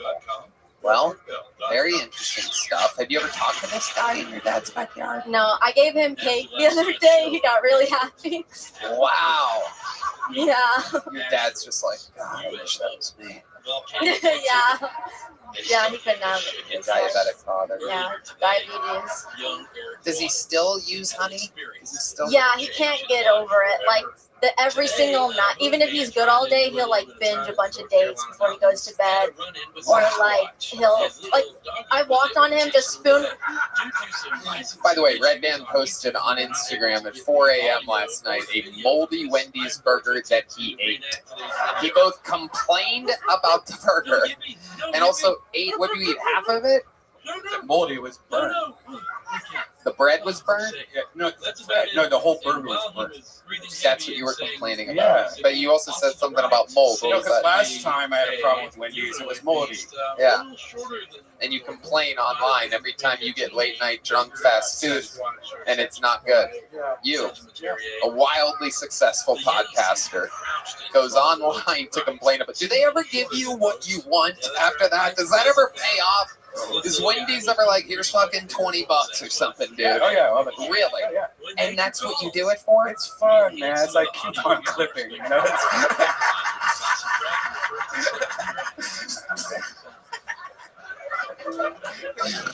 Oh my God. Do you ever clip coupons? No. But I use coupon codes online. Where's my honey voice at? Okay. Aya, way to get the show started. Amazing stuff. I love it. We're going to all watch her grow together. A star is born here on Kill Tony. The Kill Tony first ever scheduled set by Aya, everybody. Oh, snap. Heidi has arrived, everybody. Make some noise for Heidi. And we make the big switch to the bucket, everybody. This is where shit gets wild. Sometimes we're meeting somebody that we've never seen before. Sometimes it's the return of somebody that's been on years ago, maybe months ago, maybe a couple weeks ago. Anything can happen. Your first fucking pull of the night, 60 seconds uninterrupted, goes to Matt Walker, everybody. Matt Walker. Oh shit, it's Matt Walker. Oh my god. Make some noise for Matt, everybody. Hey, how's it going, everybody? So I recently got kicked out of the hair club for men because I recently shaved my head. But it's okay because I've been asked to join some other clubs. I think because of my algorithm, I've been asked to join pool leagues like the cue balls and stuff like that. But I reached out to Make-A-Wish because it looks like I'm now suffering for cancer. And I won't be able to make my next minute because I'll be going to Disney World with Joe Rogan. So, but yeah, things have been changing for me. I used to have a crazy just home over. So it's been just opening my eyes to new things. I was just on last week, so my episode hasn't came out yet. So I had a joke that was kind of relevant to that, but I'm just kind of going with it. There's something that needed to be brought to my attention, you know, that I needed to shake my head. At first, I thought Tony might have been being a little mean and insensitive, but sometimes it takes to take a good hard look in the mirror that nobody close to you will tell you that, you know, maybe it's time for Puerto Rico to shave their fucking head. It doesn't make any sense at all, but it's adorable. Matt Walker. Thanks, guys. So let me give a little context to this fucking pool. The odds of this happening are absolutely insane. Matt was on last week. So Matt came out with the world's most diabolically, you just have to take my word for it. It was the worst haircut you've ever seen in your entire life. Barely anything was left. And I mean, it was just fucking, it's like if I took this on a bald head and just made like 11 lines. I swear to God, it was like combed down like to here to make it look like, like a Sharpie at one point, like an egg. What's amazing, Matt, is you should have waited. I know, bro. The odds of this happening are beyond insane. People think that this show, I've heard rumors that the show is fucking like produced and that the bucket pools are fake. If it was, this wouldn't be happening right now. Not to cut you off, I actually told Red Van that last week because the guy with the beard and the cowboy hat, how he comes on, he's been on multiple times and stuff. You told Red Van what? Then it doesn't seem so random. That maybe like it's not all like bucket pools or whatever. But I mean, yeah, it's completely random. Well, it clearly is. If you would have waited another couple weeks, you would be a star. All these people would know you, and they'd be like, "Oh shit!" I know, bro. I know. You got a little excited here, and you did all your "I don't have hair" jokes, and they're like, "Yeah, so what?" Yeah. No, I hear you. No, I hear you. Your time, you know, didn't I tell you I was just gonna put you up in a month? Yeah, that too as well. And you couldn't wait. Yeah, well, I was just here, but bro, I mean, it was the chances of me being pulled out of the bucket. I know I've heard people say this shit. It's like, man, why are you saying that? You know, maybe just don't sign up. You know what I'm saying? Don't sign up. Yeah, exactly, bro. That's what I'm saying. I hear you. No, I hear you. You would have been a star. Well, that would have been a huge set. Hopefully, it'll still kind of carry. I mean, I couldn't just. It'll resonate. It'll resonate with the people at home. Yeah, yeah. That's for sure. But these people are like, who gives a fuck about your bald head, dude? I was aware. So what? What else? Do another joke. But you people are gonna see. Yeah. You're gonna see. This guy, the only time in the show's history in which we insisted on shaving somebody's head.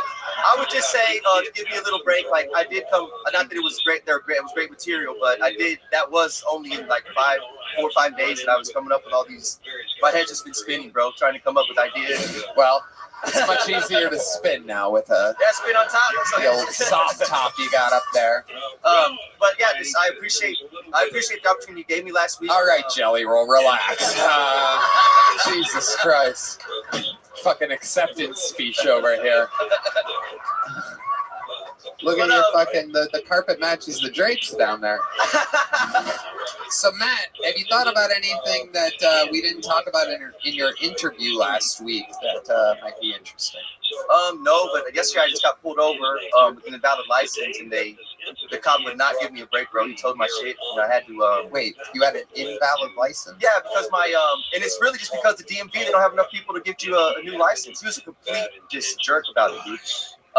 My birthday was on the 16th of November, so my license is, you know, expired. Yeah, expired. Not like suspended. On November 16th, he didn't let you off? No, dude, he was a jerk. Where was this? Garden Ridge, Texas, right outside of Cibolo. He was an Asian cop, short Asian cop, dude. Like, It's relevant, bro. He was It's a super short relevant. Asian cop. He was a jerk. Even his supervisor came, was like, "This guy's a jerk." I was like, "Bro, he won't meet me in the middle. Like, I could not." His supervisor came. He made him give me a break, and then he hated it, dude. He like walked away, like, you know, because his supervisor like, "You need to give that a warning. That's bullshit, you know." Right. My dad had to come pick me up. Yeah, dude. They told my shit. I got it out in an hour. He was like trying to time me up. I was like, "Bro, I'll get it out today. Like, you're not gonna."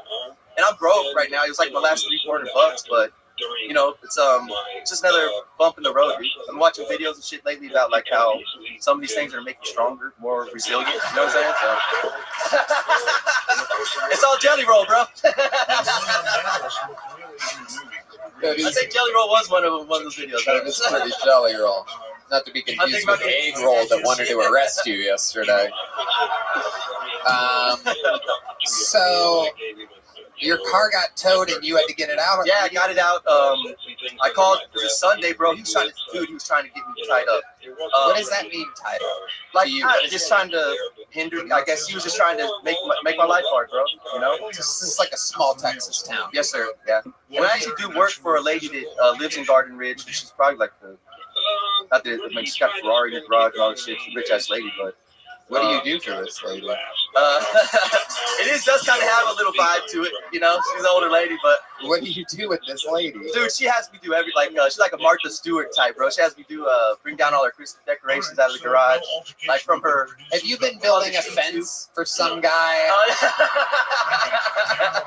I think we're figuring this out slowly. Building fences for diabetic brown people out there. All right, Matt Walker. Well, we met you last week. You already have a joke book. You have a new outlook on life. I was going to give you a spot in a few weeks, but you just fucking did it. Nah, come on. You can still do that one, right? Okay, well, stop signing up. You're a lucky fuck, so stop signing up, all right? The universe wants it, bro. Jelly roll. Okay, get out of here. There goes Matt Walker. Jesus Christ. Wait till you guys know what happened. Yeah, you're not going to believe it. So literally, it's proof that the show's not set up, I do believe. Hello there. This podcast is sponsored by Game Time. Guys, you know I love live events. And when I go to live events, I make sure to use the best ticketing site in the industry. Game Time. Game Time has a new feature called Game Time Picks that makes getting tickets for your favorite live events even easier. Game Time Picks filters out the fluff to show you only incredible deals on great seats so you don't have to waste time searching through thousands of tickets. Red Band. Tony, Game Time is the best. They're the best ticketing game in town. I just found a super deal with Game Time Picks for Goose. You know Goose? They're great. At the Moody Center, it's so easy to pick your seats, add them to your cart, and check out. I personally love the seat views before you buy, in addition to the lowest price guarantee. No doubt about it, the Game Time Picks curation makes it easier to save more on sports, concerts, comedy, and theater. Plus, they're all-in pricing that shows the total up front with no surprise fees at checkout. Game Time also has the best ticket coverage. Your purchase is covered with the most flexible customer service policy in the ticketing industry. So take the guesswork out of buying concert tickets with Game Time. Download the Game Time app, create an account, and use code KILLTONY for $20 off your first purchase. Terms apply. Again, create an account, redeem code KILLTONY for $20 off. That's why. Download Game Time today. What time is it? Game time. All right, your next bucket full, ladies and gentlemen, goes by the name of Danny V. Danny V is next on Kill Tony. Here we go. Thank you. So I am aware that I look like one of Joe Rogan's sperm. Yes. I look like an Oompa that joined the Nazis. So there was this. The reason I think the reason why police officers don't have turtles as pets is you can't kneel on their necks.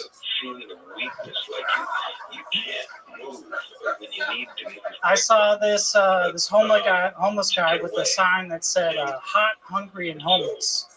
It's like, that's pretty self-absorbed. If you think you're that sexy, just have some sex and get out of poverty. I mean, if Kamala Harris did it, why can't you? I think the only reason why white guys date black women is to ensure that their kids don't have bigger, or that do have bigger dicks than them. So that's my time. All right, Danny B. This is your first time on the show, Danny? On the show, yes. Welcome. How long have you been doing stand-up? About a year. About a year. Where at? Vegas. Okay. Welcome.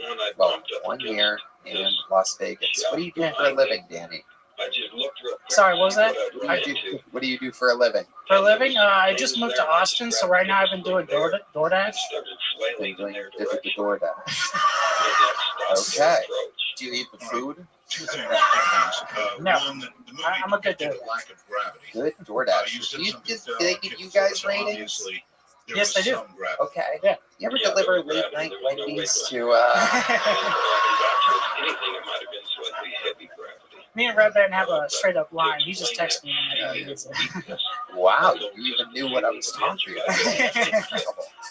I love it. So, Danny, you've been doing it a year. What made you come here today?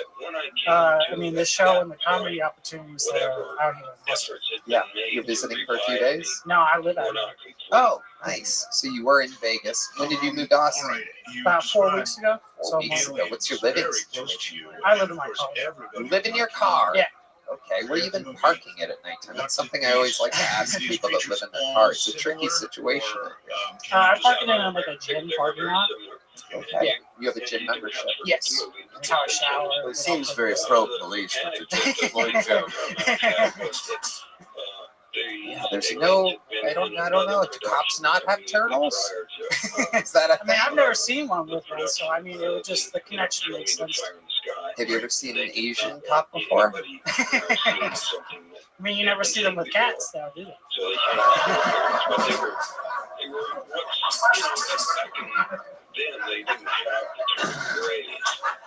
What do you do for fun, Danny B? So just like a lot of outdoor stuff, like hikes, walk around, do shit like that. Listen to comedy, shit like that. Okay. All right. And what kind of car is it that you live in? It's a 2015 Hyundai Accent.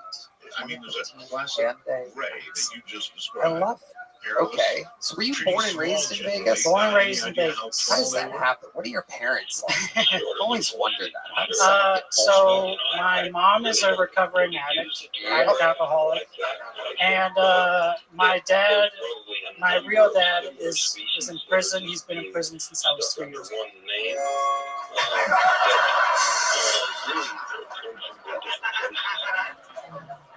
I like that one. You have a little Vegas. We have a little Vegas soundboard. Jackpot. I love it. So your real dad has been in prison? Yeah, since I was 3. For what? He murdered a guy. And oh, here you go.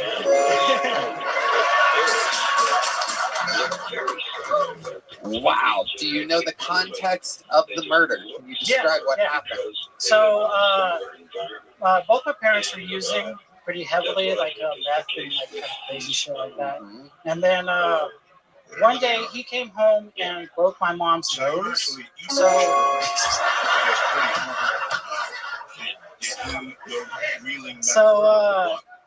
she took me. Yeah. She took me to like one of her friend's house, and she had like 2 guys like sleeping over because she was like kind of scared.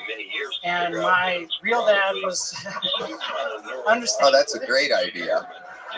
Nothing makes a guy that'll punch you in the nose happier than 2 fucking dudes at the house. Right? Well, I mean, that's. Do you know why he punched you in the nose in the first place? Just I never really asked my mom. Just only good at cooking meth and not food. She fucked up the meth while she was cooking. Sounds like a wild house. Maybe it is better you live in your car. So, okay. Punches her in the nose. You don't know why. You go to a house with 2 dudes, and then. So he was drinking and drugging that whole night, and then he kind of like stalked her and saw that there were 2 dudes there. He thought she was fucking them, and he broke in, killed one guy, and then stabbed another guy in the shoulder. And okay. All right. Paralyzed his arm. Paralyzed. His arm's still paralyzed. Yeah. Wow. Have you ever met that guy? I have not. When you do, make sure to shake the right hand.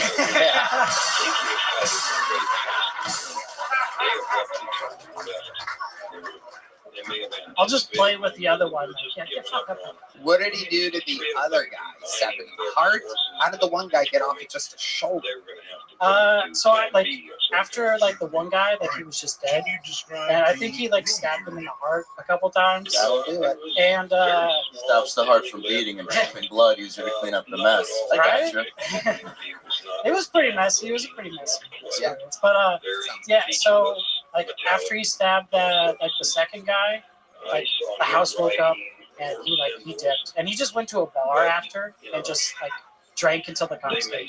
Wow. Yeah. I love that people were mad they got woken up. Yeah, just when things couldn't get any worse. I'm just trying to get some goddamn sleep around here. Stop the kitchen stabbings. Is that where it was? Was it in the kitchen? I feel like it was. No, he stabbed them in different bedrooms. Oh. Were any of them sleeping with your mom? No. Wow. That is fucked up. Red Man with a wise observation over here.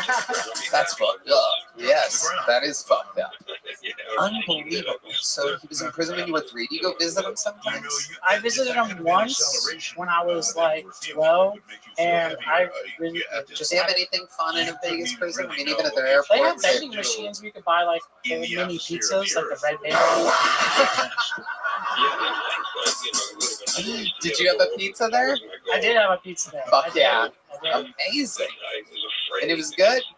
It was decent. You know, it was like the Red Bear ones. Did your dad ever ask you for money or anything? No, I haven't talked to him in like 10 years. And he has a life sentence, right? No, he actually has, I want to say, like 20 more years. Oh, wow. Yeah. Okay. Not bad. I'll find you. Yeah. That's a big worry that my mom has, is that he's going to come out and finish the job. No, Really? Does he know that they weren't fucking him? Like, does he go, shit, I fucked up? Like, has he... I mean, he, like, the one time I did talk to him, he, like, tried to stab you. The one time you talked to him? He expressed that, like, he was sorry and, like, he wish he could take a step back, and he was just, like, not in the right state of mind, and he was all messed up and stuff. Right. Yeah. Exactly. And you haven't talked to him since you were 12? I talked to him probably like a decade ago, so probably like when I was 20. I was about it. Yeah. It's a shame you can't make a phone call to prison whenever you want. That would be great. I can tell him to call back next time. Yeah, we'll figure it out. So, Danny, is DoorDash the end-all, be-all for you? What type of job are you looking for? What do you want to So, get like, into? ultimately, I do want to be a comedian, Right. but like the backup plan is to be like a plumber or electrician. Do you have talents in those fields? I mean, I'm mechanically inclined. I was in the Army National Guard. I didn't deploy or anything, so I don't deserve like any credit. But yeah, thank you. What did you do there? Oh, wow. There you go, a little stubby middle finger for you. Okay, well, if anyone needs an electrician or a plumber in Austin. I mean, I'm open to any job. I'm pretty versatile. One quick question before we go on, and that is, well, there you go. How can people find you? Travis, I mean, did you you have know, plug my Instagram or Sure. Is that good for you? Yeah. Okay, go ahead. Comedian Danny B. There you go. Comedian Danny B. He's only a year in, living out of his car. Seems like a nice guy. Seems like he's got his life together. A lot of common sense. Good answers. There he goes, Danny B. And Danny,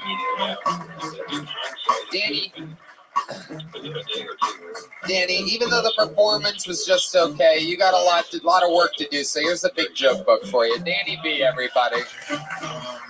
All right. Your next bucket pull goes by the name of Mason Davis, everybody. We're moving along. Make some noise for Mason. Here we go. Mason Davis, everybody. Here he is. One more time for Mason. I used to live with a couple guys that were super into like Star Wars and Marvel. Don't get me wrong, those are great movies. Do you guys know how hard it is to get laid when your front doormat says all Jedi's welcome? Like, I thought we were friends, man. Whose side are you on? I don't know. It was a nice brand new apartment. I wanted to show it off, but it was just decorated like it was the set of the 40-year-old virgin. It was really unfortunate. Did you guys know that pussy dehumidifiers are a real thing? Turns out it was actually just my apartment. I don't know. I recently found out that my neighbor is a black, beautiful queen. And I'm not the smoothest with the ladies, but I finally worked up the courage to go and introduce myself. I went up, talked to her, said my name. She said her name back. And then a bee started flying around her head, and she screamed and took off running. He's my guest. Now, if you're just walking your dog across the street, enjoying your morning, you can't see a fucking bee. You just see a white man and a black lady having a conversation, and she takes off running. I don't know. We did finally hook up recently, though, but I let her peg me, but it was only like reparations. All right, Mason Davis. There it is. Okay. Let's talk about it. Is any of that true? Is it a black, really? You have a black, beautiful queen neighbor? I do. That part is true. I didn't let her peg me. Right. We didn't hook up, I should say. Right. Okay. How long have you been doing stand-up? About a year and a half, year and 5 months. All of it here in Austin? No, I just moved here September. From where? Oregon. Okay. Portland or out in the middle of nowhere? Out in the middle of nowhere. I was living about an hour and a half south of Portland, so I was driving up there once a week. Yeah, that's the true middle of nowhere. It's been a very meth-heavy episode so far.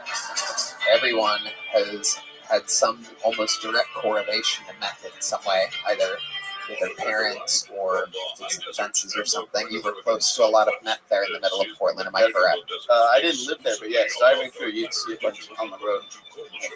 On the road. Dropping.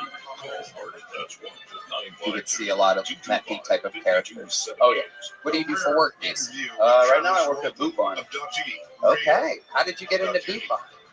I went there with my dad when I first moved here. He was looking for a pair of boots and was like, this would be a pretty good job. So, and they're like, you have no experience with boots, but you're white. Perfect for the job. There you go. All right. Guys, what do we think about Mason Davis? So the Black Queen was because of the bee? Yeah, good question. I'm just wondering the joke. Man, I'm not insulting you. Just wondering what the fuck. Yeah, no, I agree with Dave on this. I noticed that he laughed and I laughed both at your setup. A combined 38 years of stand-up experience between me and Dave, and you both had us giggling at the setup, and then it kind of went nowhere. You do look like somebody who would marry a black woman, and people are like, why the fuck are they together? Look, have you ever seen those people? Yeah. And then you have one of those weird white, blondie, freckly fucking creeps. I mean, that no one wants. Did you try with her? Did you try Mason? Did I try hooking up with her? Yeah. I mean, like I said, I'm not that good with talking to girls, so just introducing myself was a big step. Can you look straight out there and say exactly what you said to her? Yo, what up, bitch?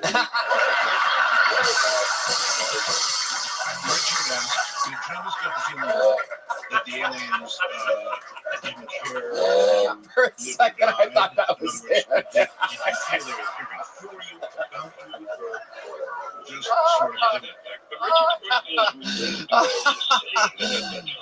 Okay, look out there and give us an example of what you said to this beautiful black woman. My name is Mason. I just moved here. What's your name? Oh, hell no. What the fuck? Creepy ass motherfucker looking like all the characters of Friends mashed together. My rent's gonna go up. Have you ever been with a black woman before? I have not. No. Have you been with a white woman before? No. When's the last time you were with a white woman? You said you didn't feel as though you were like 3 or 4 years ago. Wow. Why do you think that is? Damn. Oh, that hurt. Yeah. I think you got to get rid of that Jedi fucking doormat. That's why I moved. Yeah. That is amazing. So now you live here? Yes. And do you have roommates still? Nope. You live by yourself? Yep. Hyundai? No, I got an apartment. How are you able to afford that? Boot barn, and I saved a good. I used to be a welder, so I saved up a couple of bucks before I moved. How much did you save exactly? I'm always so interested when people tell me they save money. This is an unorthodox show. It's not normally a common thing to ask somebody how much money they save, but this is that type of show. Just out of my own curiosity, can I guess? Yeah. I'm gonna say you saved $8,500. I wish it was about 5,000. Damn, I appreciate the guess. Working at a Texas boot barn, like, what's your most common question from somebody? Like, which one? Usually it's in Spanish. Kicking them over the border. Oh, it's for fence climbing. No, it's usually just like a bunch of, because it depends on the people that come in, because some people like have worn boots before, so they're just looking for a certain thing, and some people are like, I have never worn boots before. Tours. What do you think? I was made being you, nice. What do you think made you want to be a stand-up comedian, Mason? I used to, like, I made all my friends laugh, and I really enjoyed that, and then I just Do you have any childhood trauma? No. Parents are happy all together? Yeah. No murders or anything? No. Nothing at all. You just made your friends in Oregon laugh. Yeah, and I was getting good, and I was getting better at stand-up when I was doing it, but I wasn't doing it that much. So I was doing a lot of spots here in Austin? Trying. What do you mean by trying? What is I'm that? hitting a lot of open mics. Right. Is that working for you? Yeah. Getting better, writing more. I love it. What else do you do for fun, Mason? I'm just trying to figure out the city, because I moved here pretty recently. This is my first time living in a big city, and it's a little overwhelming at first, but I've been falling in love with it. Trying to figure out where the cool little spots are. Fentanyl dealers. Yeah. What part was overwhelming? Can you give me an example of the overwhelming? Like in Albany, where I'm from, there's not a street that shuts down for bars. There's maybe one bar, one or two bars. So when I came down to that the first night, I was like, this is degeneracy. And it was awesome. I loved it. Yeah, it is lovely. I love it too. Well, Mason, very good. Fun times. Anything else we should know about you before I get you out of here? I crashed a motorcycle, my buddy's motorcycle. How did that happen? I was driving at night, and I didn't know that the road turned, and I just went straight. Oh shit! Into a field, but we're doing good now. So, did you get hurt? I split my knee open, like kneecap, like volcanoed out. You could like see my kneecap. Oh wow! But didn't break anything, so lucky. Was the motorcycle totaled? Yeah, and it wasn't even mine. So how did you pay your friend back? I just paid for it. You just paid for it straight up. How much was that? He goes like 1,600, 1,700. What kind of motorcycle? It was a Gixxer 600. Sounds racist. All right, Mason. Well, it has begun for you. Welcome to Austin, Texas. There's a little joke book, Mason Davis. Let's get one more bucket full up here. This young man's been on the show a few times. 1 week ago, he said to me at Mitzi's, the bar connected to the mothership, he said to me, I'm ready for another minute. I go, why are you telling me this? He goes, I just want to let you know, I'm ready. I go, don't tell me, just keep signing up and show me. The bucket of destiny has spoken. He has been pulled out of a bucket out of 250 people. Let's see how it goes. This is a new minute from Michael Ridley.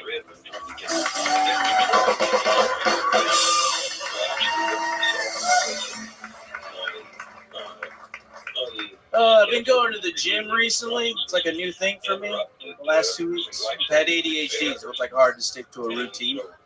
And I've only been going for 2 weeks, and I'm realizing I'm already encountering like an ego problem. Like I'm finding myself shirtless in the mirror listening to Beethoven after a workout. And I can hear an ego demon gassing me up from the back. Me saying things like, look at what you have become. Look at what you have become. Tom. They used to make fun of you. You used to wear your t-shirt in the pool with your little Asian nipples poking through. But soon, my child, soon, the moon will encapsulate the sun, and the king will take his rightful place upon the throne.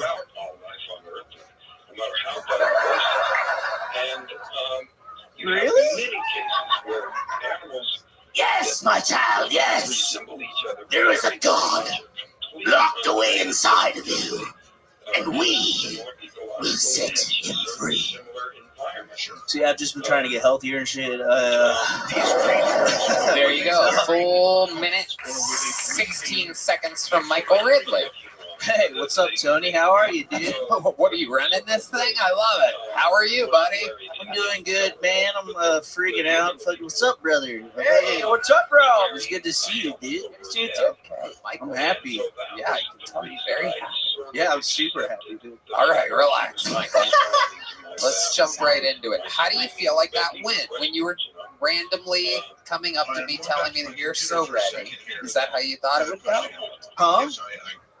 No, not at all. I thought it was going to be way better than that. I've been closing on that one for a while to get big pops. It's always like, really? You know what I mean? I also like have a lot of nerves. I just, your boy, I don't know what the fuck happened, Tony, but I was a little thick, and I just finally feel good enough to come out of the house. And I'm happy.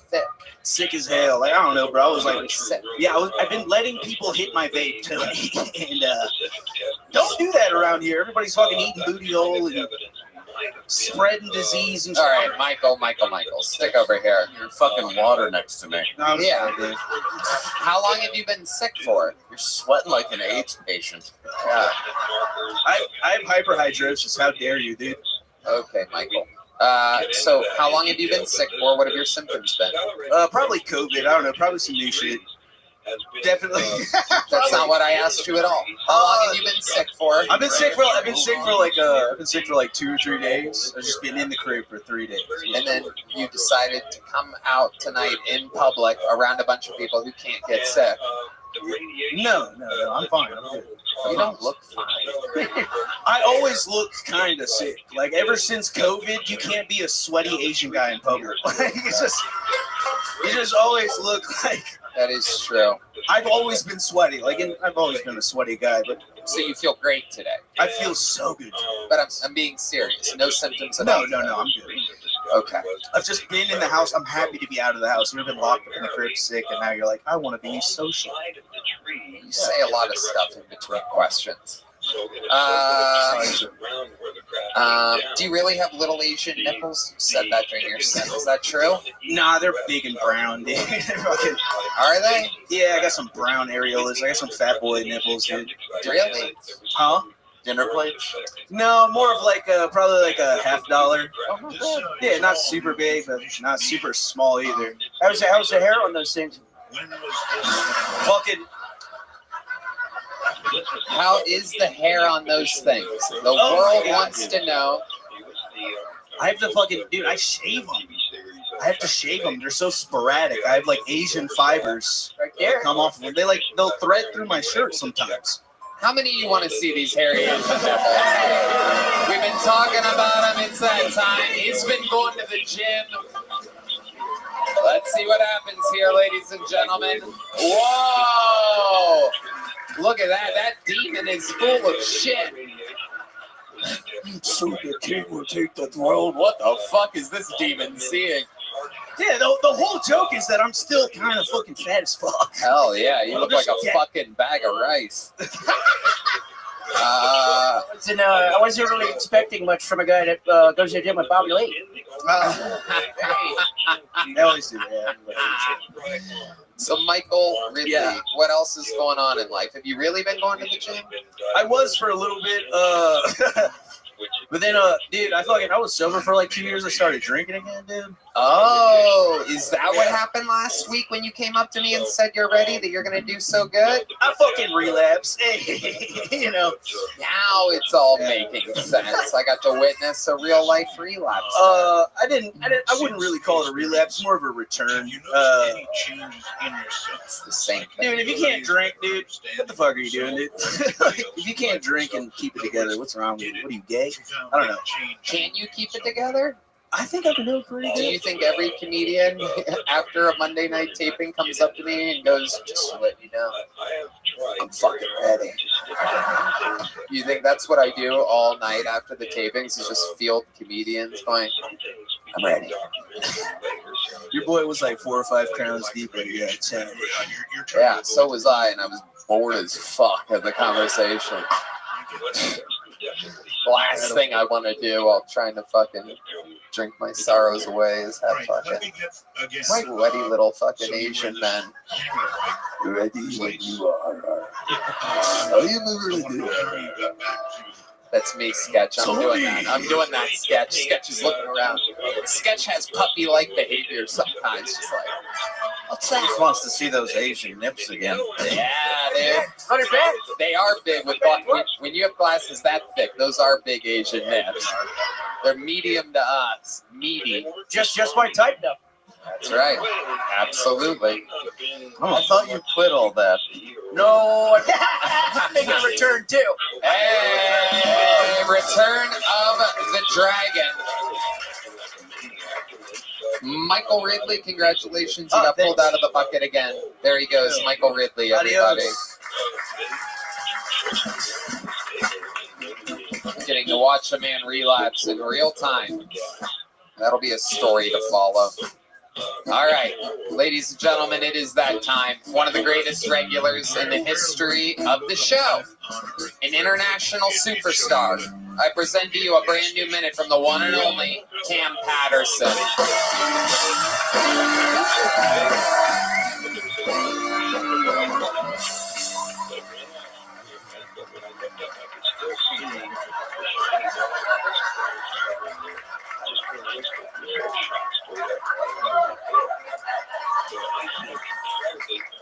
I'm glad y'all like that little gag, because I am not ready. I'll tell you that much. This minute, it's funny because I've been trying to figure this minute out, and I don't know how to tell it for real. All I know is I used to be a bully, right? I used to hurt people a little bit when I was in elementary school and middle school and shit like that. And I would get suspended all the time. And one day they wanted to call my parents. They didn't understand that I was doing all this bullying because my parents aren't the best parents in the world. You know what I'm saying? And she wanted to call my dad real bad. And I was sitting in the office and she was looking at me, scolding me and stuff. And she called my dad. She put him on speakerphone. And my dad was talking to her. She's like, your son's a bad person. He's gonna get expelled. He's bullying other students. He hit somebody with a baseball bat. You need to talk to him. And then my dad just went, hey, Cam, stand up. And I was 5'1" at the time. And then he just went, who the fuck is he bullying, bitch, midgets? And hung up the phone. That's my time. Thank you so much. Cam Patterson. Cam's dad, I say it all the time. Such a character. Such a vat of hilarity to draw from. With that really happened, bro. I believe I swear to God. I know your dad. I know that happened. Very, very funny, man. Hell yeah. I'm glad that worked. That should be bombing all day, nigga. I've been running around. I was supposed to be here early. I running around doing a whole bunch of solo sessions, eating dicks all day.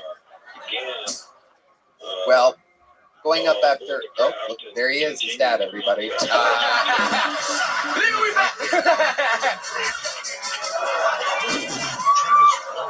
put that hat on him, man? Why they put that fucking hat on him? Because you can't see it. That's a gay ass hat, man. That is. Who put that hat on D Madness, man? The fuck going on right now? The show going to fucking shambles right now. They put a gay ass hat for the D Madness bullshit. D got a pink hat on. You know that? You got a pink hat on, D. You know what? It's bedazzled. It's bedazzled with this shit. You know, oh shit, he awful. The nigga don't know colors. Oh fuck.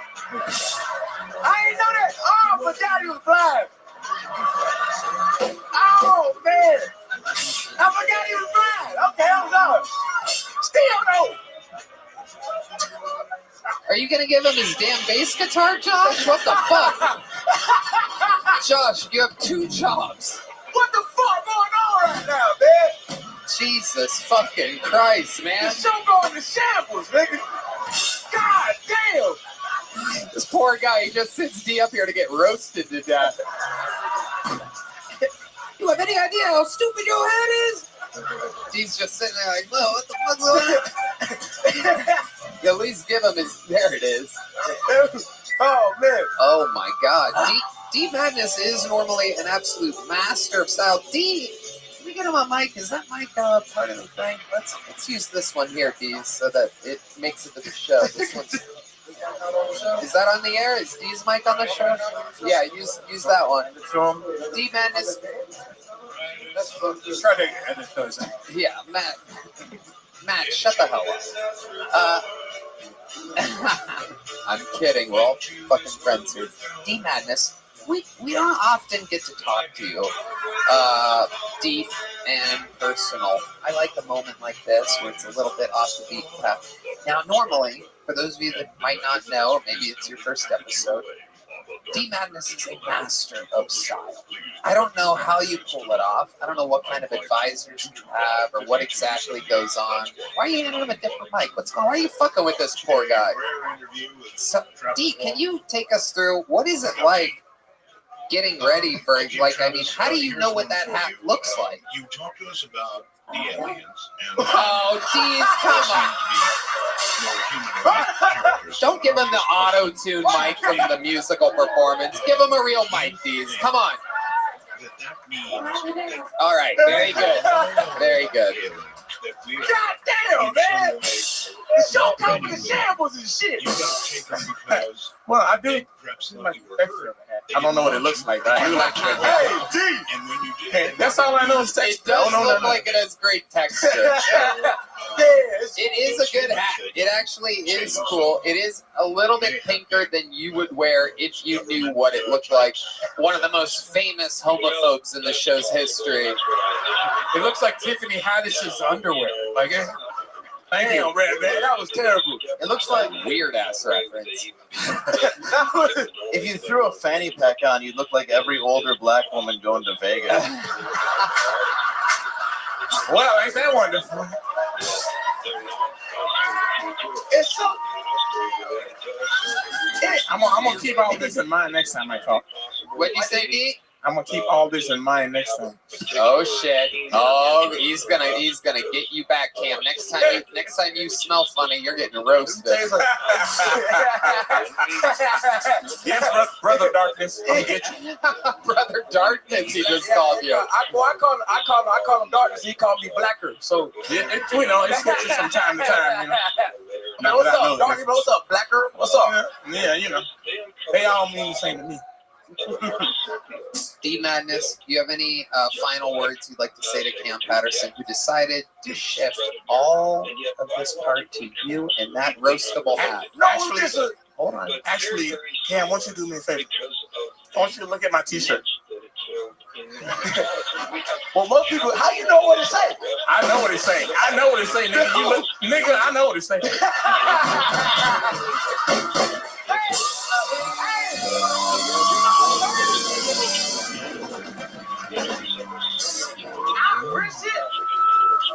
I've been beefing with the blind my whole life, nigga. It's kind of crazy. It's a blind. When I first started doing stand-up, it was a blind lady. She was in a wheelchair, and then I would bring her on stage and shit. And I was hosting the show one time. All right, nigga, hold on, wait a minute. I'm telling my story now.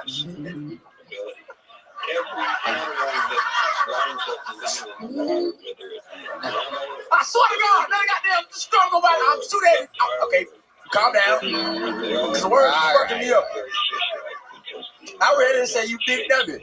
Okay, but it was a blind lady. It was a blind lady coming to the show. She was in a wheelchair. And close to human. You know you're the closest to me, right? But it's gonna bomb now because it took too long. But she would always be like, I love him because he's so black and he's so short. And I was like, how you know I'm short? And she was like, you're real close to my ear. Because she was in a wheelchair, you know what I'm saying? And I hate that bitch. I hate her. Hope that bitch never see you again, goddamn. We're gonna go to the second most blind person in the room here. Sketch. I can see pretty far. Pretty far. There you go. Tell him, Sketch, you see real good. Hey, fuck him. Yeah, you what? So we're on the same level. It's like rounding up a retarded kid. Yeah, fuck, nigga, yeah. Hey, stop. Me and Cam hung out last night, and he spent the night at my house. No, I didn't. Yes, he did. No, whoa, hey. He did. Hey, go to fuck. Hey, Oh, shit. Hey. I did not stay the night. I was there for a long time. And we drank a little bit, but I did not stay the night. And then he sent his homeboy to come grab his jacket this morning. That's it. Wow. Oh, man. I knew it was going to be bad. Okay, wait. I'm sorry. You all right. You good. Don't shoot nobody, nigga. All right, listen. Understand something. Wait. Understand something. I'm glad you brought this. Is a good story. This is a funny story. So, Sketch, we did the stream last night, and Sketch gave me a lot of like gifts and shit. So I wanted to give him something back in return, right? So I gave him my jacket off my back, right? What do you mean when you say it like that? Listen. So I gave him my jacket off my back, right? It's my favorite jacket. So I got back in the car with my homeboy, my girlfriend, right? I got back in the car. Had to clarify that. Got back with my homeboy and my girlfriend. So I got in the car and I was drunk. And I was like, man, it was such a good time, man. But I gave him my favorite jacket. And I just kept saying that over and over again. And my homeboy is a good friend, also a crazy person. So he went this morning and just got my jacket back. And I woke up and it was just in my living room. That's the whole story. The whole story. Sometimes it all gotta have a punch.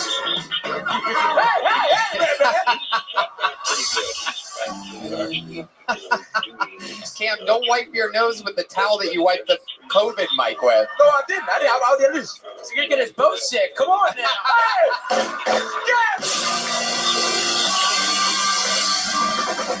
Oh, shit. Sketch is crushing. Why? That was good. Oh, my God. Cam, you're so gay. We're going to give you D-Madness's hat as a gift.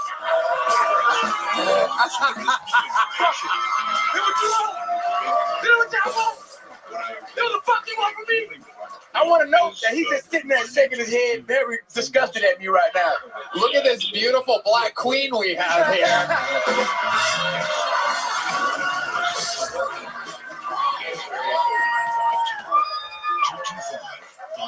Oh, we're having fun here tonight. How loud can this place get for the always impactful Cam Patterson?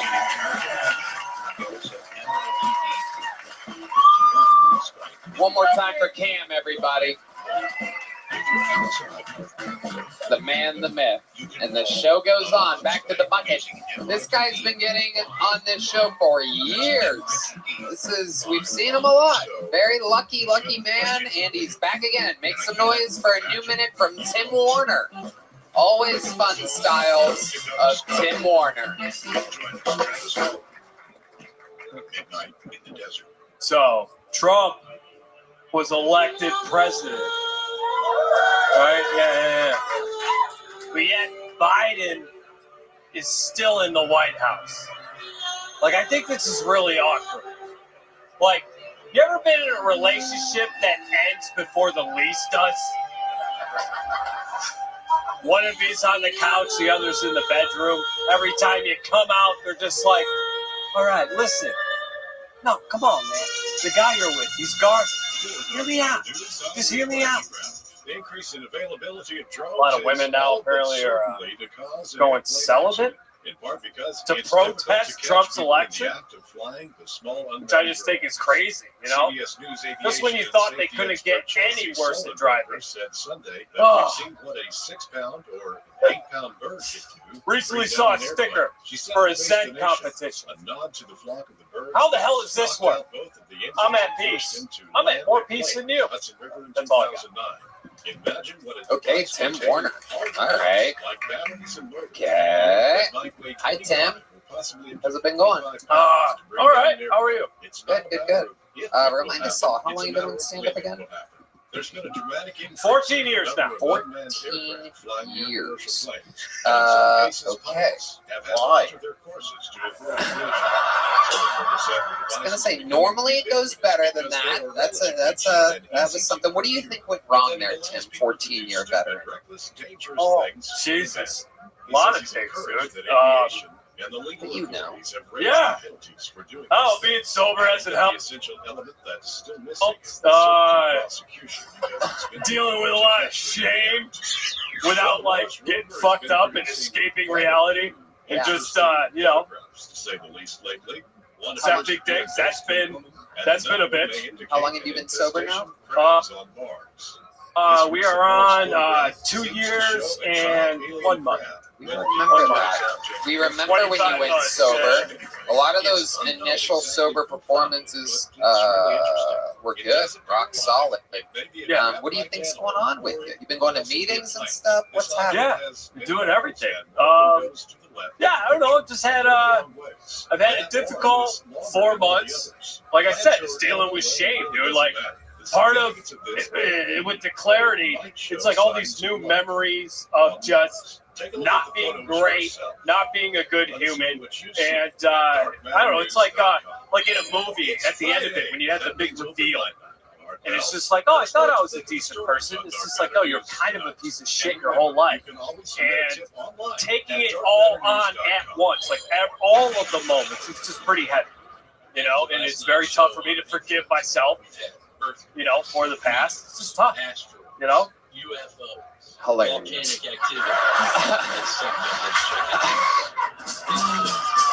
How you forgive your barber? Got him. Why would a woman being celibate make her a worse driver? Did I miss something there? Did I miss like part of the setup? I just think they're really, like, at least here, I think a lot of them are aggressive. So I figured not fucking would make them even more aggressive. And that would just be double aggressiveness. There's a woman shaking her head yes out there. As of though to say that if she wasn't sexually active, she would be a worse driver. I find it to be an interesting take. I was kind of waiting for something there. Zed? Is that what you said? Zed. I heard Zed. That makes more sense. I think yes, yes. I think a lot of people, I don't know, didn't really get it. I liked the premise of the Biden still being in the White House while Trump's definitely the inevitable president, but that kind of went, that was kind of like you have to like have roommates to get that, perhaps, and this seems like no one in this audience has had a roommate in their entire lives by the reaction that we got. Anything else you've been working on? Maybe another new thing or something? Maybe something else? Maybe a quick little joke? You're funnier than that minute. Every time you've been on this show, it's been funnier than that. Yeah. You've been gone for a while, right? Like 4 or 5 months. I haven't seen you on social media doing positive shit all over my Instagram. Is that normally what he does? Yeah, he usually puts like those like live, laugh, love type shit. Like, he's like, I'm sober now. He's like doing all these messages. And I actually thought about you recently. And I was like, what the fuck have you been up to? Is there something else that has happened recently? Are you not sober? Are you trying to get No, I guess I'm just, I don't know. I Have you been living, laughing, and loving? Actually, yes, but yeah, it's just been a struggle. I've been by myself, basically. All right, the shame thing. I've never thought I'm good enough. I don't think I'm good enough, right?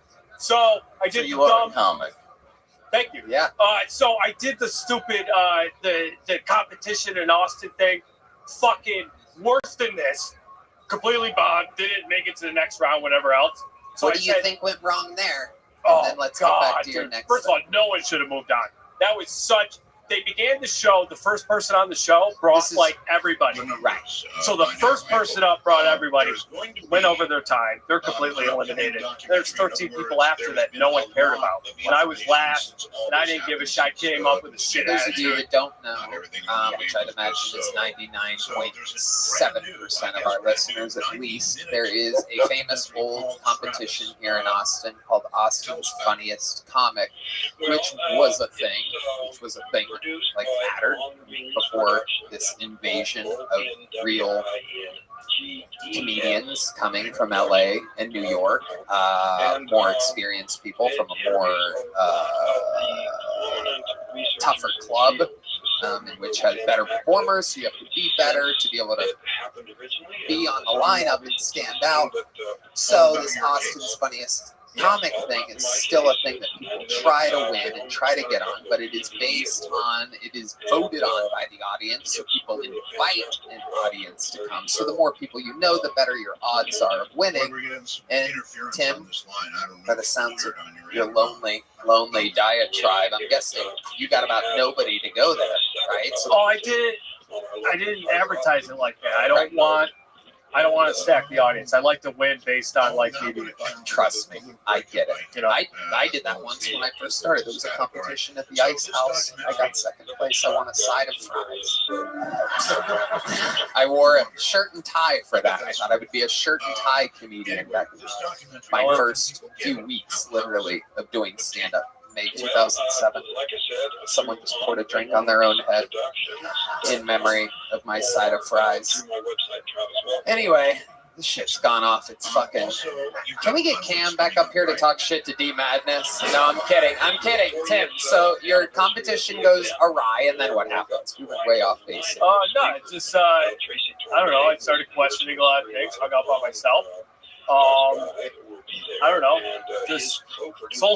searching, you know, and now I've come out of it, and I don't know, I shot lucky 2 for 14 tonight. What it is. Did a woman drag you to this competition? Thanks, buddy. Was that okay? So, what was your drug of choice? I've been 15 years sober, so I'm just curious. I don't know, whatever I was given. Yeah. You ever had a what I could get? I mean, I just drank, which just led, like all the time, which just led to ventures. You know, hookers and fight clubs and coke, and I turned down heroin. Thank you. But yeah, it's mostly, you know, I was in New York a lot. So, a lot of people just go and see them, like, sites. By any government agency about well, I saw the sites that aren't on a map. Let's put it that way. You know, Tim, I've tried with this interview to dig us out of this deep hole that I take full responsibility for putting us in. I don't think it's you. I think it's me. But you know what I think? I think you need something to look forward to in life. I think you need something to fire you up and tell you that things are going to be okay. So, how would you like to open up? Yeah. Would you like to do better at the Secret Show Thursday?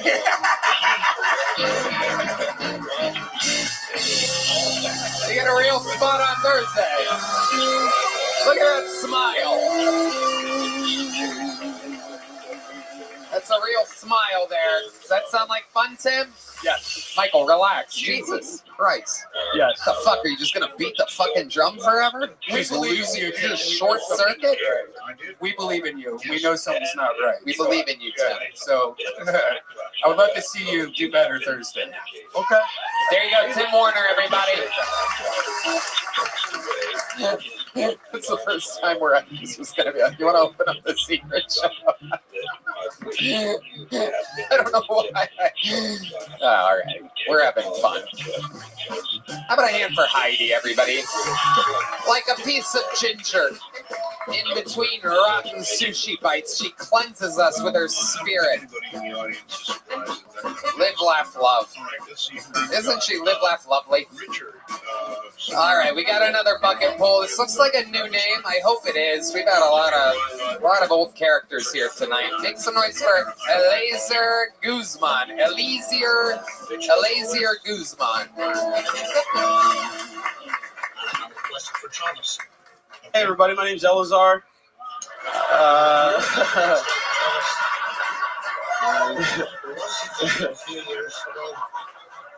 He tried his best. Yeah, I probably shouldn't have smoked before this. You guys ever smoke and feel you're gonna have a heart attack? I gotta stop smoking meth. I'm kidding. But I grew up Jehovah's Witness. Oh, you ever get that reaction?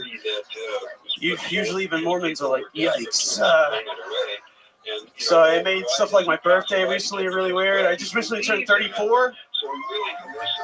Thanks. I've been freaking out about it. Felt like I hadn't had enough sex in my life. So my last month being 33, I'm just trying to go as many dates as possible. And this last date I went on, this girl was like, look, I want to have sex tonight, but I have a UTI.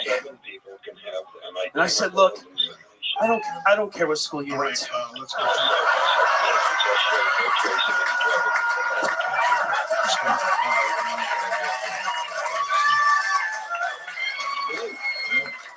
Eliezer.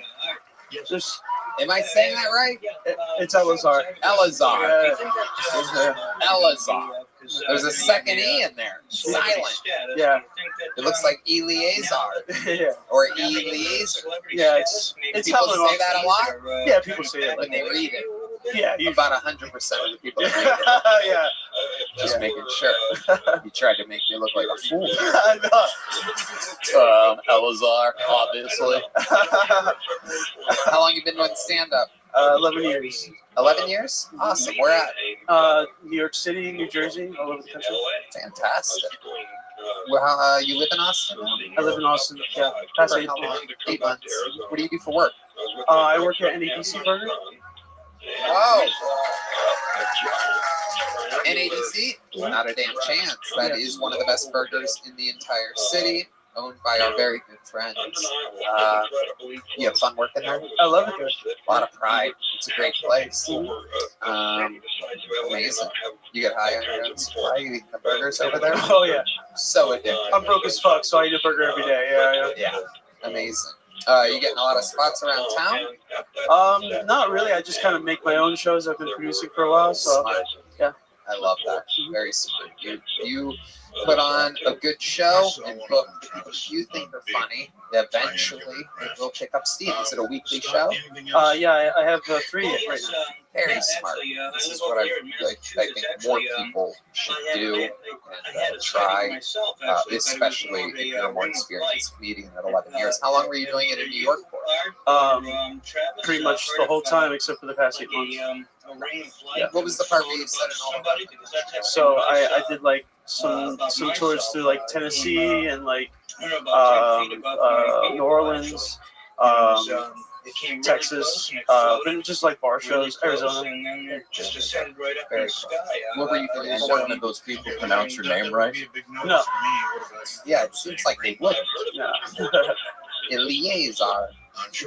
Eleazar. What were you doing for work in New York City? Just introduced you as 9/11.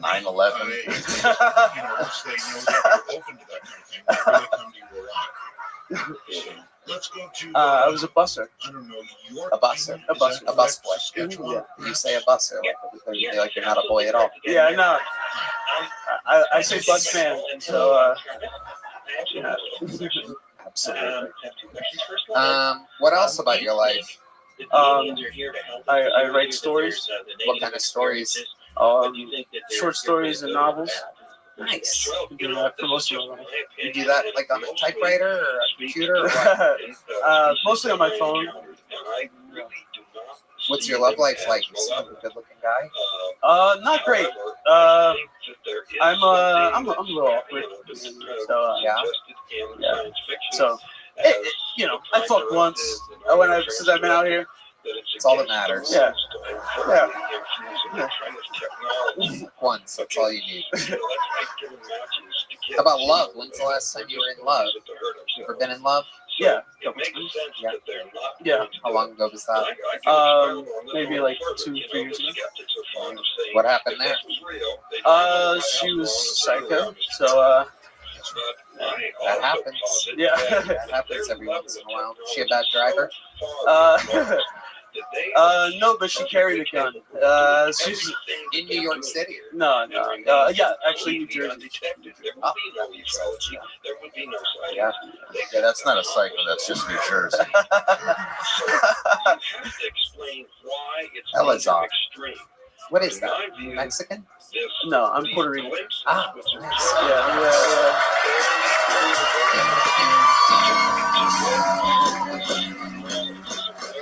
My favorito.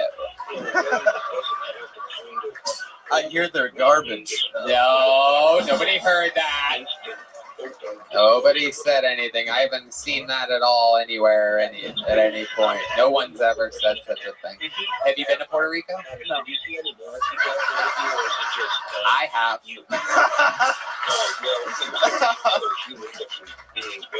At one point, it was one of my favorite vacation spots. What happened?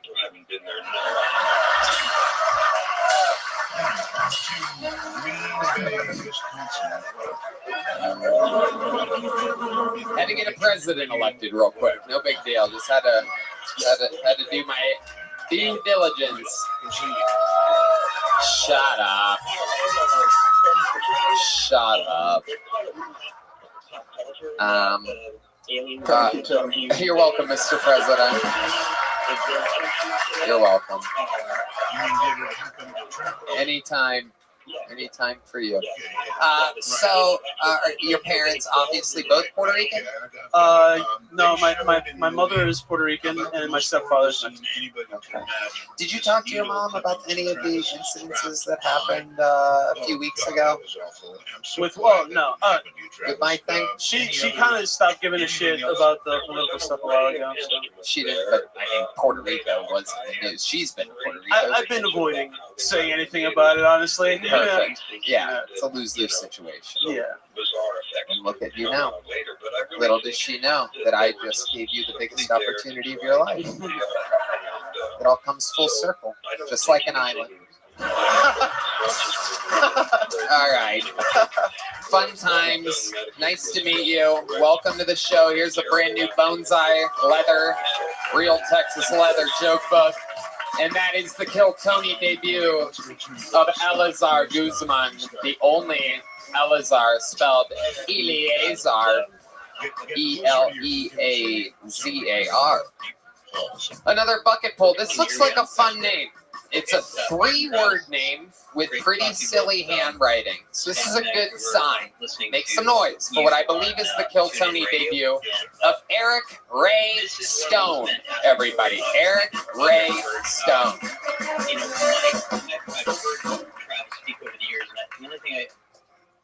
Hi, everybody. So I'm originally from Miami, which I know is the last thing you expect somebody that looks like this to say. Yeah, I fit in a lot better since I moved to Austin. But, you know, most people that are born and raised in Miami feel like any place is better than Miami, you know, like most places. But then I moved to Baltimore in the middle of the winter. And you know what's not better than Miami? Fucking Baltimore in the middle of the winter. Yeah, like... Even the bridge was like, fuck this, I can't take it anymore. Like, let's be honest, Baltimore's just Detroit that got crabs, that's it. And when I moved to town, I only knew one person in town, which was an old ex-girlfriend. And about a week before I moved there, she goes, listen, I gotta tell you something. I've been working as a stripper, I know. You told me you were a bartender and got a concussion. That shit don't happen. But also, I've been working as an escort. I said, okay, great. She said, but I don't like people calling me an escort or a sex worker. I think of myself as a service provider. I was like, nah, bitch, AT&T is a service provider. You a hoe. Let's keep it real. All right, thank you. That's been my time. Eric Ray Stone, welcome to the show. Thank you, Tony. Hell yeah. Your hair and everything, it seems like you would be crazier than you are. You like got it together. Fuck yeah. Yeah, you look like you're gonna tell a bunch of people to go kill Sharon Tate. Yeah. Yeah. You do look, you have cult leader energies, but you're just an everyday nice guy. That's right. I love it. Eric Ray Stone. How old are you, Eric? I'm 30. 30? Hell yeah. Yeah, I know. Years have not been kind to me, have they? What's been going on? You have a cane? For those of you listening to the podcast, like D Madness is, he has a cane. I have Ehlers-Danlos syndrome. What is that? Ehlers-Danlos syndrome, EDS. It means my connective tissue sucks. The only famous person I know that has it is Billie Eilish, but I don't have her data, so nobody gives a shit. So your connective tissue, like your tendons and things, like, is that what that means? Yeah, tendons, ligaments, and cartilage. So you tear them a lot? Yeah. When I was younger, I played a lot of sports and did a lot of really stupid things. So I thought I was just getting injured because I was doing really stupid things. Yeah. Turns out, no. God has a sense of humor, too. You're like Mr. Glass. Yeah, exactly. Except he looks like a guy that would hang him. You try fish oil? Oh, fish oil. Very good, Red Band. Very good. What if that cured you right away? Yeah, this whole fucking time. Stand up like Grandpa in the Willy Wonka in the Chocolate Factory. We love a good old Dr. Red Band over here recommending fish oil or Wendy's at 4 a.m. These are Red Band's list of vitamins. Eric Ray Stone, how long have you been doing stand-up? A little over 3 years now. A little over 3 years. You start here, Baltimore, Miami? I started in Miami, and then I went up to Baltimore for quite a bit of time, and then I came back to Miami, was working at the Improv for a couple of years down there. Interesting. Miami Improv. Man, amazing. Was I ever there when you were there? Yeah, you were. Yeah, sounds about right. Were you working front door? Sound booth? Front door. Yeah, you were front door. Dangerous position for a man with EDS.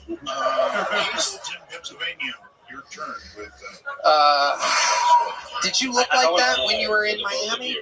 I'm sorry? You look like you look like that. You're the only guy that looks like that in Miami. Yeah, pretty much. Yeah. You and Jorge Masvidal. Yeah. Okay, Eric. The other ones with canes are pimping his girlfriend. Amazing. How long have you rocked the cane? Ever since I had a hip reconstruction, we didn't exactly cooperate. What happened? Well, I was supposed to heal from the surgery, and I didn't. So. Did you try fish oil? Yeah. You talked about when they left you out of the craft. You did. Cocoa butter?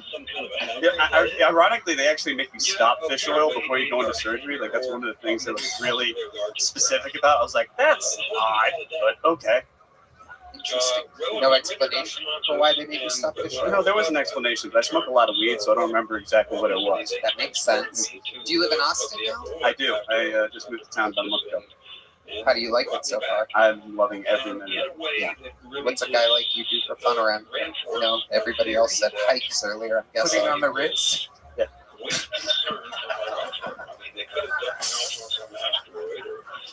Look at him cracking up over here. Look at him just dying of laughter. That was fucking funny.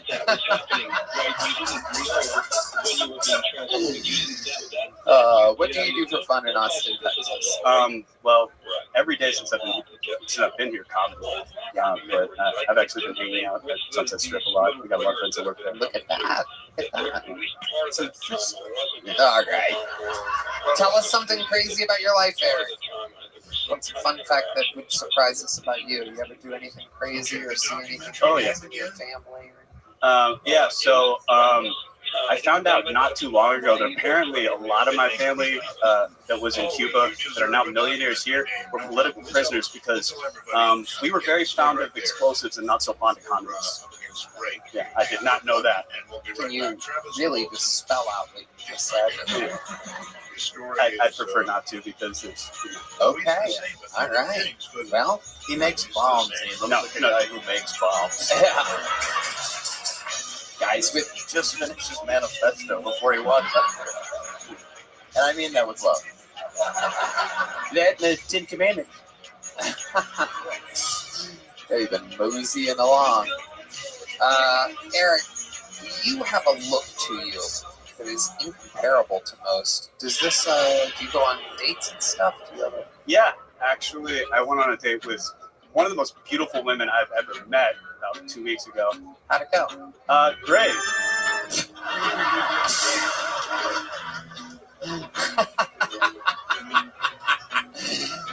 Eric Ray Stone, not a fan of the organ music on that beat there. How'd it go? What'd you guys do? You went to We went out to a bar with her friends, and then we went dancing, which was not very dancing for me. It was her telling you to leave. Well, yeah. I should have taken it. We're gonna go dancing if you want to go. You're like, sure, let's fucking go. I like a challenge. What kind? We're gonna run a marathon. What kind of dancing was it? Was it like Latino music or? No, it was Texas two-step, and I have no idea how to do that. Yeah, you can barely take one step. Yeah, This is incredible. Absolutely amazing. You didn't know how to do it, but did you learn? Did she show you? Tried. Have you guys talked since then? Does this look like something that's going to continue? Probably not. I told her way too much about my family and history, so yeah. You explained to her whatever you have said? Yep. Yeah. All right, that'll do it. Yeah. Yeah, she had. What's funny is we then made out afterwards, so it didn't seem like a deal breaker. But then she blocked me the next day. Oh, well, there you go. And that's what happens when you cane blast a girl. It's probably all from the fish oil. You probably have. All right, the fish oil. Very good. The running fish oil joke that literally only you laughed at. Callback. I love it. Let's do a big joke book for you, Eric Ray Stone. There it is. And there he goes. On to the next one we go. You guys still having fun out there? Very interesting bucket pulls this episode. A lot of names we've seen before. This is a back-to-back 3-word name. Very interesting. A very rare treat. 3-word name. Back-to-back, 2 in a row. Make some noise for Jerry Debo Smith, everybody. Jerry Debo Smith.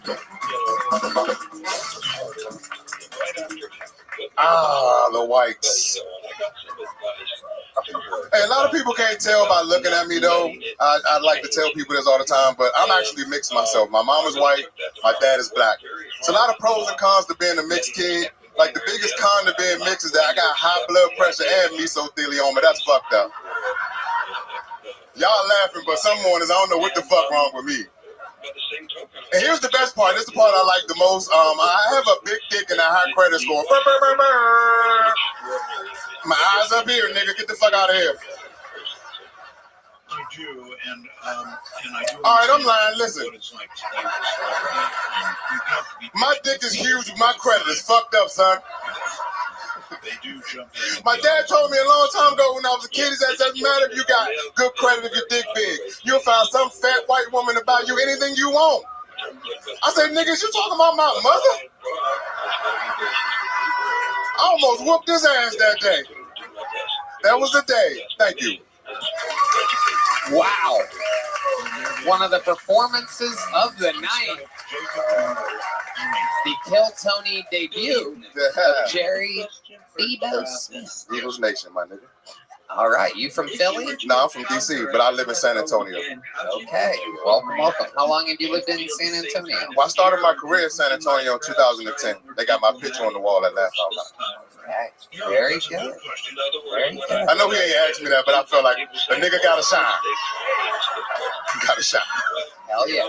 Picture on the, is your picture on the wall anywhere else, Jerry? Perhaps a convenience store or something like that. No, sir. No, sir. I ain't never been to jail not a day in my life. And I'm caught up on my child support for the rest of you motherfuckers, too. I love it. How many children do you have, Jerry? I have 3. Okay. And they all got their own mother because they need special attention.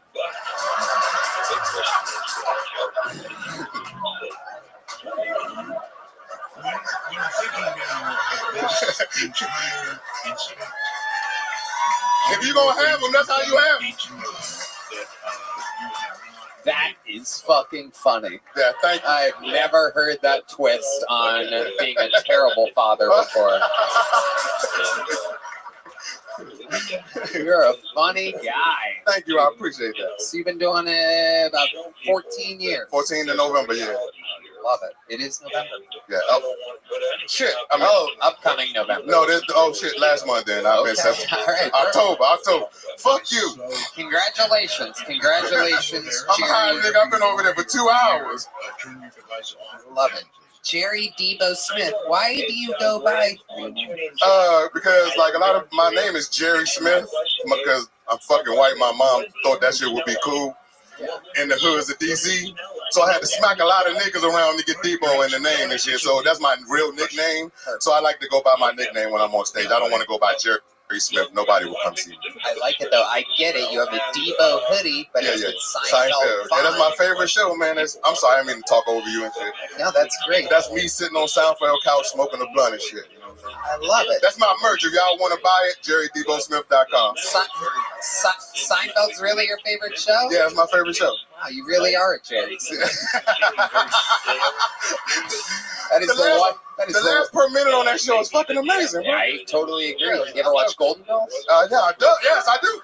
Yes, I do. LPMs for days. Like shit, I swear. Your mom picked the television, didn't she? No, I did. That's my favorite show. Yeah, my mom died way before Seinfeld came on. It's all good. How did your mom die? 1995. She had oh no, Seinfeld was banging. Did it? I thought it started in like 89. I mean 98. I'm sorry. I'm high, dog. This nigga a samurai? All right. What the fuck? He say what the fuck, and I look back and this nigga a samurai on the drums. All right. We both fucked up over here. A sleeveless samurai. Get that nigga. I'm sorry. I don't mean that. They told me not to talk over y'all. Let me shut the fuck up. I feel weird being up here because I feel like I'm for sale. There's too many white people in here. You're doing great. You're doing great. You're not for okay, sale. All right. Just know I got bad knees, nigga. I ain't going in the field. You got better knees than the last guy.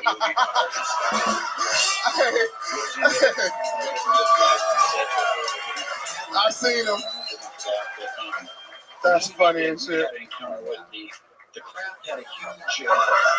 I'm gonna be quiet. I'm waiting for you now. You're doing good. You're doing good. Let the laughter die. Let it die. Anyway, when did your mom die? In 1995. But how? How did she die? Kidney failure. Oh my goodness. Did she have... Y'all gonna see a nigga kill somebody here tonight. Did she have diabetes or? No, she didn't. She was white. Diabetes is on my dad's side. That's on the other side. Okay. She just had random kidney failure? No, well, I don't want to put her business out there, but she smoked cocaine and shit, shit like that. Oh, okay. It's all right. Yeah,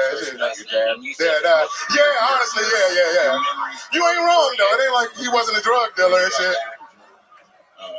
Red Dan is wondering how to have kidney failure from cocaine. Is that a common thing? I don't know anything. Well, no, I don't know. I don't think that's, she used to do, but that's the only thing I can say, you know what I'm saying, that she used to do drugs and she had no other problems other than that. She was snorting it. I probably was. I didn't come here to kill nobody, but I'm about to kill one of these 4 niggas on this stage. I got one more mama joke and I'm going to fuck somebody up. Show y'all why my name is Debo. Oh shit, Jerry, relax, Jerry. I'm just playing. I'm just fucking with y'all. I'm having fun. Yo, mama's so fat. Oh my goodness.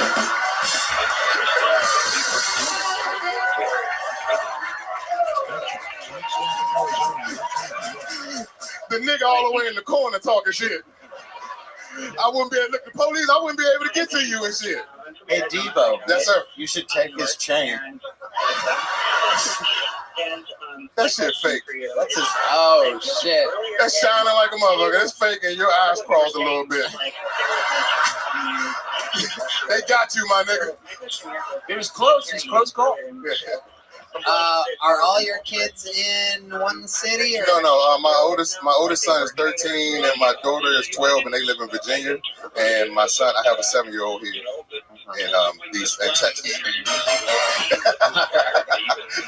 Okay, that's right. We can't play that anymore. Else it'll get us in trouble. All right. So interesting, Jerry. So funny. Amazing stuff. First time you seen a comic from San Antonio would be funny, huh? We had a couple. I watched the show. I watched the show, and them motherfuckers are lame. You might be the best. You might be the best. I would love to have you on the Secret Show Thursday. And here's the big joke, folks. Sign up again. Come back. We need people like you. Jerry Devo Smith.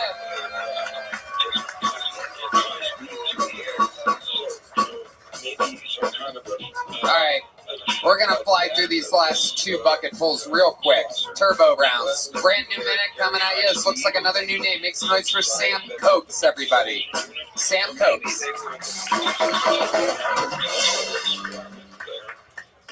Do you ever see like a super cut homeless guy and just feel terrible about yourself? Fuck the gym. I'm gonna start fighting my demons on street corners. That's some high intensity interval training right there. I had a date recently. It was a first date. The topic of hobbies came up. Now, I like hunting, but what's worse is I can only really afford to hunt squirrels. So, I mentioned that, and there's nothing to gain by admitting you're a squirrel hunter on a first date. Yeah, that is a lose-lose situation, if you're wondering. Because they either respond like this gal did, which was, oh my god, get this redneck asshole away from me. Or they can be into it, which I think is worse. Somehow, if they're like, oh my god, you kill rodents and skin them and eat their flesh? Wow, you're such a provider. That's so masculine. That could be dicey. That could be dicey. I don't know if I'm equipped for that, but that's my time, guys. Thank you. Sam Cokes. Hello, Sam. Hello. How are you? How long you been on stand-up? Almost a year. Where at? Mostly in Austin. Where at before that? Oh, Shakespeare's. Yeah, but where before Austin? Oh, a little in Detroit, but mostly here in Austin. Is that where you're originally from? No, I'm from Ontario, Canada. A town called Sarnia. Yes. Is it Sarnia? Sarnia, yeah, like Narnia with an S. Yeah. Yeah. Got it. Mm-hmm. Someone booing you? There you go. Yeah, what the hell, man? What the fuck? You do look a little Trudeau-esque, I will say that. You got the fucking I've got creepy. that before. Yeah. Throw on some blackfish, we'll know for sure. Yeah, right? We're going to find out if it's Trudeau, you know what I'm saying? What do you do for work? I do sales, Tony. What are you selling, Sam? I do HVAC sales. I'm going door to door, selling. That's right. I know. I feel like I'm leaving a wake of like mildly annoyed people behind me the whole time. I haven't really reconciled that, but it's fun. I enjoy it. Tell us the craziest thing about your life. Well, the craziest thing. I mean, I lived in a van in Australia for a year. Why? Yeah. So that was exciting. But why? I was planting trees there. I was planting trees in Australia. Oh, why? Yeah. For money. You got paid to It's plant good trees? coin. Yeah, a lot of people think it's volunteer work, but you actually get paid per tree. And once you get good at it, it's actually pretty good. So how much do you get paid to plant a tree in American money? It varies. I've never planted trees here, only Canada and Australia, but it's like varies only 10 to 25 cents per tree. But you plant thousands a day, so it adds up. Even the Mexicans are like, what the fuck? See all of their faces just like, dude, what, dude? Dude, that's fucking cheap, dude. Get the fuck out of here, bro. What the fuck? You guys ever hear of something so crazy? White boys planting trees for a dime? Wow. I guess people do come here to do the white people job. Here's the thing, though. You plant thousands a day. Okay. So, you can make pretty good money. It's hard work, but it's fun. You have to live in the middle of nowhere, have crazy parties in the bush with a bunch of weird hippie people. It's cool. Very cool. Now that's $100. Yeah. Yeah. But I guess that's a lot for a little Canadian boy. What do you think's the most Canadian thing about you? The most Canadian thing about me? I don't know, man. I didn't play hockey. That's pretty Canadian. I think planting trees, man. Like, that's pretty Canadian. Yeah, like, that is. with a lot of trees. Most Canadian thing about me, man. I don't know. That I hate Trudeau. I think that's pretty Canadian. That's a consensus these days. Like, that guy kind of sucks. Were there any black people where you were raised? No. No. Were there any Mexicans? No Mexicans either. No. What's heaven like? Yeah, exactly. Amazing. This is I enjoyed it. I don't know why I left, honestly. In hindsight, it's pretty good up there. Sounds quiet.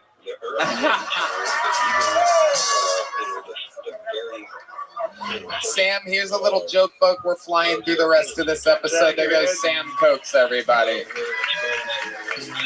Got through a lot of bucket pulls tonight. This is our 10th and final bucket pull of the night. This young lady's been on this show before. It's been a long time. Make some noise for a brand new minute from Gina Hyena, everybody. Gina Hyena.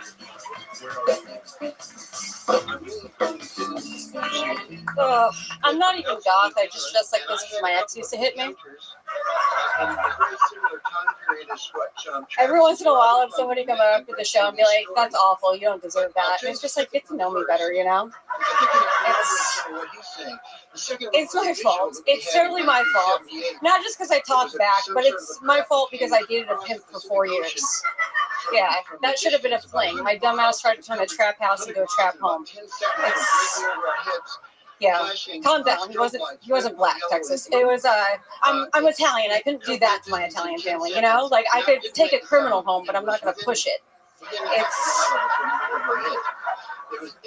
It is embarrassing. He was half Italian, half Jewish. Perfect crossbreed for a pimp. Strong backhand, but fiscally responsible.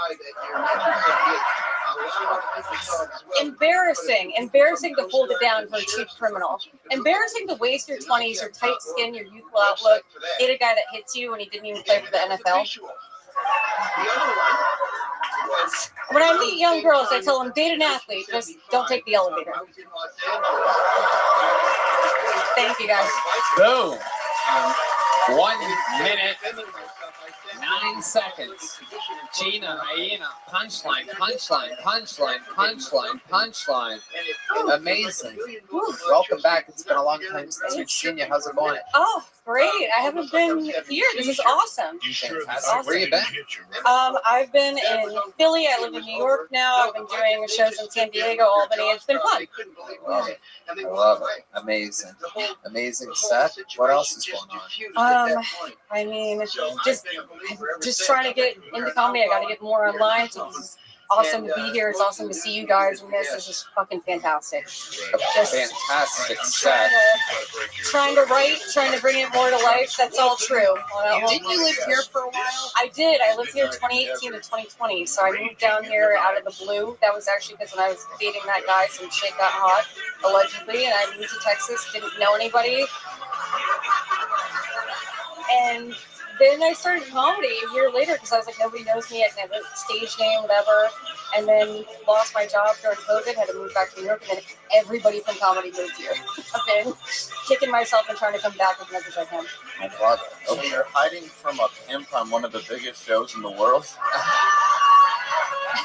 Entertainment podcast, comedy, allegedly, yes, yeah.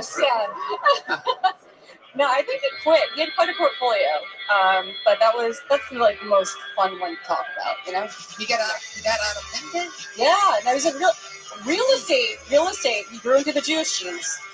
Wow. Yeah. He went from. And I didn't get one Gucci button from Michael Kors once. That was the only time I thought I was gonna rat on him. Pimping to real estate? Yeah. Who goes from hose to hose? So stupid. I'm not going hose to homes with you. Our own inside jokes. It's nice you find an industry to be a bigger piece of shit. Yeah. For real. No, actually, it wasn't even that made me break up with him. He told me he wanted to get me pregnant, and that's when I finally pictured it from a third party perspective. He met my family, whole thing. Did doctors say try not to punch the baby? How else are you gonna know it's real?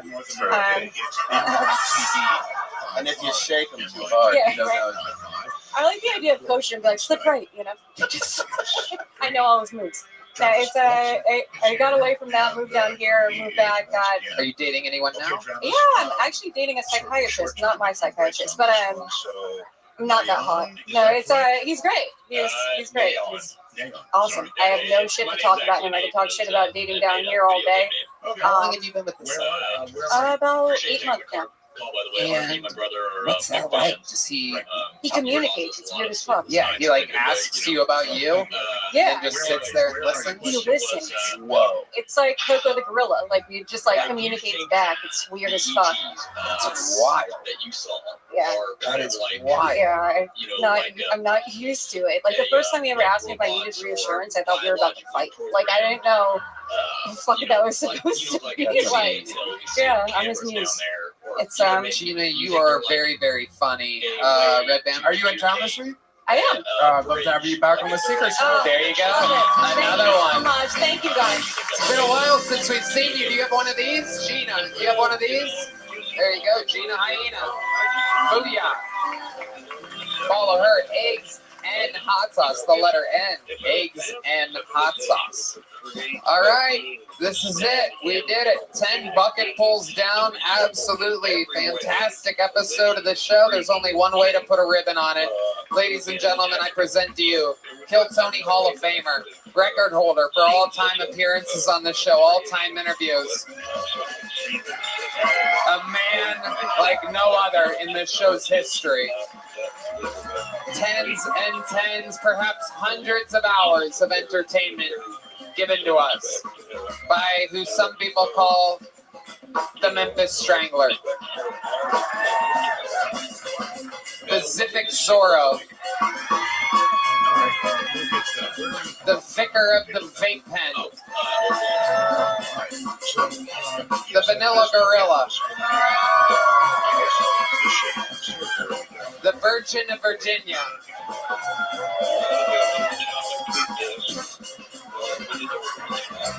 this is indeed the Big Red Machine, William Montgomery.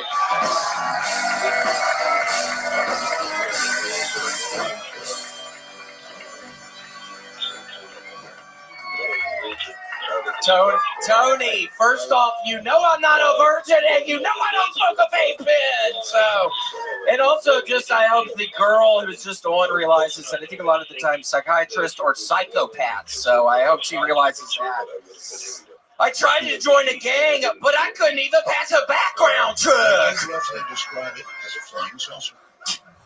Despite repeatedly saying you would never do it, Joe Biden pardoned his son Hunter, and I'm going to be honest, I had no idea that knocking up a stripper after having sex with your dead brother's widow was a crime.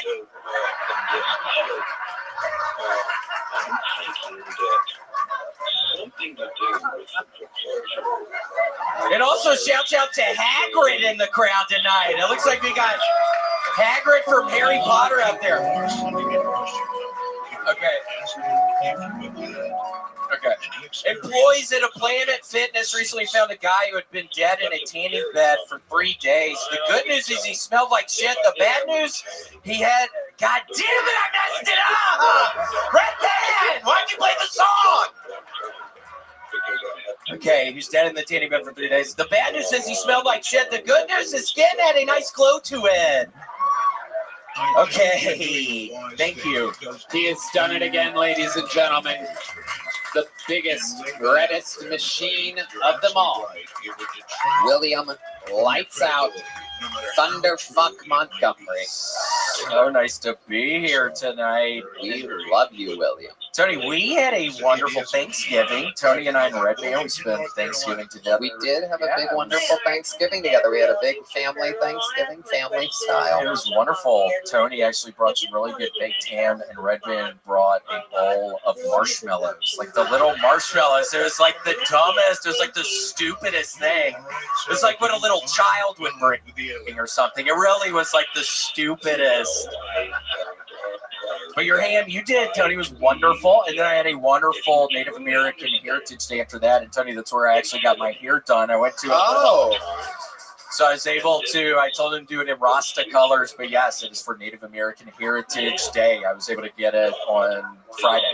Wow. You see, you looked like both a Native American and a pilgrim at the same time.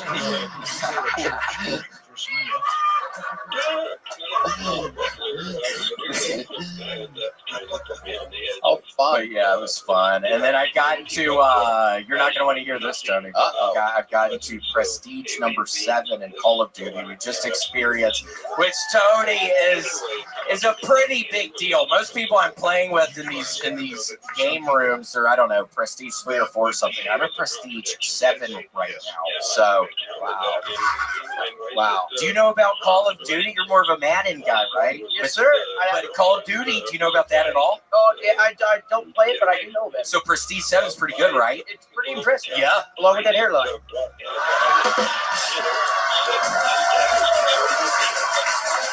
No, that was a nice thing. That was a nice thing. Sketch is ready. People are trying to start sketch chants out there in the crowd. His first time in front of a live audience, has bullets in the chamber, ready to go. Absolutely ready to. Sketch, that was nice, though, right? It was awesome.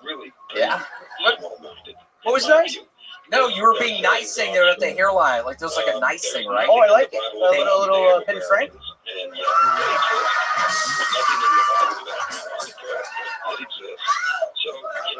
Okay, help me, Tony. What's going on? You're doing good. You're doing good. What's going on? I don't think anyone's ever referred to you as Ben Franklin like before, but I do see it, and I'm surprised no one has.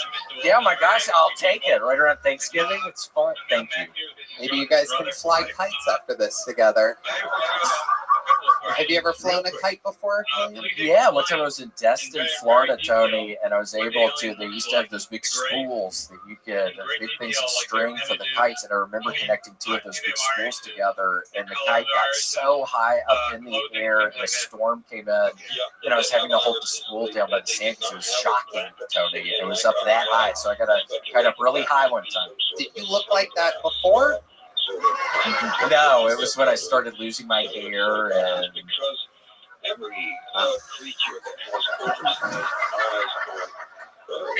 I like the. Okay, that didn't make sense. I'm an idiot. Like, I'm bombing up here. I'm not even in a good mood right now. And didn't make sense. I do like the green shirt. You're obviously winding up for the Christmas spirit. Perhaps you're going to get more Christmassy each appearance this December. I am so excited. We are in the month of Christmas. We're in Q4, month of Christmas. It's my favorite time of the year. So, Tony, get ready for it. I'm going to be getting even more Christmassy as we get closer to Christmas. So, everybody get really excited for that. Would you like to rattle off some of your favorite things about Christmas? Here he is, ladies and gentlemen, William Montgomery, rattling off some of his favorite Christmas things. What excites you about Christmas? Oh my gosh! I mean, you get family and friends coming together. All right, we're starting with the lighter stuff. Yeah, it's gonna get more exciting as it goes. Here we go. I mean, you get family and friends, and sometimes you might get like. Wait, Tony, hold on, my throat. I'm really still not doing good. Okay, just rattle stuff off. Doesn't matter. You don't have to scream it, William. I'm doing so bad, Tony, and I have this horrible fever right now. I'm doing really bad right now. Really depressing. You could literally have said anything in the world other than that. It would have been better. But my mom's angel cookies, really looking forward to those. I mean, we're talking. That's one thing. What else? Chocolate chip cookies. Oh, naming different types of cookies, ladies and gentlemen. This is not going as I expected it to go at all. What happened there? You want to find out? What happened? It happened. Were y'all drunk or how'd y'all knock it over? Oh, you had to have your arm around your lady there. We started talking about Christmas. This guy was trying to get cozy. Did the guy with the nipples give everybody new COVID? Perhaps. Perhaps. It could be a winter of death and danger for your families, according to WhiteHouse.gov. Somebody was sick? Somebody talking on the microphone was sick? Or no.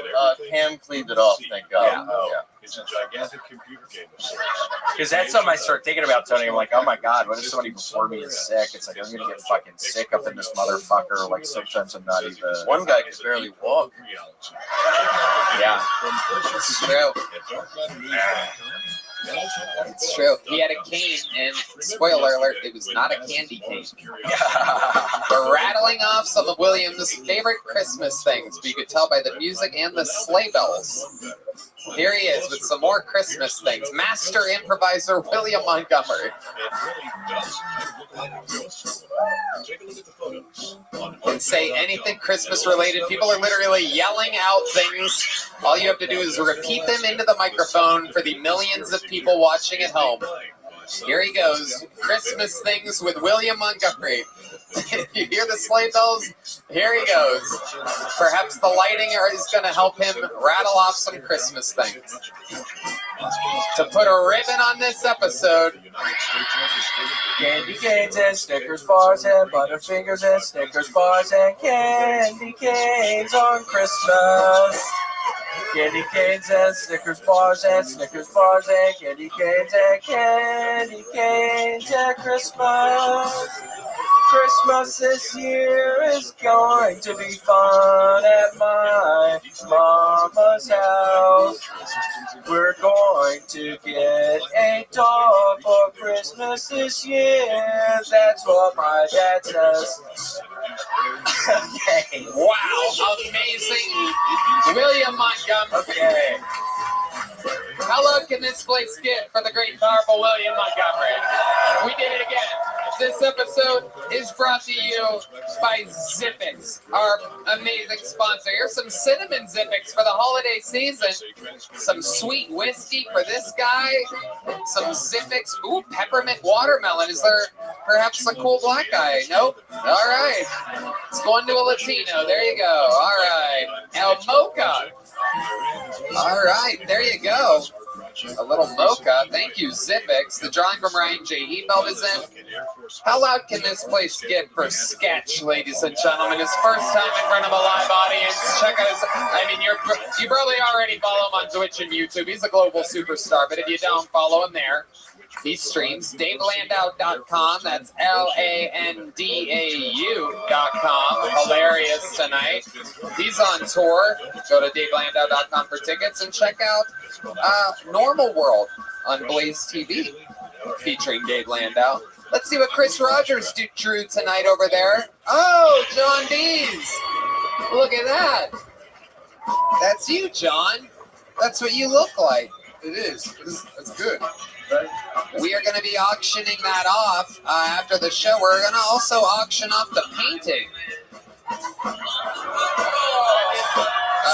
What do you say? Oh, no, you didn't. Oh, shit. What do you say? Nothing. John D's on keys. How about one more time for the best damn band in the land, everybody? We did it. Thank you all. Red Band. Check out the Sunset Strip, ATX.com. Love you guys. This is it. This is your last chance to get the stream for you have another week. Yeah, New Year's Eve. The stream is on sale. You're gonna want to see it live. December 30th and 31st, completely sold out. 2 arenas. We're doing it again here in Austin, Texas, the new comedy capital of the world. God bless you all, and God bless the United States of America. Thank you, everybody. Good night.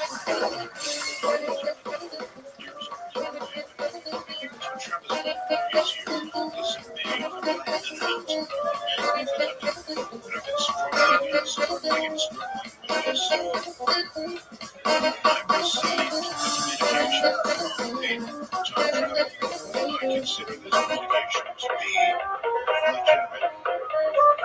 And I've been trying to figure out what in the world to do. He gave me a code word, so I would recognize the person that he calls. What I'm going to do is the following. So I want everybody to cooperate, make your own judgments if you wish. But I think this is a real thing. So I am going to have, when I get done with the show, the uncensored live stream of 2 nights here from Austin, Texas, December 30th and 31st. You can snuggle up in the cold with your loved ones, or all by yourself, or with a bottle of tequila, or whatever you're into in this crazy world. Snuggle up, stay warm, December 30th and 31st with completely uncensored Kill Tony's live from the HEB Center in Austin, Texas. This is a new super annual amazing event. It is our biggest 2-night event of the year, and we're super excited about it. It is on sale now. KillTonyLive.com. Get it for your loved ones. Get it for yourself. Love it or hate it. Live. December 30th and 31st.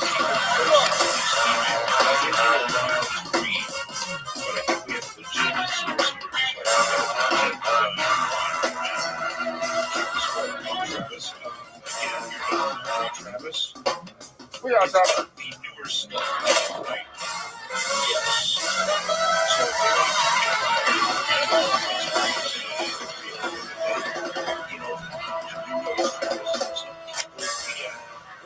To an experience like yours with the anger.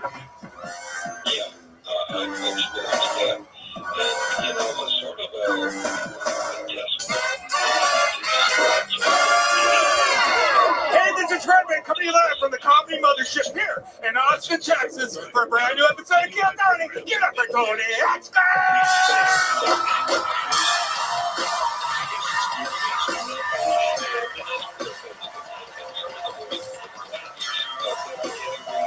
Who's ready for the best fucking night of their lives, huh?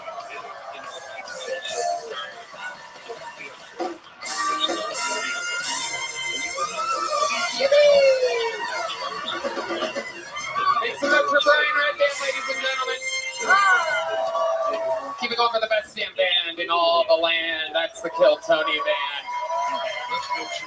The great Michael Gonzalez on the drums, Fernando Castillo, Raul Vallejo, and Carlos Sosa on the horns, Matt Muling on the electric guitar, John Dees on the keys, and the great and powerful D Madness on the bass guitar, everybody.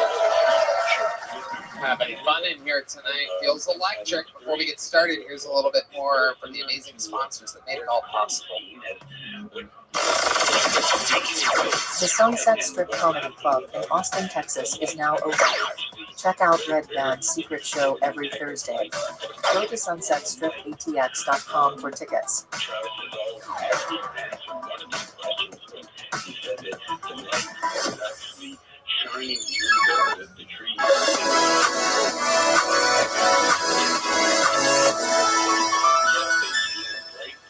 Are you guys ready to start tonight's episode?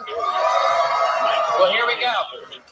This is going to be fun. Ladies and gentlemen, we have one guest tonight and one guest only, and I couldn't be more excited about it. One of my favorite human beings on planet Earth, one of the funniest people I know. Ladies and gentlemen, make some noise for the great, the powerful. This is RFK Jr.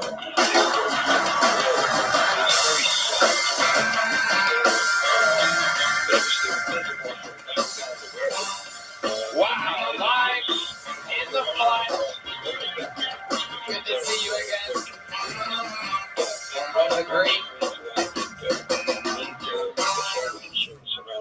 Great to see you, Tony.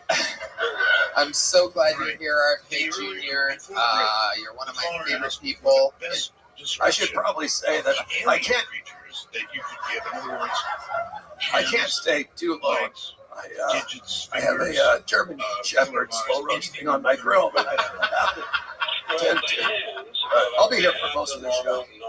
Very excited to have you. You've actually been on this show before at the LA Forum. You did a minute. Your wife Cheryl came out. How's Cheryl going? Who's that? Yeah. So you know how it works, and indeed there is a bucket. I don't know how many signups around. Usually about 232 tonight. Okay, people listen, maybe home for the holidays or something. 232 human beings signed up tonight inside of this bucket. Absolutely anything can happen. If I pull their name out, they get 60 seconds. You know their time is up, and you hear the sound of a kitten. That means they have to wrap it up then, or else they bring out the angry West Hollywood band. This lucky human in the front picked the first name, hand it off to me. You don't have to read it, sir. It's okay. Oh, okay. That's actually a familiar name. We've seen that before. We're going to go wrangle that person from across the street. They're all at a bar, and because there's so many, we can't possibly hold them here. So they're going to go get him from across the street. While they're waiting, maybe I should apologize real quickly because I'm low on electrolytes and I'm going to be sipping this fermented owl urine throughout the show. I want to apologize now for doing that. I think it might be common that. Oh, Jesus Christ. You know, owl urine doesn't taste as good as you think it would. Or the atmosphere is so thick that not a whole lot of light reaches during Oh, this is going to be epic. Story in totality. And it's going to start with an unbelievable bang, ladies and gentlemen. This is a very, very special episode. Every once in a while, I like to do things a little different. I like to keep the fans on their toes and, mix it up. So while we wrangle your first bucket full of the night, I would like to present to you your first comic of the night. He is a regular. He is a Hall of Famer. He is the record holder for all-time appearances on this show, all-time interviews on this show. Some people call him the Tyrant of Temecula, the Vermont Vascular Vagrant, the Vanilla Gorilla, the Memphis Strangler. This is the Big Red Machine. A brand new minute from the one and only William Montgomery.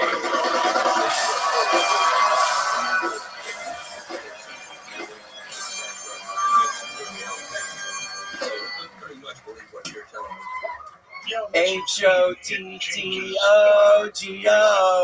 Hot to go. Sounds like something Hans Kim's mom would say when she's handing a customer food. My Spotify rap says my top song for 2024 was Crop Dusting the Funeral Home during visitations. That's right. That's exactly right.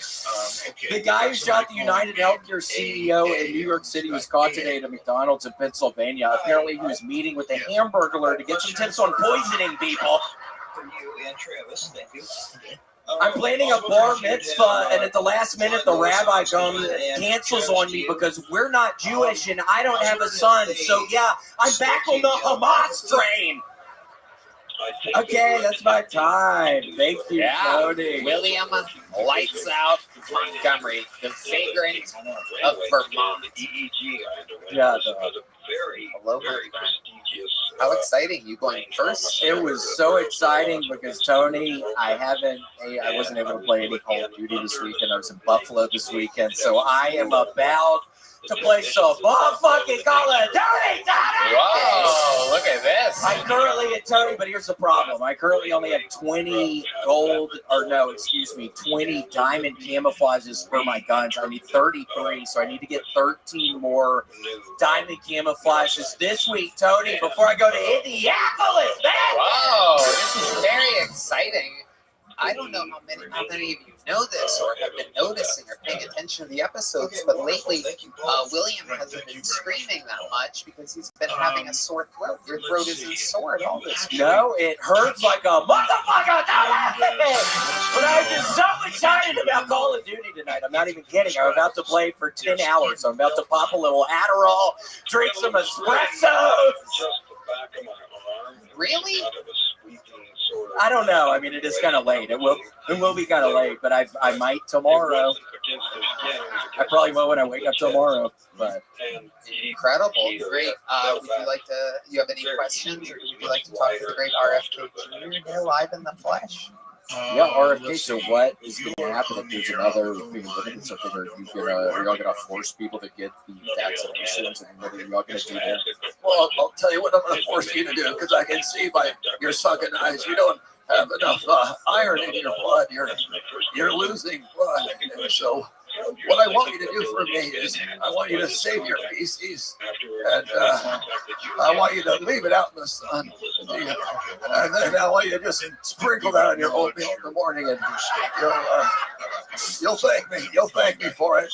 Trust me. And I think for the second part of So I don't. And that's so weird you say that because when I was in Buffalo this weekend, I ate a whole bunch of the egg rolls with pizza inside, and I had really bad shit today. I'm gonna have to get on my all-brand buds. I'm gonna have to do something, Tony. It's really bad. I've doo-dooed twice today, and it's always bad to doo-doo. And then when you get up off the toilet and you get in the shower to clean off, you got to doo-doo again. You know that's normally I can get all the doo-doo out of me, but two today they were still inside of me when I got in the shower.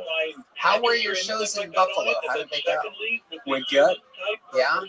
Oh my gosh. Yeah, Oh, I got Tony. it. Oh Yeah. my gosh. No, it was wonderful. It was the strangest thing. So I'm talking to this table of people. They're sitting very close to the front, and I'm just this guy and this girl, and I start kind of aggressively. What's that? It's owl. It's fermented owl urine. You know what's tough about it is the owls have what's called a colloquia, which is the vagina and the asshole are one thing.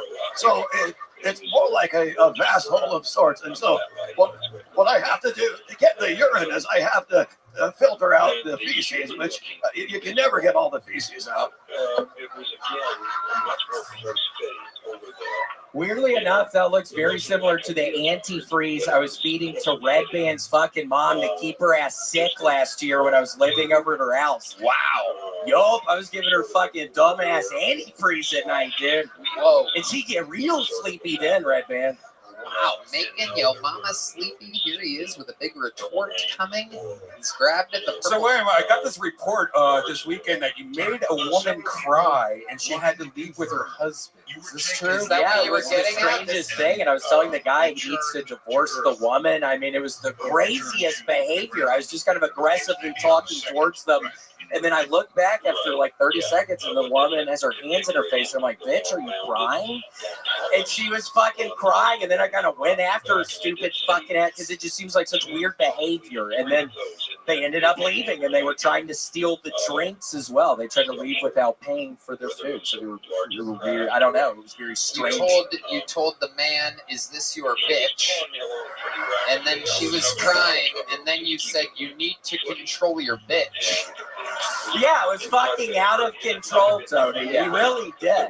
And then they fucking leave. It was fun, though. It really was. And It then sounds like a good time. I mean, we've been getting these reports about these weekends you have, but this is 2 weekends in a row. I know. When somebody's crying or there's a big disaster with somebody in the crowd, I know.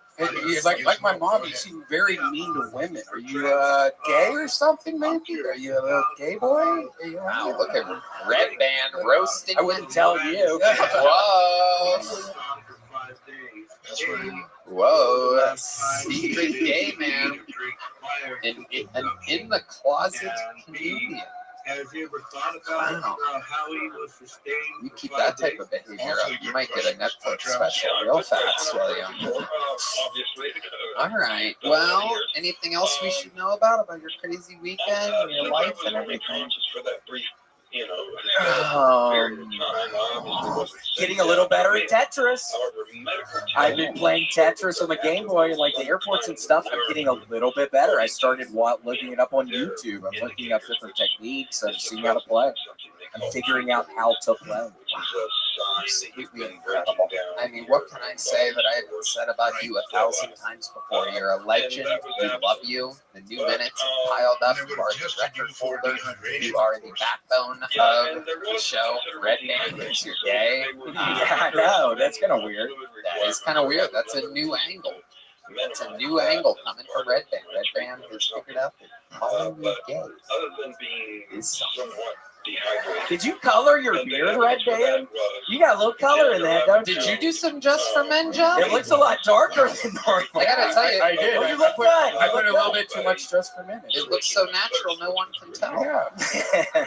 You wouldn't know anything about this. I wouldn't. No, I don't have a beard. I cannot grow a beard. There's not enough testosterone in the world for me to be able to grow a beard. I've been seeing these people on like CNN, these trans correspondents, like these women that have turned into men. I saw one the other day had a full fucking beard. I'm like, this is bullshit. I'm like, how the fuck are the trans people getting more testosterone into their bloodstream than me? I'm truly jealous of these women becoming more men than I am. Like, I'm a man and I'm on testosterone. And I have a penis and balls. And I still can't grow a full beard. One day. One day. Let's do it quickly. One day. One day. The One day. documentary, I'll keep my simply fingers called and my Callous, legs is crossed. available on your Ladies and gentlemen, the show has begun with the stylings of the great and powerful William Montgomery. Where do we go from here? What a way to start. That's normally how you end. It's like a Tarantino film. It started with the ending.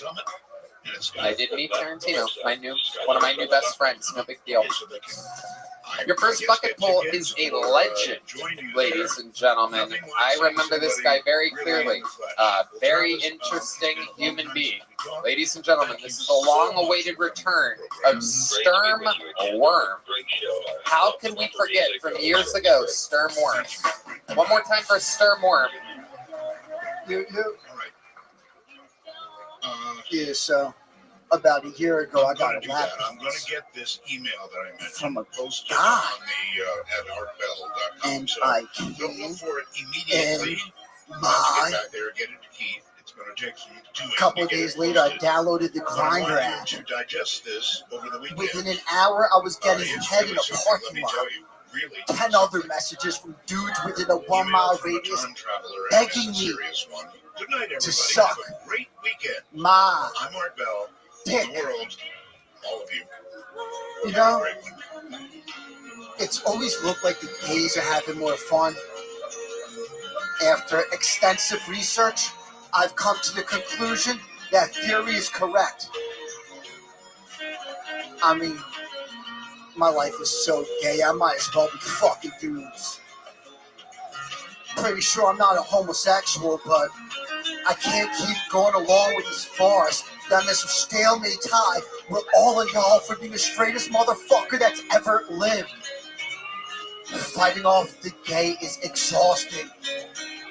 To tie a ribbon on it from this point forward. There it is. Sturm Worm, everybody. Just basically kind of just talking about being gay. No real definitive jokes throughout the entire thing. Just kind of coming out of the closet. Is that true? Is that real? It's all true. It's all true.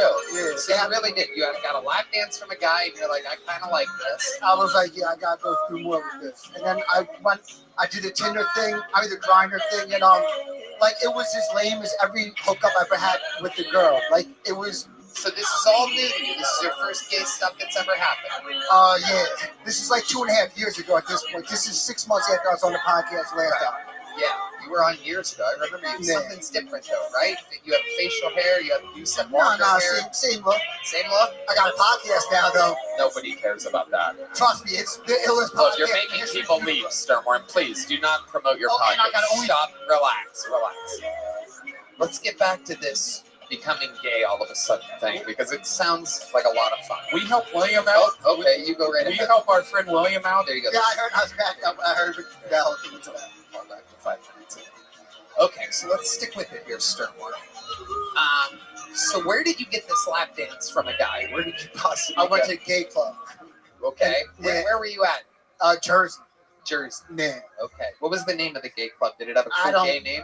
I don't know whether they're supposed to be doing that in there, so I don't want to like air out the name of the place. You don't want to get in trouble with your local gay club, right? No, like I don't know whether that's supposed to be going on in there, so I just A lap dance? Yeah, I mean, it was a dude that worked there. It was like the go-go dancer. Uh-huh. Yeah. It was arousing. I think same gender lap dances are arousing. Okay. But that was your first one. That was my first So one. that happens, and then you get on, you sign up for a gay dating app. Oh, yeah. Okay. And then what happened? Like I said, instantly, like I have a picture up. Instantly, I'm getting a million messages saying, "I'll suck your dick right now." Did you take these people up? I took one of them up and all. But it was. No, you go ahead. It was. No, it was. Like, I didn't even get hard. It was the same problem when I tried to hook up with chicks back in the day. It's just, when you're under pressure, it's just tough to get aroused. Like, back in the day, when Kill Tony was at the comedy store, when I was at the comedy store, there was mad dudes who used to always say that they don't come during sex. That's not a real thing for guys. If you're turned on, you come unless you unless you purposely don't come. But they weren't not coming. They just weren't getting turned on. You're like a rapper that doesn't rhyme. I could rhyme, though. No. Nobody wants that. Do you have a gay voice, or is that how you talk to these guys? No, this is how much Just talk so I like talk that. to everybody. Like, hey, sorry, I just can't get hard right now. That's your good old Jersey gay. So where did this attempted blowjob happen? The one that you couldn't get hard for? You go to his place? It was a parking lot. A parking lot? Yeah. Man, you just do gay stuff in inappropriate places. Have you ever done anything gay where gay stuff should happen? Like a bedroom? I gave a week later. I gave a guy head in his bedroom. I don't fucking care. I'm out here, yo. Like, if you sexually suppress, then you're less attractive to girls. Like, do I think I don't like girls? Nah, I do think I like girls. But am I fucked up in the head sexually? Yeah, I've been fucked up in the head sexually for 20 years. I've been checked out of the game. I just tried to be a rapper. It didn't work out. RFK Jr. This is why we've got to stop with the goddamn vaccines.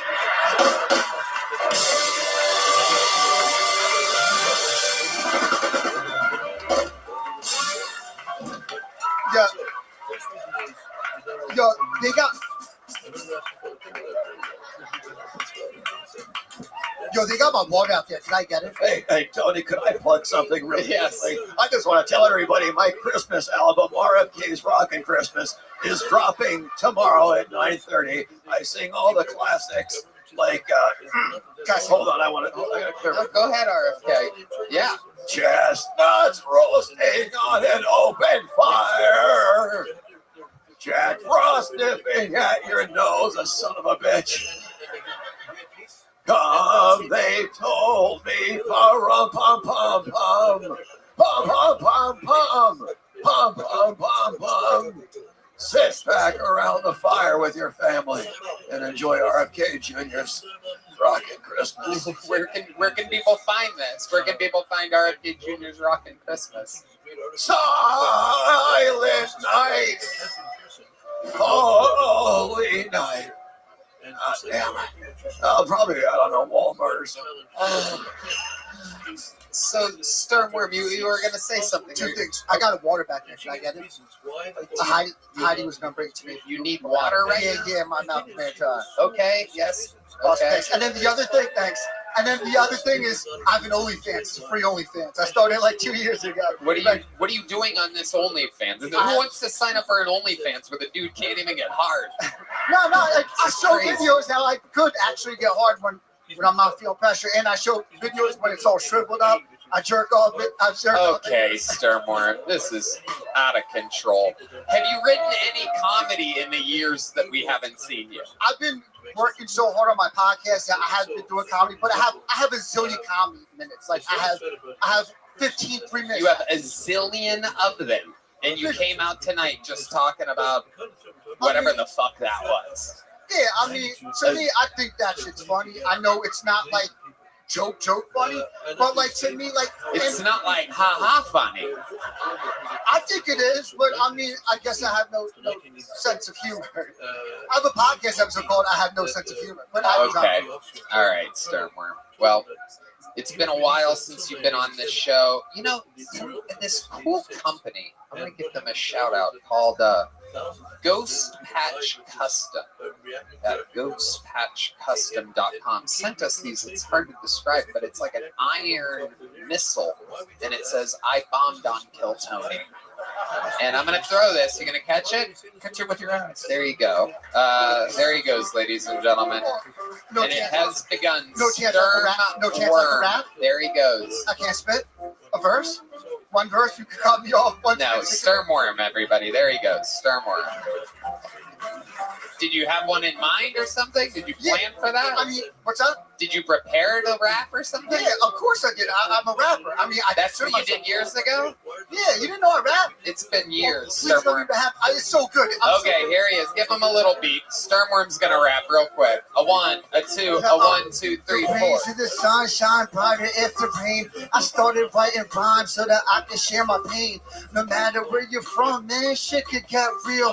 I was told the sky's blue. I see it more as teal. Stuck in a slump, can't seem to find a groove. Catch me out here chasing dreams, trying to make moves. Getting fucked by life every day, being screwed. I gotta win, cause so far all I've done is lose. Lately, All right, Sternworm. There you go, Sternworm, everybody. Jesus Christ. Oh my God. Made everybody flaccid.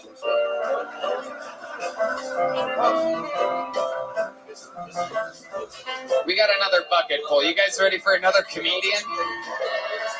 60 seconds uninterrupted going to Sam Henderson, everybody. This looks like a new name, Sam Henderson.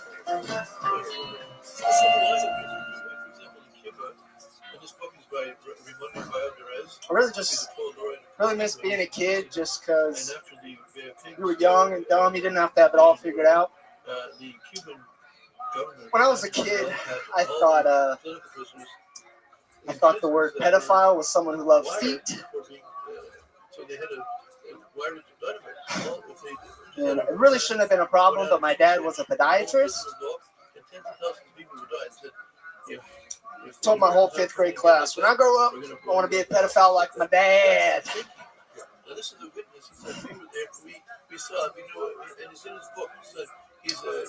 Cool, you guys like that? Cool. I saw a pretty interesting stat online the other day. I don't know if you guys know this. Apparently, conservative men consume the most trans porn. Consecration will bring out blessings and not retaliation. So that's all for this installment. And we'll be back. Thought it was an odd way to find out I'm a conservative.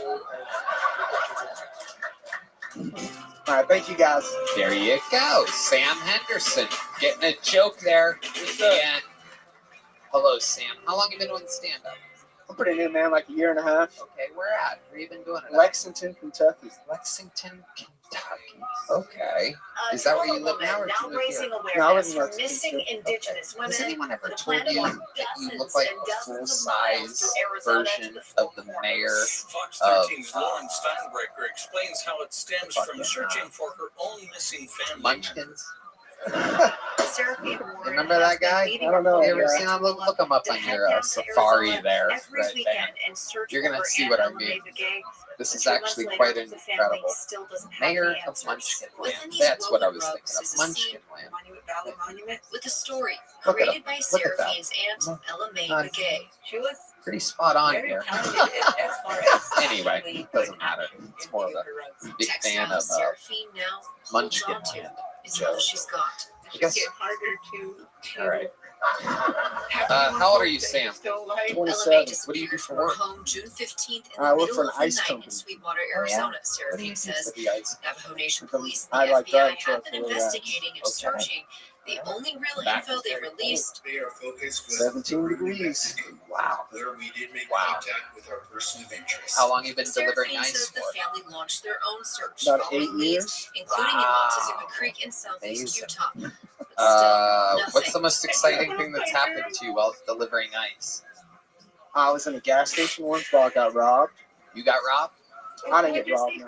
It got robbed. The Wawa got robbed in Philly. What? Amazing. You were in Philly? Yeah, I was working out of town in Philly. Okay. You were Seraphine delivering now ice in plans to walk more Philadelphia. than Yeah, we have like a bunch of 150 plants around miles there. in honor of her aunt's birthday next And what week happened? to What were you send a doing? message. Just putting ice in the icebox. Did Just you fuck try it to on my stop bed. the robbery? Did you open a bag and put it at the door so She they wants slip people and to fall know or something? Ella Mae and so I've been many watching all the other Home Indigenous Alones women recently, and missing, I'm that they matter, that they thinking about deserve to be tiny found. people. I can't show her respect while she's You laying didn't out there when I contribute or know help at all? No, no, I sat down like a little bitch. There you go. So, what type of childhood did you have in Lexington, Into Kentucky? Willa Lauren I Steinbreaker. grew up in Jacksonville, Fox Florida. I 13 was News, a Utah. pastor's kid Right growing now, up. Utah What? has Pastor's dozens kid of growing open up. missing Pretty persons easy childhood. cases. The Department of Played Public soccer. Safety has a list with photos and information for the Pretty cases standard. they've been So, authorized to share by What's the family most or exciting law thing about your enforcement. life, Sam? However, Hmm. this is not all that people Most missing exciting thing in about my Utah. life, I For speak more Spanish. information on any of Wow. these particular cases, Am I not That's a believing big it? deal in photos, Lexington, information Kentucky. for You your might be the missing only loved person one, in Kentucky that speaks Spanish. That's absolutely incredible. Can you give us a little example of your Spanish? Can you say something Now, when you're that talking the, about most of us think the cheap band money, can do I have enough understand? money? The horn players over there. Yeah. Soy gringo, pero estoy aprendiendo español. No, no. Wow, listen to those. No creo que soy fluente, pero creo que soy conversacional. Now we're talking hundreds of Pero trillions. yo sé que Tony es un maricón. Now keep in mind. Oh, you son of a bitch. You son of a bitch. Tu no bueno at la comedica. How about that, you piece of shit? I love it. Sam, what's your love life like? How do you think? Relative? I wish. Yeah. What's going on? They will do almost anything. I'm single right now. Even if it kills the planet. Got out of a relationship. Beginning of the year. Right now, there's 3 billion Just been souls doing on my the thing, planet trying to that do don't have any comedy. way to cook their food. I've been kind of planning on moving here, so I've been trying to get into a new relationship, anything. So. Yeah, you don't want to. You definitely want to not hook up with anybody just in case if you ever have to do Austin, Texas. Listen, dude. It's not completely dry, but I don't know. I'm too emotional to like always hook up with people like that. When you say you're too emotional, give us an example of what you mean by that. Sitting under the West. I mean, there are huge implications for this mistake that was made. It's just like after I finish immediately, I just feel disgusting. You know, I'm like, This is known by a number of people. it may be that like the girls aren't hot enough, it may be that, but it's really, I don't know. I'm like, don't touch me. I want to leave right now. Like, Do you have any tricks to get away or have them get away from you? Is there anything that you've said or done right after sex to get rid of the? no, dude, I'm not mean enough. I just sit there and despair. And you just feel disgusting. Yeah. Usually it's better like it's at their house. You can just get up and leave. Yeah. I feel you, brother. Fuck. When I know Cheryl wants to make love, I have a panic attack. I worry I can't finish, you know. Guys know this after about 6 months. It's really hard to finish. You know, you've got to find things in your life, you know, that you can take to the bedroom. I thought it was a joke, and it wasn't. And take, for example, me right now. I've been having some fantasies about this woman in the front row, and I feel horrible about it. But I can take that with me. Hopefully finish later. So try that, my friend. There's a little health advice from the great Rothschild. RFK Jr. giving you some really good advice there. Sam, I'm going to give you one of these little joke books. Congratulations. You made it on Kill Tony. There he goes. Sam Henderson, everybody. This is fun. You having fun, RFK? By the way, yeah.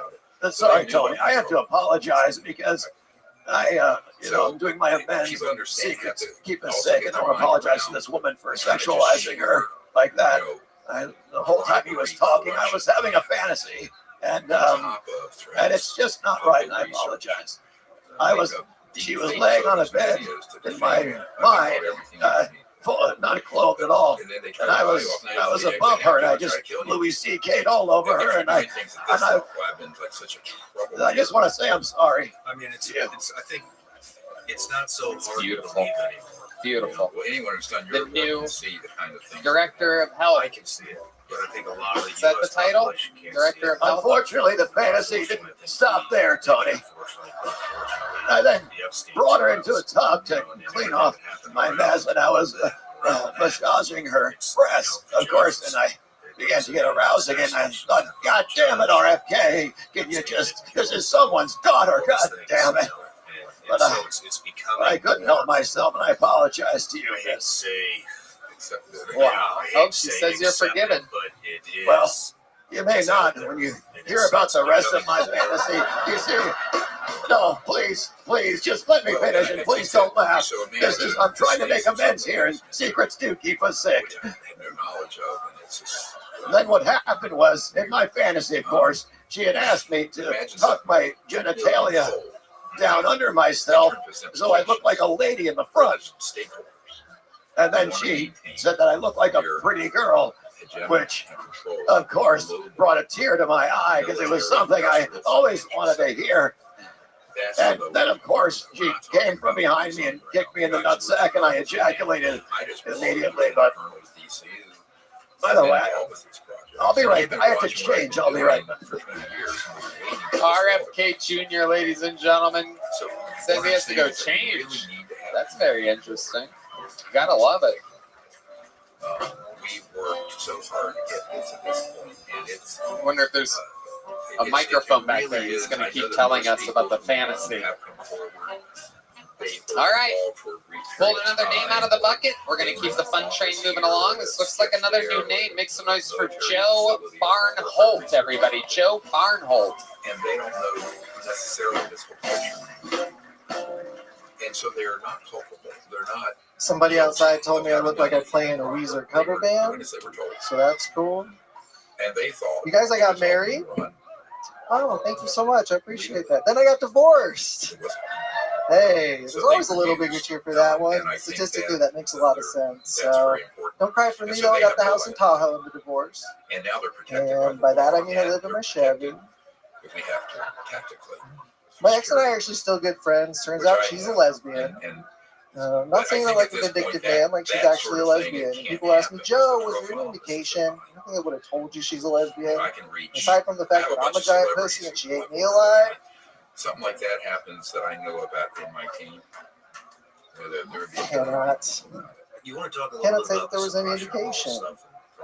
On a completely unrelated note, did you guys know that scissoring really hurts your balls? Well, Mockingbird was one project, but it's an ongoing like a lot. process that started really. You guys, I told that joke in Birmingham, Alabama, and a guy yelled out, "You're doing it wrong." Way more progressive down there than I was giving him credit for. Thank you guys. My name's Joe Barnholt. Joe Appreciate it. Barnholt. Wait a minute. Hi, Joe. Hey, how's it going? Welcome. How long were you married? I'm married for 5 years. We actually signed our paper on our 5th year anniversary. You were surprised when you found out she was a lesbian? She started turning into a witch towards the end of our marriage. Self-identified incense and moon she water. was and calling herself a witch. Yes. Wow. Yeah. Absolutely incredible. So, to say I was shocked would be a little bit of an overstatement. But You didn't think there was something lesbian-esque about her when she married a Rachel Maddow impressionist? You should see me when I'm clean shaven. I'm very lesbian. Amazing. So how did she break the news to you that she was interested in women?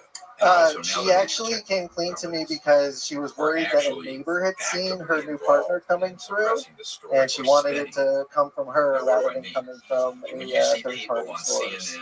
So she reached out to me and was like, "Hey, I need to confess I'm dating someone," and I went, "Oh, that's strange. It's a woman." We never had a threesome. That's unfortunate. Wow. Did you try to work it out and try to have that happen? Did you pitch that idea? No, we were kind of at the friend zone at that point in time. Our marriage had become devolved into friendship. They are. So no They have been. No kids? No. I know for a fact. Been told what to say, and so they say number one, first big line. Yes. These are a threat to the national Did that security. bother you at all? It's a Witch sound effect. great sound effect. The rarely used witch sound effect. Yeah. Redman has been lingering his finger over that button for 13 and a half years, just waiting for an opportunity. That's not the sound they make when you finger a witch. So That's a goblin laugh. I know a goblin laugh when I hear it. They will say. There you go. Okay. So, what do you do for work? I do comedy and music full time. What kind of music do you do? Comedy. And I'm in a band that does full band hip hop. In a band that does what? Full band hip hop? Full band hip hop. Yeah. What do you do in the band? I play guitar. I do rhythm and a little bit of vocals. A little bit of vocals? Yes. You do comedy, hip hop. No, so my comedy songs are all over the place. I do a song about Jesus, I just wrote a song about fucking Santa. Okay, So, can we hear some of your fucking Santa song? You gonna tell the band what to do? Sure, yeah. They're actually professional absolutely. musicians, so if you just tell them. So it's man, what's the style? It's just starts on G, the 1, the 4, the 5, and then God, you're turning us all into lesbians right now. This is so incredible. It's a slow song. Yeah, if you got a guitar, I can play it for you. Yeah. Oh, we do have the guest guitar. There's the lovely Heidi. Man, I literally with a guitar. I think it was during We're the gonna election. plug it on in. You got to put it on. mentioned that one of the most senior people is It's incredible. Reminds me of Colt. And we went to an Colt, this is unscheduled like commercial you. break. Colt, come up here, stand next to this guy. Take your hoodie and your hat off real quick. We're gonna do a little experiment to see which one is which. We will dump this Yeah, show. give me some of that Colt music. Look at that, everybody. Look at that.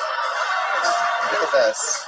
Just stand up there next to him like you guys are conjoined twins. I just want you to stand there with them. No, leave the hat off, Colt. Leave the hat off. Very good. There you go. Yeah, perfect. All right. There we go. That's the spirit. The G to the 1 to the 2 to the 5th, and here we go. Hey, So anyone who here we go. thinks We're the gonna go. media doesn't Colt, purge I love you, Santa. whistleblowers, You're on the way. It's almost Christmas, and you're dressed in a sleigh. Put me on the nice list, you're a good little boy. But we could be naughty if you bring me toys. Oh, Santa, come fill me with joy.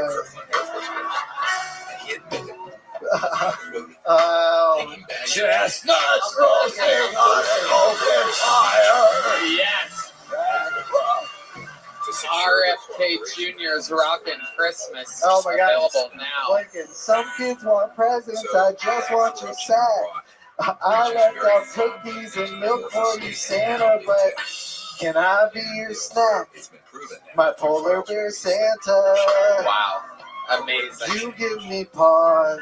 We had a whistleblower that put his interview. Santa, yeah, Shepherd boy to the mic. I did the interview with him.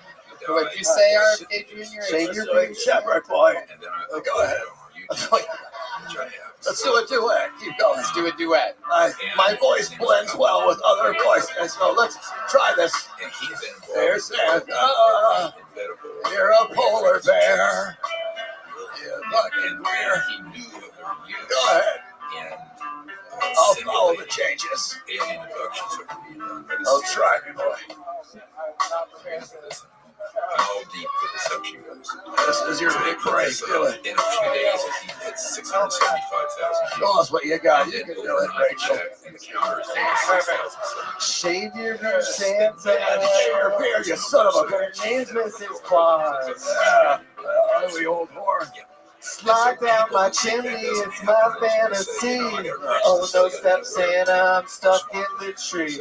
Santa, come bring it to me, yeah.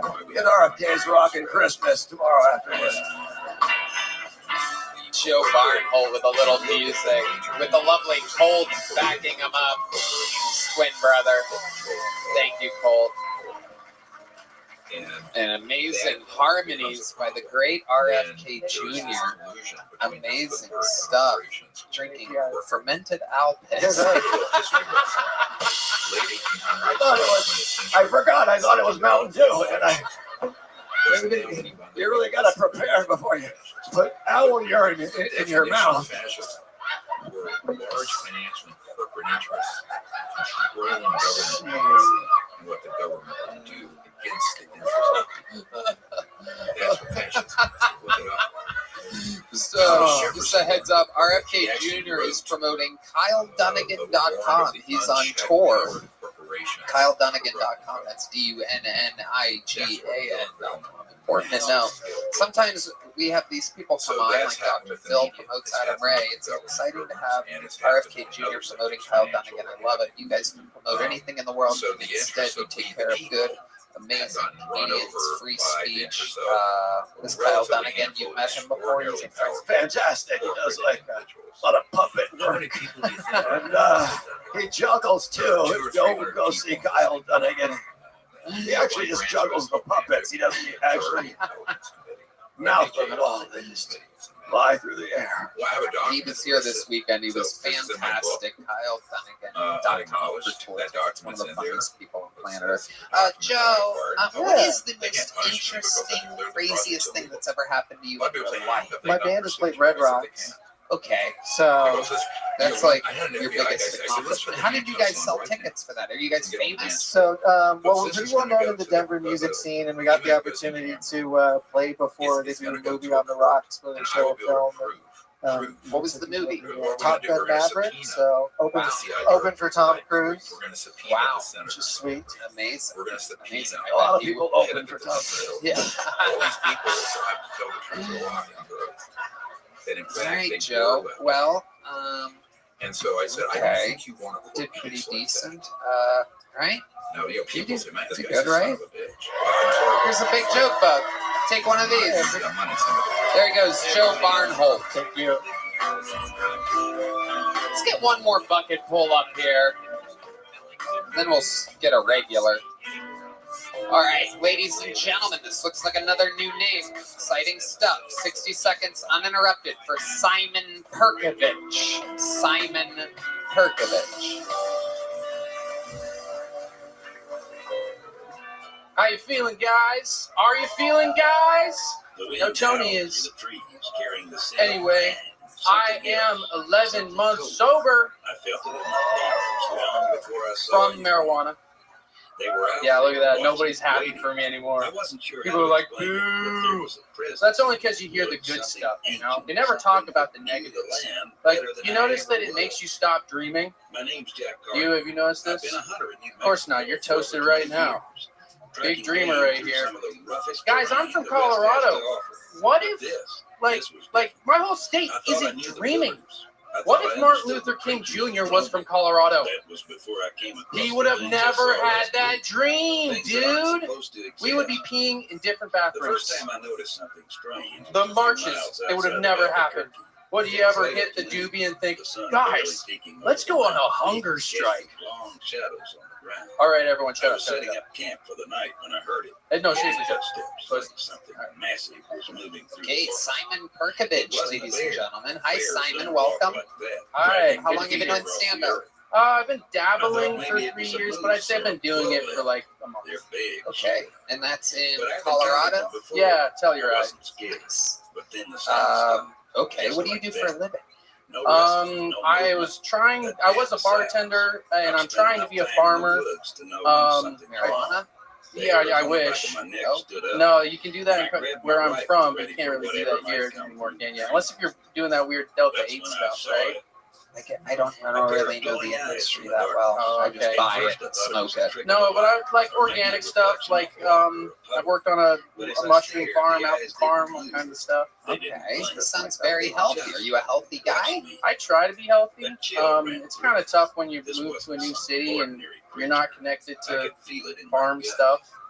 Mostly you do eat healthy. Yeah, I think so. What's a guilty pleasure for you? What's something that you eat that's unhealthy? Guilty pleasure. I love donuts. Like donuts down the way. Kind of been fucking me up lately. Yeah, how's it been fucking you up? Well, so I live in a van, and I gotta find a. What? That's not funny. Shut up. Nobody laughed. You're right.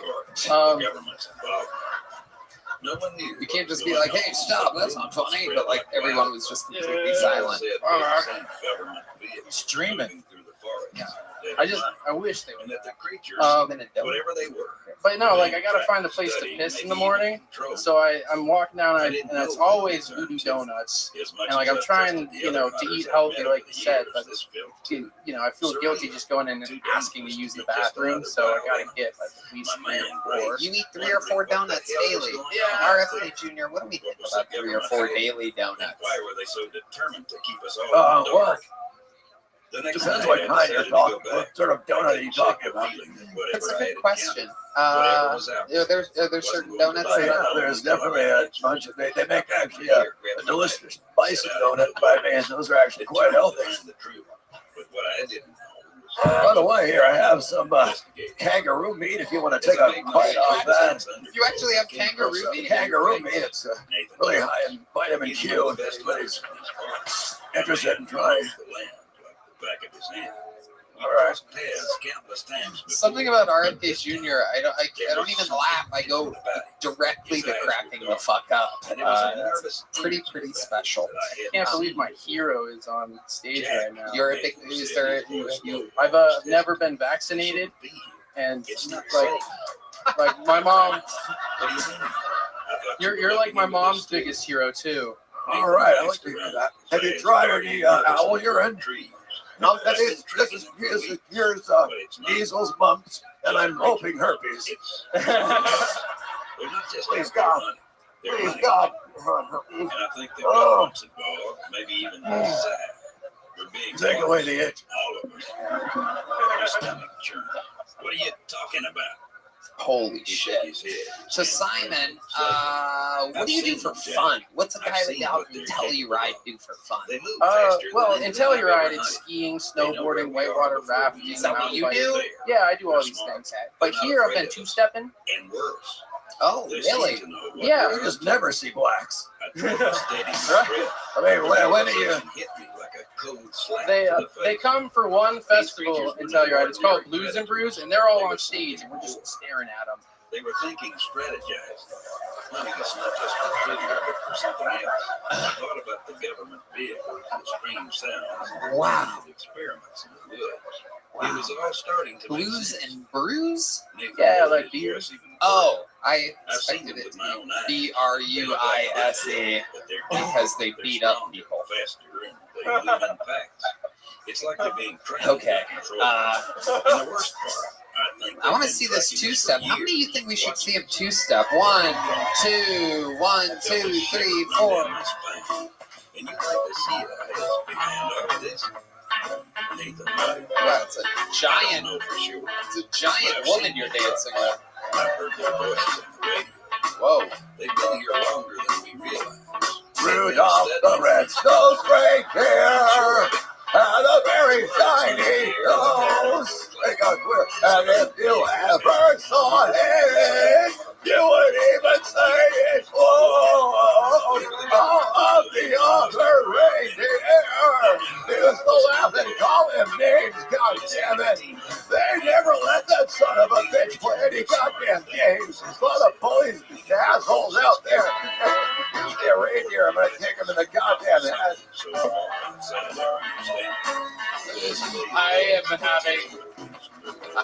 I am having so much fun right now. Oh my god. Yeah, it's real hard two-stepping alone. Yeah. I couldn't sleep at Yeah. night. All right. Obviously, it's also hard doing comedy alone when you're you. Simon. What's your love life like up in Telluride? Telluride, nothing. Here, I had a girlfriend and she. So wait, you moved here? Yeah. Okay, I must have missed that. How long ago? Like a month ago. Okay.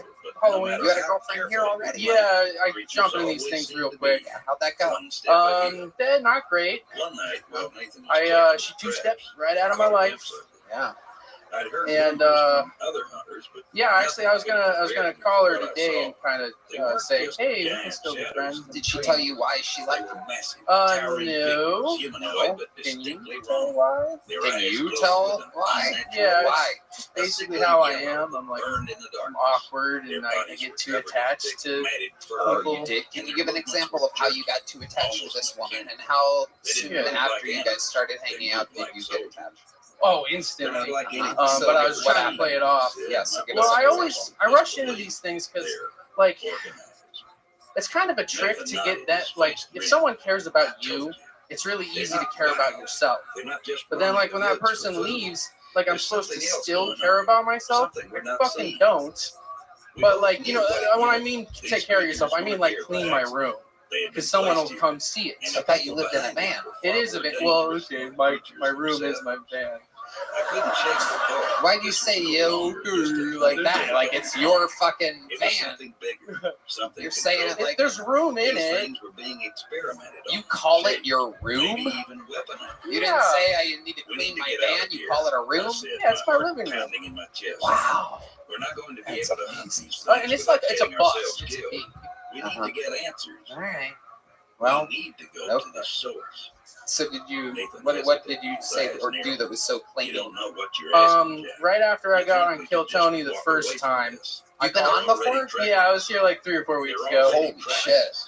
You made me talk about having lichen sclerosis, which, by the way, I've admitted to like my parents and then you. and everybody in the world. Okay. Whoever was behind this had eyes everywhere. Did you look different They a had few the weeks power ago? to control I had a these beard. monsters. Okay. They would That'll do do it. whatever it Yeah. took to make sure their experiments Here's a little stayed joke secret. book, Simon. Congratulations. You've been pulled out of the bucket twice in a month. There he goes. We're going to move it right along. Ladies and gentlemen, it is indeed time for a regular. 60 seconds uninterrupted from one of the greatest regulars in the history of the show. A freak of nature out there, touring, selling out absolutely everywhere. Truly one of the fastest growing comics in the world. This is a brand new minute from the one and only, the great and powerful. This is Cam Patterson.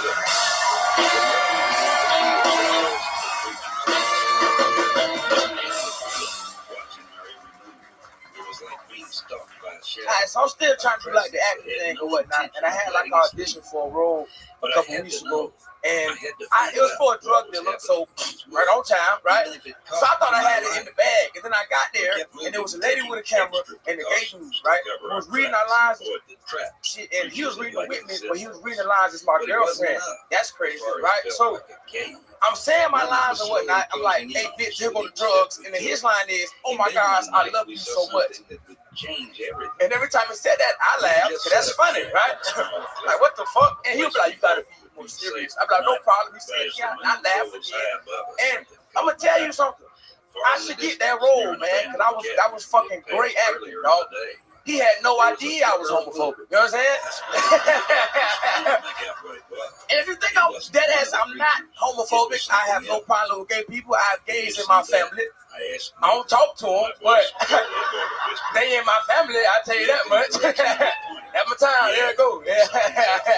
There it is. Exactly a minute. RFK Jr. What do you mean?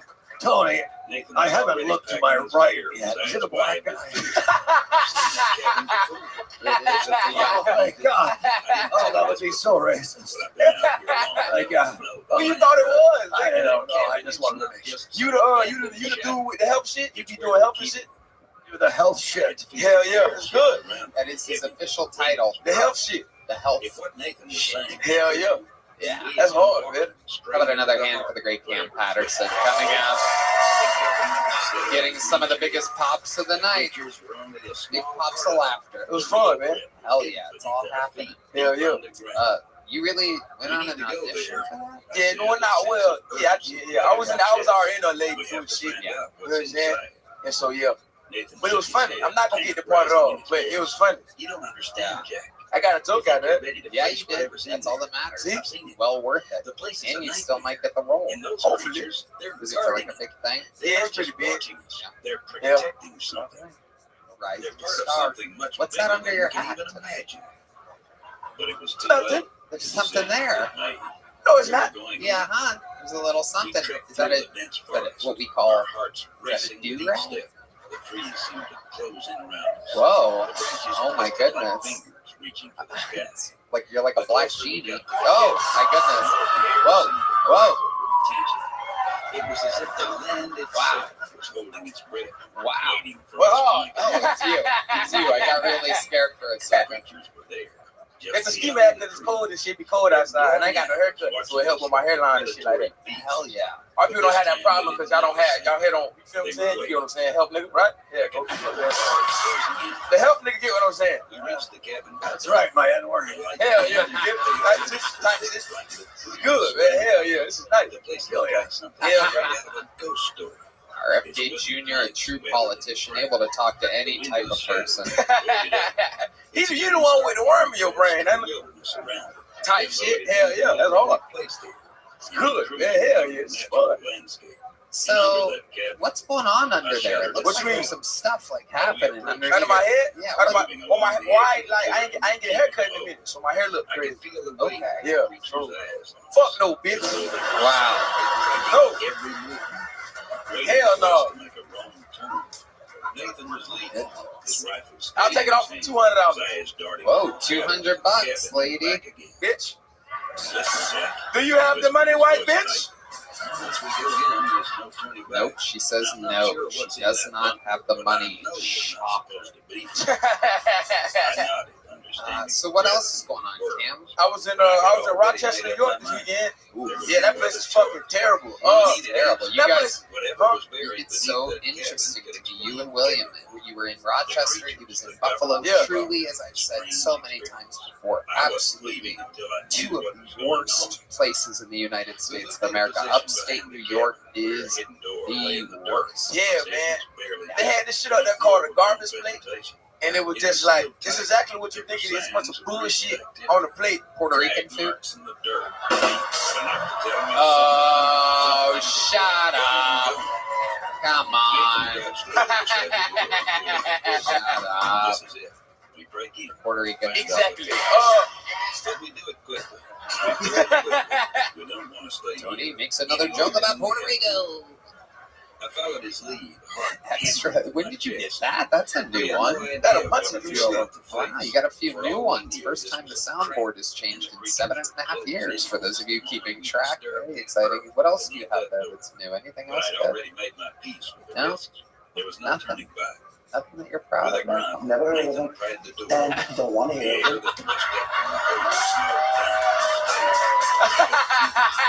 Oh, I just got it. I just understood what that was. That's funny. We descended, each step creaking beneath their weight. That is so funny. Where you get glasses from? Stepping into the belly of a beast. He always had At the glasses. bottom of the stairs. Sorry, I'm distracted. I was sending a dick pic to a journalist.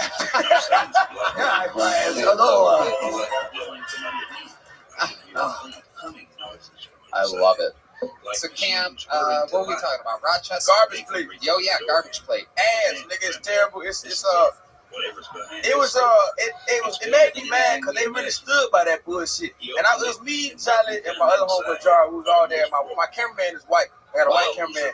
Yeah, reparation. You know, white people out of shit like that. I'm a good person. You know what I'm saying? Whoa, what? Just the beginning. They were experiments, twisted and altered.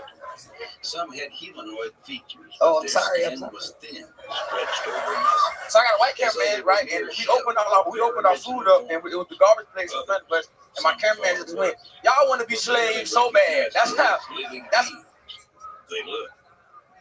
There were men in That's how terrible the food was. It looked like slave food. It was terrible. It was god awful. It made me upset. I wanted to kill those people. Yeah.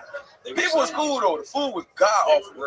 Freezing cold up there. It was cold as shit. It was cool. I like the cold. Now, man, I'm a real travel person. You know what I'm saying?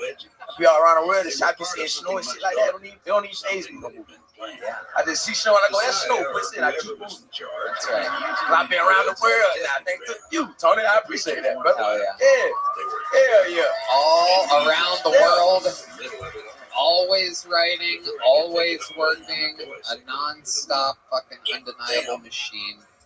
Hell yeah. Ladies and gentlemen, the great powerful Cam Patterson, everybody.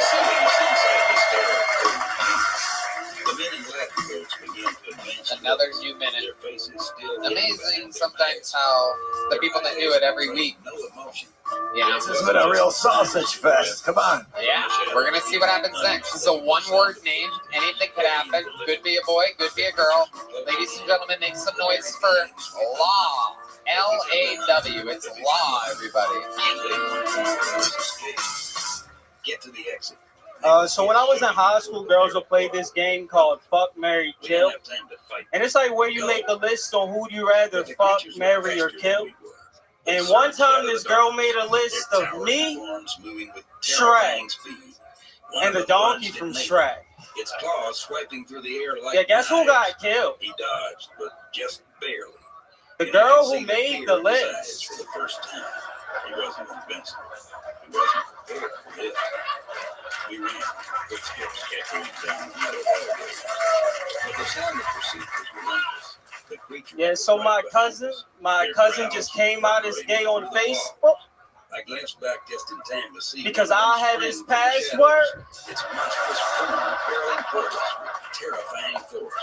I barely managed to dodge, but Nathan wasn't so lucky. The creature grabbed him by the leg and pulled I remember him one to the time my ground. girlfriend and I His were screams having echoing sex, in the stillness. and she kept saying, "Is it in yet?" Hard gripping my chest. And as a man, that's not something you want to hear I had to keep moving. when you're fisting your girlfriend. Not when I was so close to the truth. I pushed myself harder. My legs were being stiff as I rushed toward the exit. Law, ladies and gentlemen. What up, The what up? Kill Tony debut of Law. What's good, brother? Wow, very impressive. Welcome, welcome.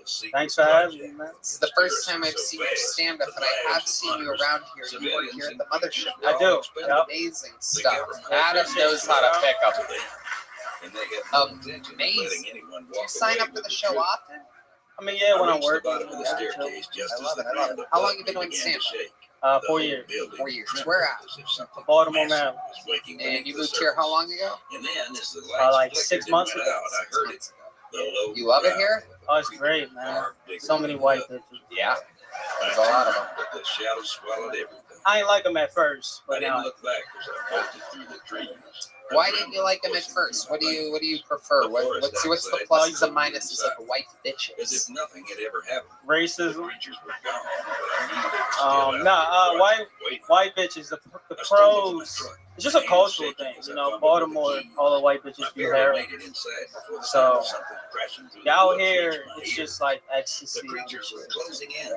It's pretty chill. The cons, yeah, their dads hate them. Right. And it was more horrifying than I could have ever imagined. As I drove away, I couldn't shake the I feel like I'm a feeling lovable this was guy. over. Whatever You are. Appreciate it. Yeah, I can see that. You're extremely likable. Your delivery is incredible. Writing, execution, fun, everything amazing. Thanks, man. What have you been doing for work up until? I was a middle school special education teacher. Whoa. Yeah. Aw. You could hear all the white women going, aw. Yeah. They really all hit that note. Yes, sir. Amazing. What was that like for you? Oh, it sucked. Yeah. It was terrible. I mean, I did it it was in Baltimore, so it was just chaos. You know, it's hard to teach a kid after you call you a name. You know? It's pretty difficult. Yeah. But I had to do it. Yeah. You know, I taught that kid about slavery and everything. Yeah. They're allowed to call you that in the school, right? Unfortunately, yes. Anything so much like gutted deer. I'm a hunter. Well, but you. Yeah. But it didn't compare to We can restrain them though. So like I had to like learn different holds to restrain a kid. Yeah. So like I did get a couple of licks. And I was like, surely this guy knows that other people Absolutely. smell this. I looked, Were there any special ones that stood out to you? Oh man. Oh yeah. Nonchalant. I mean, I'm not gonna say his name like that. Right. His name was Wayne. And the guy in front of me steps up. He got a pack of cigarettes. there was this chunky ass white I kid. remember that. And He got a pack, and I'm like, I mean, I'm obviously almost he was gay. racist, Okay. but he like loved me. I got it a deer So all of the before, races would it come didn't. towards me. So It's he would close. get into these My things breath called like smelled the crisis, same. where like he And would the just heat was flip the like you were table standing in front of one of those and heat you know he lamps at Burger hit King all the or something. kids, throw the And I'm dash, thinking like, and then I'm he sure everyone say can the smell N word, this. Right then he and he'd turned. be like, "See, you're I'm making me facing the camera. racist." I guess you'd call it quartering. His right I don't shoulder think was this kinda guy lined had up any with my mental left. problems whatsoever. Yeah. 2 feet behind. Yeah, it was. I'm 6 foot. It was so tough. He was probably 6 You know, foot. but at the end of the day, I mean, As he loved turned. like Have cops, you ever like had a police joke? officers. Like a private They all joke do. Yeah. between you and a friend. And we gave each other that look. Yeah, it's just He the did lights that on out the of car. Yeah. He kind of just sort of turned his And head. so we would just bring in a police officer And at he the was end of the looking at day, me out of the and he corner would of just be his chilling eye with like he Wayne, was smiling at me. and then Yeah, I get to leave. I didn't tell your screener this, but You left he him was with a talking police about officer? Clyde Lewis Carlson. Oh yeah, It looked like his No. mouth didn't fit his you teeth. could teach the cops Now and they stuff weren't like that. pointy or jagged, but it was like Or they the could teach skin him. was scratched. You know, He Tony, I turned hate to and sort of interrupt. cocked his head I'm getting a little. and gave me this What did you sort say of your name weird was? half-lit His grin name? and walked Your away. name? Law. Wise tells the caller that he I'm sorry. believes that he I encountered don't. the grinning I probably man. shouldn't tell this It story, scared me. but To this day, this was 92. I was in Da Nang about I even had 8 clicks out of I Saigon, never and smelled anything like I it. was helping As I this got closer to it, the girl heat was across the fucking border. Her infectious. name was Law, And and I haven't looked at thought the about her in lady years. behind Anyway, was she missing stepped on a landmine. whatever she had in her hand. It blew her I into know she was 2 in. pieces, and And it was like a chicken when she kept walking. There's two separate beings. And she came to me like, help. I pushed her together, but it was too late. But anyways, it was a funny set. Great time. Oh my goodness. Law. Sir. So being raised in Baltimore, you were around a lot When I of was hunting with black my men, father, I right? encountered something not human. Yeah. It was around 9 or 10 And p.m. your name and we were is making our way Law, back through the L-A-W. So did a lot of those guys try to break you? Because I hear that they love we always kept our guns loaded. Black men breaking men. breaking laws. Black men love breaking laws. Your name is Law.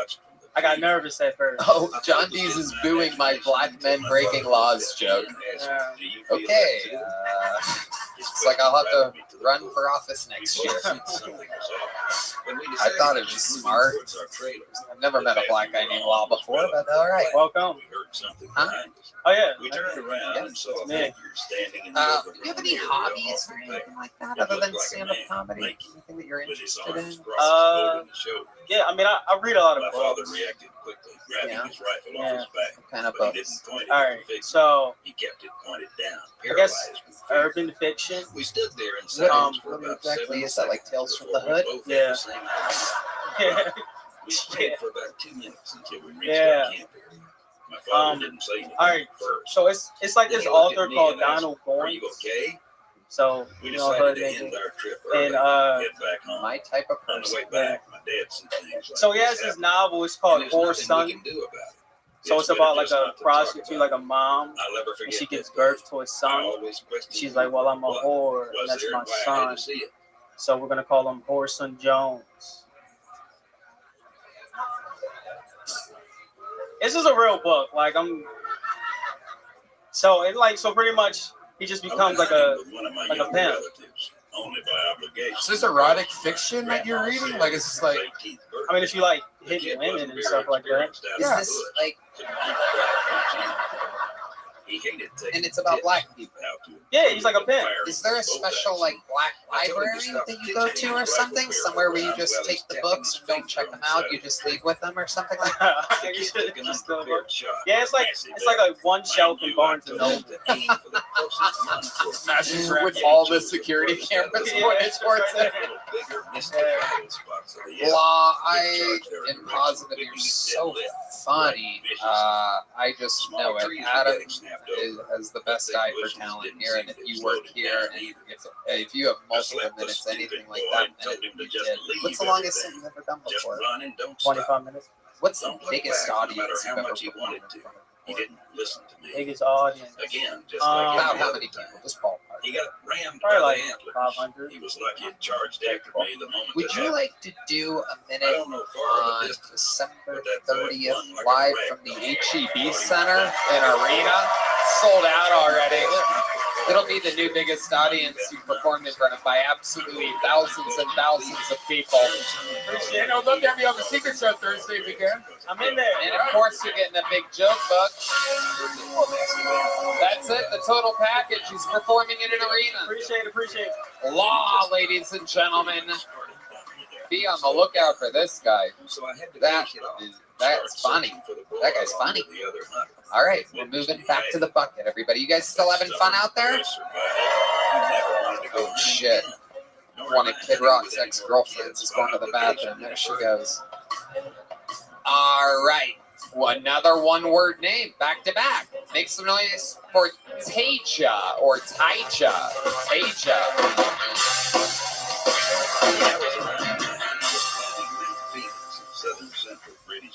How y'all doing? How the rest of y'all doing? And my parents. Good. Now y'all look good, man. It's a very diverse room. Of white people. All right. Now white people make some noise. But the snow formed a nice. All right, black people make some noise. I came across what looked Don't make no more noise, bitch. That shit was crazy. blood around the heel. Nah, look, okay. Let me get up to it. I just went bowling with my grandfather. 70 years old. You give it up there. You give it up there. Yeah. He whooped my ass though. Beat the shit out of me. After he beat me, he got in my face. He said, "That's how you bowl, nigga." My granddad's white, by the way. Like that, like my racist granddad. Man. He looked like you, nigga. I ain't gonna. Nah, man, I am biracial though. I grew up with a white dad, and it's crazy. He used to make me do yard work all the time. Some shit just don't feel right. You know what I'm saying? No, he used to say, "No, you need to make sure that yard look nice so people don't think we white trash." I was like, "We? They gonna think I'm a slave, boy." All right, that's my time. Thank y'all. Okay. Taija. Am I saying that right? Taija. Taija. Taija. That's a tough one. Everybody mispronounces that one, right? Oh, God, I knew a girl and never. Oh, I want to. Oh, come on. Don't hold back now. As tame as the last story. Well, I figured he might have a doe near his stand. the one where you put a person split in two back together. It's worse than that one, and I'd rather not say it. All right, Tony, it's a comedy show. After dark, they meet back up for dinner. Taija. Well, so you're half white. What's the other half exactly? Black, you see, Just straight up black. The guys go out and search for him, fearing he may have gotten Ethiopian? Nah, nigga, just like. Do you get that a lot? Nah, I get a lot of like miscellaneous shit though, like Hawaiian. Yeah. Star. Miscellaneous. I'm saying that right? Now you are. Yeah. I'm saying it right. You Nigga, fixed it. You said Michelinian twice. Miscellaneous. Yeah. Okay. Yeah. We there. I love it. We there. Okay. So, just regular black and white. Dad's white. Mom's black. Are they still together? Hell no. Why not? My mama crazy, man. She just a crazy bitch, but she crazy. I love her, but she crazy. I love it. Tell me more about your crazy black mother. She got multiple sclerosis. Y'all know what that is? Yeah, but I think she lying though. That's the thing. I don't think she being for real because she like to smoke. So when she got it, she got a weed card, her little license or whatever. And I think she's lying. I do think she's lying. My dad's reasonably crazy. Oh, tell us about your crazy white. She got 3 baby mamas. And, I said baby mamas, so they all black. They're all black. Wow. He smoked Black and Mounds. Wow. This is a white guy? Yeah, really white. He kind of looked like Red Band, just a little bit. Whoa. I swear to God, y'all think I'm bullshit, nigga. No cap on God, nigga. What's his name? Like Roger or something? Does he have a white Harley. Harley? Like a What is it? Oh, what is that? It's amazing. Yeah, it's incredible. What does he do for a living? He a realtor. Really? He sells real estate. Yeah. And he's got 3 black baby mamas. Wow. This is absolutely incredible. Who is the one with MS? My mom. All right, I want you to do something because I can cure this. All right, listen. No, I want you to give her this. It looks like a lifesaver. It's not. This is dehydrated bat cum. It's got that's all you need to do. She'll be as good as gold in the morning. Real nigga. Yep. So, what do you do for a living? I'm an electrician, but I ain't working right now. You know how to elect trash? Yeah, I know how to do that shit. Yeah. You know, Where'd you learn that at? School? Trade school. Trade school, yeah. What do you do for fun? Some hobbies other than stand-up comedy? No, yeah. I've been eating a lot of pussy with my shoes on. Okay, that makes sense. You look like Brittany Griner, so that makes sense. Eating pussy with your shoes on. Is there a reason why you leave your shoes on? Nigga, because if it tastes bad, I can walk right out of that motherfucker. I ain't bullshit, nigga. And if it smells bad, it's definitely not your feet. Yeah. I guess, yeah. Indeed, sometimes the taste of pussy is so terrible that I cannot even take the time to put my shoes on. I must have them on already. I'm just like you, Tasia. Tajay. Yeah. Tajay. Me and a group of my friends. Tajay. Write it like I We said stayed it for out. 5 days. Okay, how many times have you eaten a pussy in which you would need your shoes on to immediately evacuate the premises in a timely, unbelievably timely manner? And how many licks does it take before you realize it's too many or it's too not good enough for you? Well, that night he had It happens pretty fast because, like, you can notice as soon as you pull the pants down, that shit will just hit you, nigga. Oh, Like, you know what I'm saying? Yeah, like I ain't eat bad pussy before, nigga. Well, yeah, but that seems like it happens a lot for you to leave I mean, your not shoes a on lot, by not a default. lot. Have you ever taken everything off except for your shoes? No, that'd be really black, nigga. That's super black. I wouldn't do that shit. That is super black. Yeah, that is super black because black people in porns leave their socks and sometimes their shoes on. Sometimes their shoes. You ever watch porno with blacks, Red Band? Yeah, only the black one. My grandfather, who lives in northeastern Pennsylvania. There you go. Yes, to make it look like he's super straight. Can't even have guys in the porn. It's just women on women on women. Yeah, There's just like mountains of women. black women get Well, what from behind? I want to know if you can even guess what happens in a porno with women. Okay. I do have a girlfriend, though. You do have a girlfriend, and you take your shoes off for her. Nah, her pussy smells good. Right, yeah, that's what I'm saying. So shoes off. Yeah. Okay, how long have you been with this girl? Oh, 5 years. What does she do? She actually is in school to be a gynecologist. Wow. Yeah. Does she ever teach you any of the cool things that she learns? Nah, I don't think so. Totally unnecessary profession, but okay, go.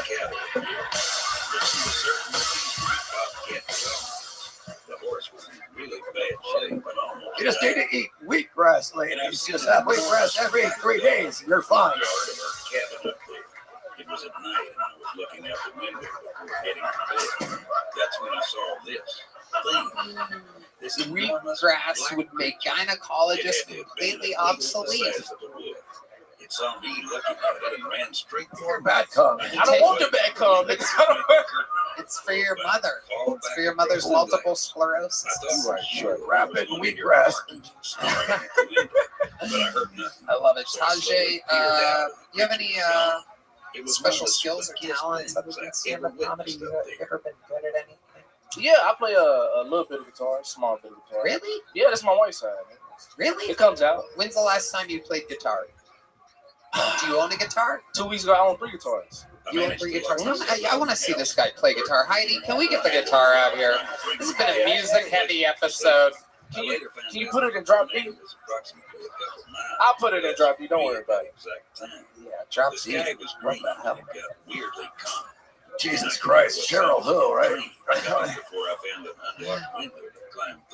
Drop D. And he needs a pick. Give him a hair pick, somebody. How does that not get a bigger? You guys have any black friends out there? Can I get a pick, a hair pick? My daughter and I regularly Nothing from these people. Why would he need a hair pick, Tony? Why would he possibly ever want a hair pick? Jingle bells, jingle all the way. Everybody is to ride the homeless on this way. Hey, jingle bells. An amazing rendition of Jingle Bells from First RFB. black nigga to play guitar. First black nigga I can see that can play guitar. We go. No, we've had black guitar players on before. Madison Square Garden and whatnot.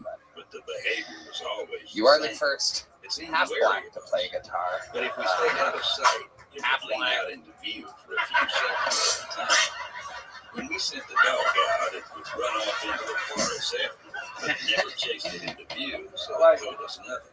I'm gonna tell you, my girlfriend is Puerto Rican. Oh, okay. Yeah. All right. Did she vote this election? No. But she heard about the incident. Yeah. What did she have to say? She wasn't even mad. Nigga, she wasn't mad at all. She's dating. She's called you the N-word like 5 times. Yeah, I think we're probably good. Do something about it. Give me the word, Tony. I'll take care of it. She wasn't mad. She's got to get some humor. Yeah, she said she loves gay guys. Maybe she loves them. Well, Very good. You know who? Hey, watch it, pal. All the Puerto Ricans have a great sense of humor. A little fun fact: one of the highest rankings of sense of humor of all the races. Study this.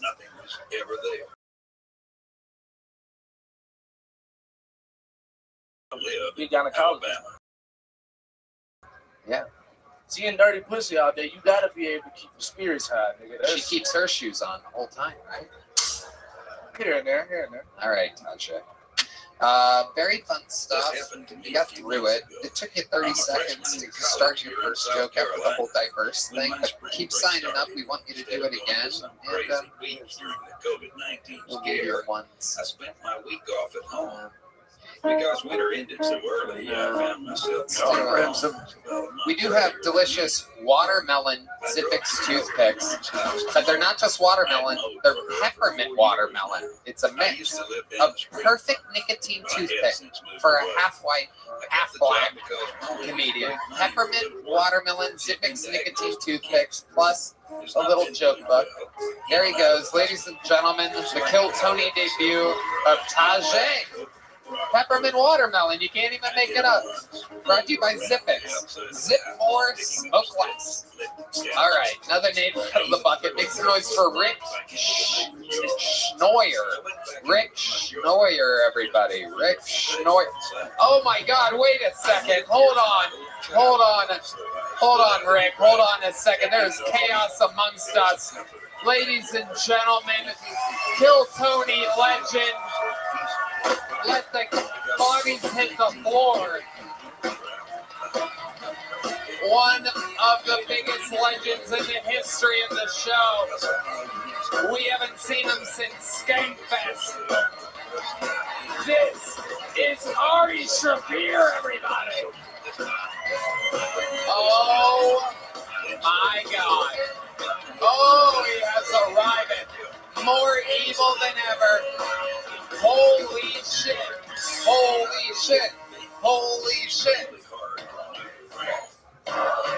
Shut the fuck up! I was in the back for a while. I was just see ethnic comic after ethnic comic. And wherever the fuck you are, probably it's another one. You're a single goddamn Jew on the show, Tony. It's been 16 months since that fateful day on October 7th, and they still haven't brought the hostages home, and you guys aren't doing a goddamn thing about it.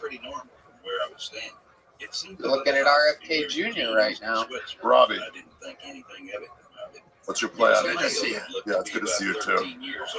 What are you doing about fentanyl, buddy? I'm really worried about it. Nah, it's not a big deal. It's horrible. So I reluctantly turned off. Sick. I'm going to party. I'll see you guys later. Thank you very much. You're not going to hang out, Ari? Show me. It's just another fucking 20 or 30 minutes or so. I got shit to do today. What? Today? It's 10 p.m., Ari. I mean, you're wearing the perfect shirt. Ari Shaffir, ladies and gentlemen, joining the fray. We're just about to watch this guy do an uninterrupted 60 seconds. How you feeling? You ready for it? Oh, yeah. Stop. I'm sorry to interrupt. That was my It's all good. Ladies and gentlemen, we're going to do it all together. How about one more time for Rick Schnoyer, everybody. Thank you. Yeah, so I was in the HEB parking lot the other day, and I almost got hit by that thing. I forget what it's called, but it's kind of like the human centipede, except for shopping carts. Oh, the train shopping carts. Yeah, I'm just minding my own business, and almost that train ran on me. Man, my ass, you know? I've read the stories before. I don't know, a train would be a lot. Give me a threesome though, any day. Specifically one with two girls. There's a water fountain. I feel like a threesome with a dude. It's kind of like going to a diner and you order a sandwich.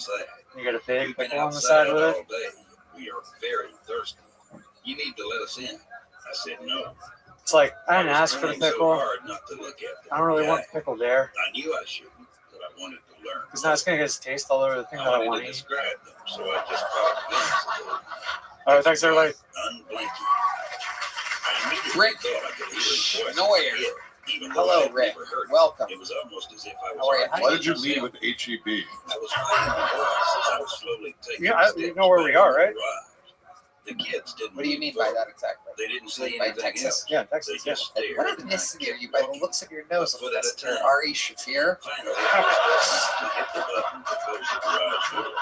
I could still see their feet unmoving. I'm actually The door German. slowly And, closed down completely. Oh, forcing wow. me That into is the opposite of what I would have For guessed. about 3 seconds, I was Look at relieved you, that I though. escaped. Then I realized I was trapped. Amazing. I How can't long you get been on into the main stand-up? part of the ladies' house, like and I off and can't on go back 4 out years. the front. When you say The off only and on, option is to mostly leave off, through I'm the back guessing. door. By Yeah. the way that When I minute came went, in through. why I off so quickly checked much? for what I came with You know, and realized I that just thought my it was something keys, which No, I I don't carried know. remember stuff in And I my don't know what pocket other earlier. stuff you would do. When I Now did in this, the I palm put of my myself in hand, 7 days a it week, dawns on absolutely me that I obsessed can't every even single night remember forever for what years. I So I don't know. What do you mean by that other stuff you do? There's Well, just I too would much go for to me like handle open mics in the maybe darkness once of the a month. garage. Isn't So why heavy. would you? So I opened What? the door and the sunlight So, washed That's on like me. practicing guitar I once a felt so month. happy. It left me Sure. unprepared for what Okay. happened next. So I do you closed love the it? door Like, and turned the corner to why? make my way to the front. It's And the oldest something was that alone, I was very blocking my path.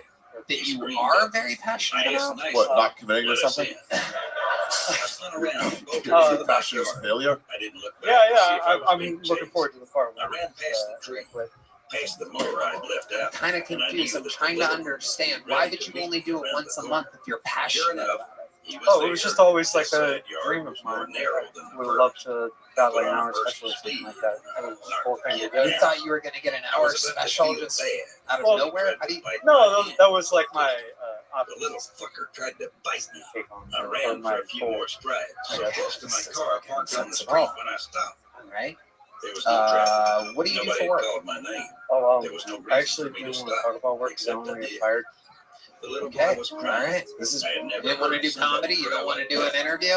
It was just fucking No, I'll incredible. talk to you about anything else. What Let's field talk of about work I do you? turned around and he was sitting up beside me. I wanted biology. to walk back and help him. Are you good at it? I wanted to open the garage I'm and find a way actually in the biology house to let him myself. use the phone. So I wanted to do What everything does that in mean? my power to help him. Are you a child Leave medicine? the house, he said through tears. Almost brainwashed a second time. Wow. Okay. Can you tell us anything interesting about your entire life before I get you out here in a record-setting length interview? yeah, sure.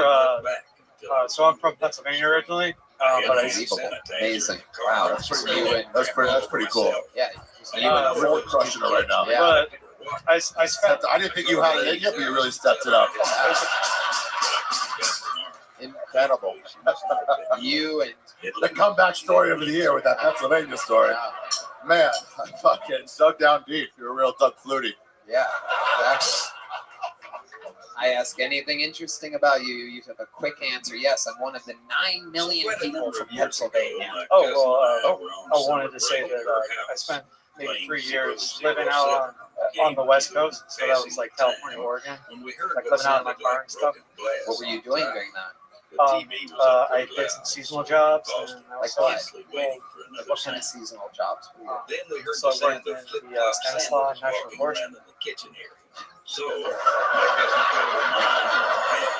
She asked my aunt, she was a nurse, if she was home from work. What did you do in the My National aunt was not Forest? home. I just like hiked around. Hiked around. Amazing. I gotta tell you, you might be one of the truly most boring fucking human beings that's ever signed up for the show. Absolutely incredible. I wish you the best of luck in the world of biology. Well, you do work in biology. Do you have any questions for RFK Jr.?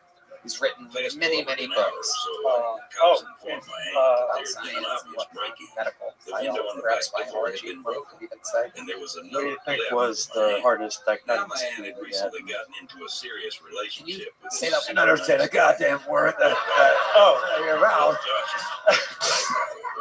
Not so nice. I would like to introduce you all, though, to my cricket. This is actually, these are very good pets. If anybody, they have the most protein pound per pound of any animal. This is little Marilyn Monroe. If you stroke her enough, she squirts. I'm not hurting her. I'm not hurting her. I just got her right here. She's all right.